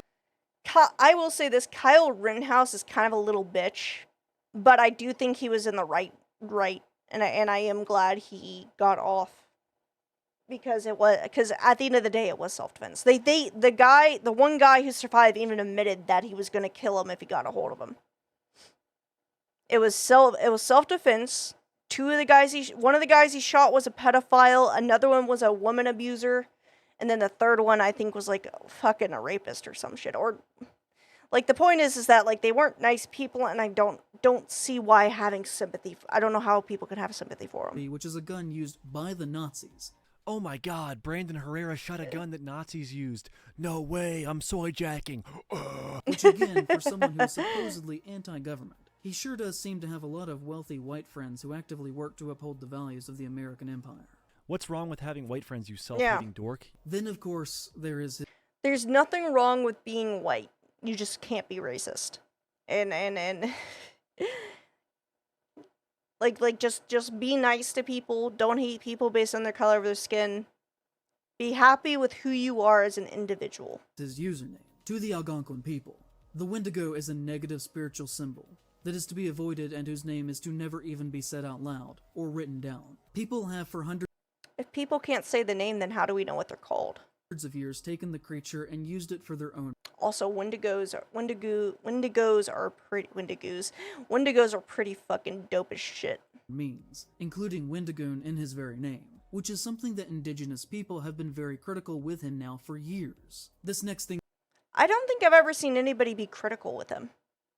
I don't know. Maybe it's on extreme leftist Twitter that I'm just not a part of. But like, I don't think I've ever seen anybody criticize him for his name. That I'm trying to argue is not to discredit his feelings regarding to his own personal history. But what I will say is that Americans who are white or partially white in rural areas love to claim a percentage of native heritage for bizarre conservative reasons.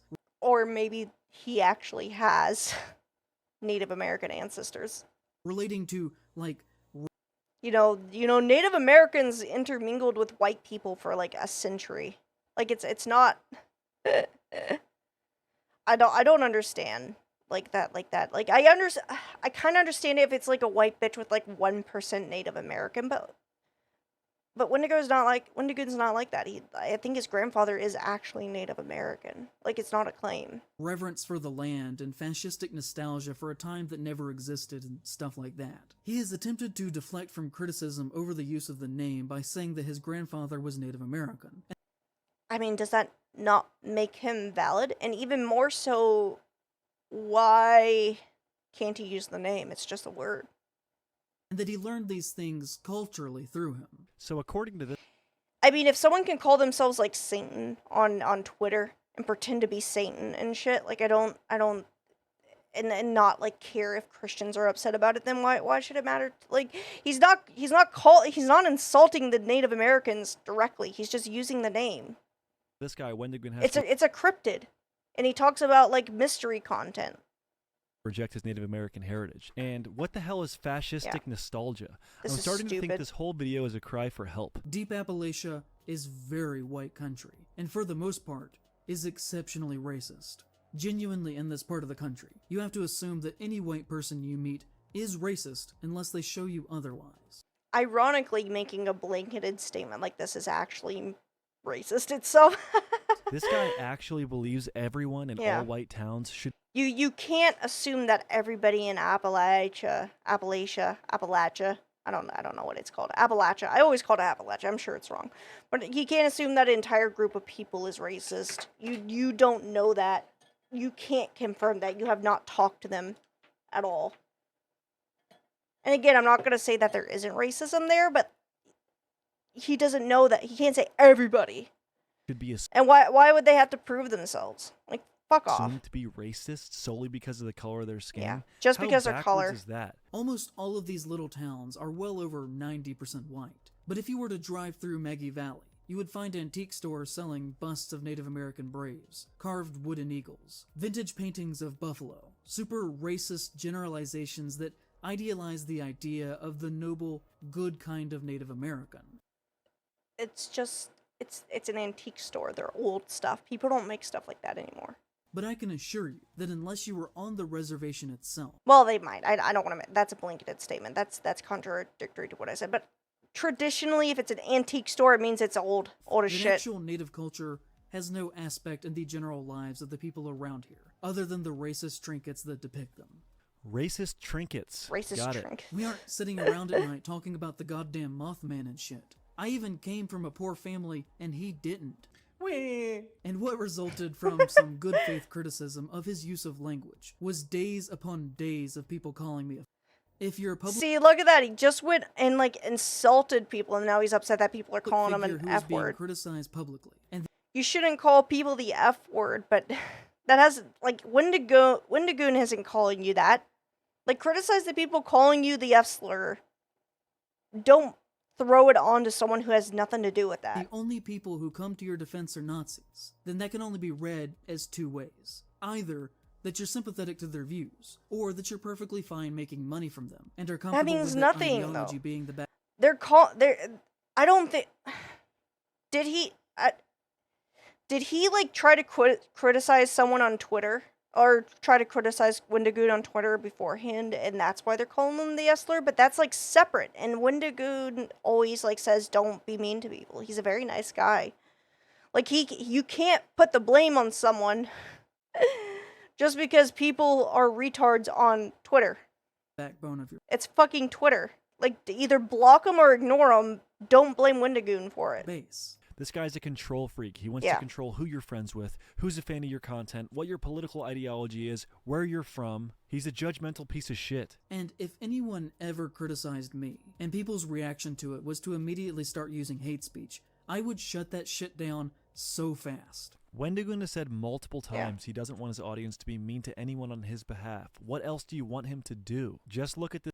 You can't control your fan base. You could control the message you put out there, but you can't control your fan base. This comment that Wendigoon left on the video. Please, no one harass or comment rude things on my behalf. I do not agree with or condone meanness in any way. If you're here to leave a spiteful remark on my behalf, don't. Nothing good comes from anger. I want to apologize for people saying awful things too on Twitter. Wendigoon is a class act for this. You can't find it anymore because like the video's deleted, but he is. This shows just the difference in like personality between In Praise of Shadows and Wendigoon. In Praise of Shadows is a sour, miserable, jealous individual, where Wendigoon is down to earth and caring about everybody. I did not know this was happening and don't stand by that behavior. I followed you because I saw your Slenderman video and enjoyed it, then saw you in my recommended follows. It sounds like you strongly dislike me and that's okay, but if I have done anything to cause that, I apologize. If I have ever spoken against you without cause or made any joke at your expense, I am sorry. I did not follow you to harass you, but if that contributed in any way, I wish I could take it back. You don't have to like me, but I hope you do feel I have no ill will against you. There is a lot you assumed incorrectly about me, but that's to be expected. I try to keep my life private in what ways I can, and my friends mentioned in the video can take up for themselves. I will only point out that your assertion about Brandon Buckingham is particularly egregious because the lie regarding a threat was made up by Sneeko when Brandon called him out on his behavior. I know you wouldn't support an internet figure like Sneeko, but you inadvertently no research done at all. Did by not checking the source. I've made similar mistakes, most YouTubers have at one point or the other, but harmful allegations spread when people parrot rather than decipher data. Exactly. I have said things in the past that I don't agree with now, and I'm learning to better myself daily, and each day find myself more in the wrong. I am sorry for the things I've said to bring hurt or strife onto any person or people. May God forgive me. I hope you're successful. The Slenderman video was great, and I hope you don't find myself or my audience impeding your career. What a class act. Wendigoon is genuinely a classy man for and this. Again, if you're here to leave a mean comment, for me, don't be. Did you guys just hear that? What a psychotic, rude, mean, far-right extremist. I'm starting to think this Wendigoon guy is pretty bad after all. Right in the midst of this going on, a very funny thing happened, and that Wendigoon followed me on Twitter. How dare I was not following him at the time. He never publicly told people to stop calling me a He never once reached out to me privately. He probably didn't see it. Which means in my people aren't on Twitter 24/7. He probably didn't see it. How is he going to call it out if he doesn't see it? And again, like even if he does see it, he can't control his audience. All he could do is disavow that type of behavior, which he has done. That he 100% knew what was happening. Also, just because someone follows you doesn't mean they're doing anything. This guy's such a fucking schizo. Because I did tweet about it several times. He's such a fucking schizophrenic. To let me know that he knew, and that he was watching, and that he. And also, if you have, what if you have? Like, how many people are following you on Twitter? Does that mean everybody else condones the fucking F-slur? Why is it just Wendigoon? Intended to do nothing to stop. He's such a schizophrenic loser. What other motivation could he have had there to follow me in that specific moment? The guy followed my account. He's clearly after me, man. He's clearly after me. He supports all the racist bigots because he followed me on fucking Twitter. Other than to be a method of quiet and deniable intimidation. What other way could that have been from my perspective? I hate this guy. If you think it was entirely coincidental, which this guy makes my blood boil. He's such a goober. He may argue it was. This guy deserves to be pushed away from the internet for the rest of eternity, until he at least repents. And I've got a sack of magic beans I'd like to sell to you. That was the moment that pushed me over the edge to make this video. This is early onset schizophrenic levels of thinking, and I genuinely think this guy should seek mental evaluation. I'm not joking. There are other very public instances from him. It's incredibly paranoid. Of transphobia and homophobia. Like when he allegedly said, calling Chris Chan, a man who mutilated his body with a box cutter because 4chan said he was a girl, holds a deep hatred for men and most women, decided to be a girl so that he could hook up with lesbians, and now That's true, though. Chris Chan has stated the reason why he started identifying as a woman is because he wanted to have a better time with women. He thought he would be more appealing if he was a woman. And also, he raped his mother. Chris Chan raped his mother. Like, I'm not trans, but if I was trans, like, I would take the opportunity to just fucking throw it back on the straight people. Like, we don't accept them. Like, He has stated that he's only transferred to fucking attract women, and he also raped his mother. I have no sympathy for Christian. Again, this is him being so fucking progressive that he goes full circle and ends up supporting fucking creeps. Abused his mom. She is disrespectful to and abused his mom is an understatement. His mom has dementia and he raped her.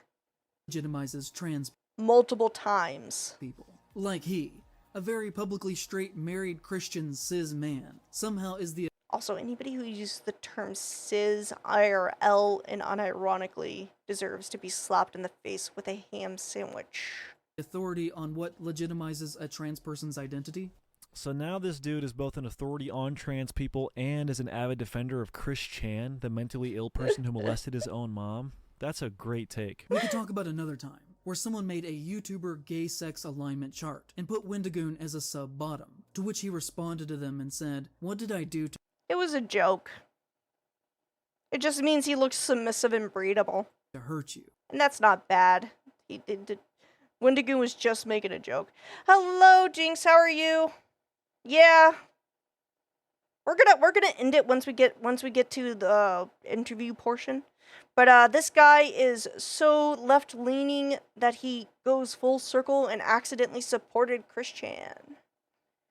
Just like how he accidentally ended up being racist and shit. He's very much Twitter political brain rot. Which, clearly is a joke, but also the worst kinds of straight guys when they make jokes related to queerness almost exclusively direct the punchline at femme gays and bottoms, because they view them as lesser That's than not true at all. tops. Someone called a straight man with a wife a sub-bottom, and he replied jokingly. How do you honestly have a problem with that? Clearly, as I'm currently destroying a sandwich before I start streaming some Minecraft later. That's nice. What kind of sandwich? Is it a ham sandwich? This guy deserves to be slapped in the face with a ham sandwich. Or a bologna sandwich. Bologna might be more appropriate. If you had a bologna sandwich, you should throw it at this guy. Tuna's solid. Don't waste a tuna sandwich on this guy. You should value the tuna sandwich because it's above whatever the fuck this guy is. Everything that he does has deep political motivations, and to argue that he's just a horror. He's this guy's so brain rotted. He thinks Wendigoon is political, when he has never stated anything about politics on anything he has ever done. He's such a political brain rotted loser that he's like, this guy's clearly a conservative. He's out to get me. YouTuber is comical. You're projecting everything you do has deep political motivations. And the thing that people kept saying to me in all of this was, why do you even care? Which, if you watch the comments under the video, I guarantee you will happen again, with takes like, oh, he's just a YouTuber. Why does it matter? Or, so what if he's a conservative? Is that a problem? This guy comes off as a very petty, jealous little bitch who's upset that Wendigoon is making more money than he is. Which, the answer to that is yes. So you have a problem with half of the U.S. population for being conservative, yet you maintain you're the moral voice of reason on being accepting and tolerant of others. In reality, you're a delusional, hateful hypocrite, and this is the worst video I've ever seen. But the reason that I care is because this does not belong in horror, or anywhere. I care deeply about horror, and everything that he does has demonstrated so far in his career that he maybe he should work on making better videos. Should not be welcomed in our spaces, or even, just in public in general. Got that. Wendigoon should be ostracized from public. Alright, so with me now is the one and only Wendigoon. Alright, I'm gonna end it there. He interviews Wendigoon and he also interviews Oompaville. The point in Praise of Shadows is the definition of brain rot bread tuber. And we should all laugh at him. I think I'm gonna call it here though. I might go and rest a little bit and then maybe come back a little bit later on tonight to stream. I might find a game to play. But it was nice change of pace. It was a nice change of pace to comparative to like usual playing video games. Ah, yes, I need someone to raid. If you got someone to raid, I will listen and take it. For sure, for sure. I'll send my 6 homies to him.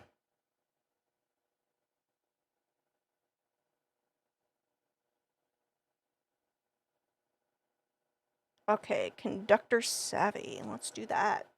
Okay, hang on. Let me do this. Copy, and we're gonna do a /raid. Raid channel.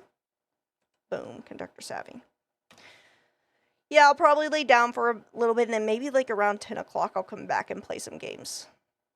But yeah, it was so much. It's super fun, and it's a nice change of pace. Oh, it's invalid username. Let me do this. Hang on. Hang on, everybody. I'll get it out there. Let's see. Twitch. They're not streaming at the moment. It doesn't look like they're streaming. Oh wait, yes they are. Why didn't it show up? Hang on. Hang on. Let me go to their YouTube. Or not their YouTube. Let me go to their. I got it. I got it right here. Hang on. Hang on. We'll get it. Almost.